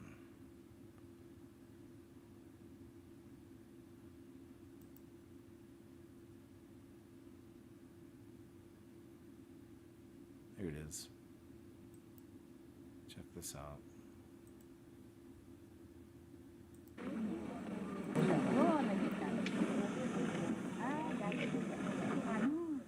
Look at that. Looks like a flying carpet. Look at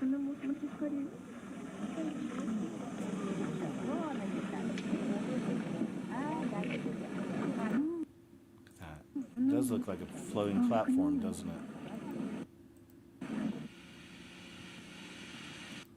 Then you get this. So that reminds me of the one we just saw, the other kind of glowing diamond.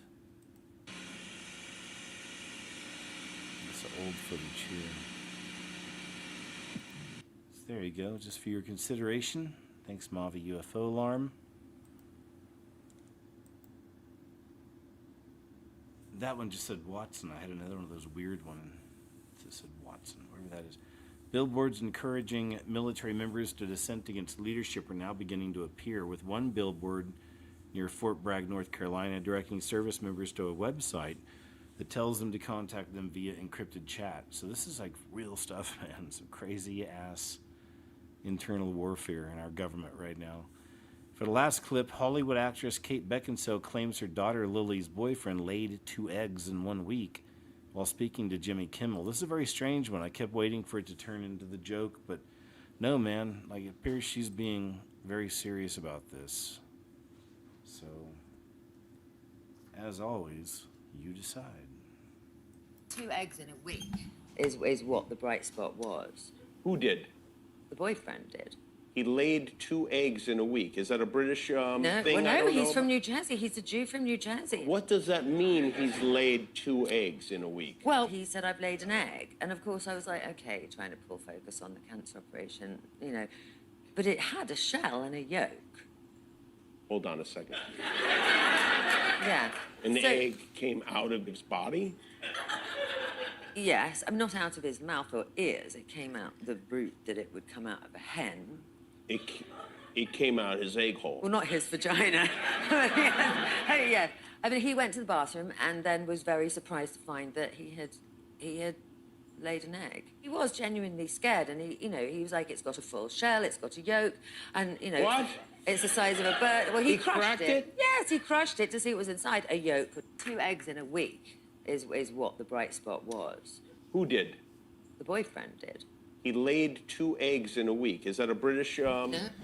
So you see what I'm saying? Like, I mean, she might just be a dry sense of humor, but she seems like she took it all the way. Anyway, that being said, it's a fun one to leave on.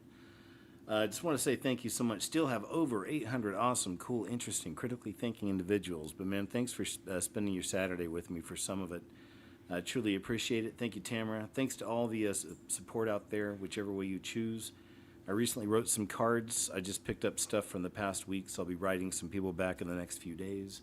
Thank you for that. And, oh yeah, I'll be doing a members video again here soon. We'll do another membership show. So thank you very much for the memberships and the Rumble Wells, of course. Shout out to you. And of course, best place ever to follow everything I do, because I have to bounce around on different sites sometimes, is on Subscribestar. So please check that out. But thank you guys so much, man. Great to see you. At the end of my shows, I always have to do this. It's like, not in a bad way, not like it's a chore, but it's just something I always want to do, is at least share some of my platform with my Heavenly Father. I'm not a preacher, pastor, priest, or prophet, but I love Jesus, and I know He's the most important thing I could ever share with anybody, beyond any shows I've produced, or interviews I've done, or videos I've created. He's the most important thing. So, excuse me. So even right here it says, Jesus answered, I am the way and the truth and the life. No one comes to the Father except through me. So there really is, it's just one way or the other, man. It's heaven or hell. I know some people don't like that, because this world gives us so many choices, and there's so much illusion and lies and delusion. And I just, it's a horrible beast system. It really is. But the Lord gives us peace through the Holy Spirit, so we make it through. We don't walk through this life with a chip on our shoulder, even though we see all this truth that we do.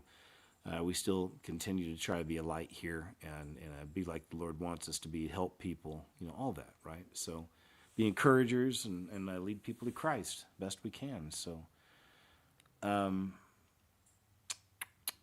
He saved us not because of righteous things we had done, but because of his mercy. He saved us through the washing of rebirth and renewal by the Holy Spirit. But, if you're tired of just leading the life you've been doing, if you're tired of being a slave to things, to the flesh, he can free you of all that. The Holy Spirit helps with all that. Just trust in him. If you watch these shows and you don't understand, you really are living in the end days. I've been watching it for years and reporting on it. Other people do too. But I've certainly, it's been a big part of my walk, and it's grown and turned more into this over the years, and just more of wanting to warn people, feeling the imminence of things, and just knowing that's the most important thing I can tell you about is Jesus. So, just confess with your mouth you're a sinner. You need to be saved. Believe in your heart. Super important. Understand and believe he really is the creator. He came here in the flesh, lived a perfect life, died a horrible death. mean and brutal. Was resurrected 3 days later, ascended to heaven, and he's coming back for his bride, which is us. So, because the worst time in human history is upon us. It's really close. We're seeing it all moving really quick. It's one thing I try to share each week on these shows, so not to scare you or anything like that, you know what I mean? But it is a concerning situation. So, yes, please choose Jesus. All right, so let me say a prayer real quick for us too. Heavenly Father, thank you so very much for this platform, of course, and for this place to meet up. These places, thanks for all the places we have to meet up. And thanks for these wonderful people. I always pray these shows can, encourage people, but also lead people to Christ in whichever way, or plant some seeds. I pray that for all of us, Lord. Please give us, we all have the gifts and talents. We all understand. We all can tell people about you without having to be preachers. So please just guide us and give us the strength and the courage and the encouragement to do these things, whenever you'd like to guide us in that way. Thank you, Father. Thanks for everything you provide in our lives, all the gifts, which is just, providing the way we live. Thank you so very much for that, Father, for looking out for us, taking care of us. And that's it, Lord. Just please be with us all. These are heavy times for some people, the holiday season here. And it can be really rough on some people. So I pray you just give all those folks who are really suffering in these days and these holidays extra encouragement and love, and lift them up, please. So thank you, Father. We love you. I pray we're all found worthy to escape the things coming upon this earth. And in Jesus' name I pray, amen. All right, thank you. All right, let me jump over here real quick, Give me 1 second here. All right, 1 second, you guys. Hold on.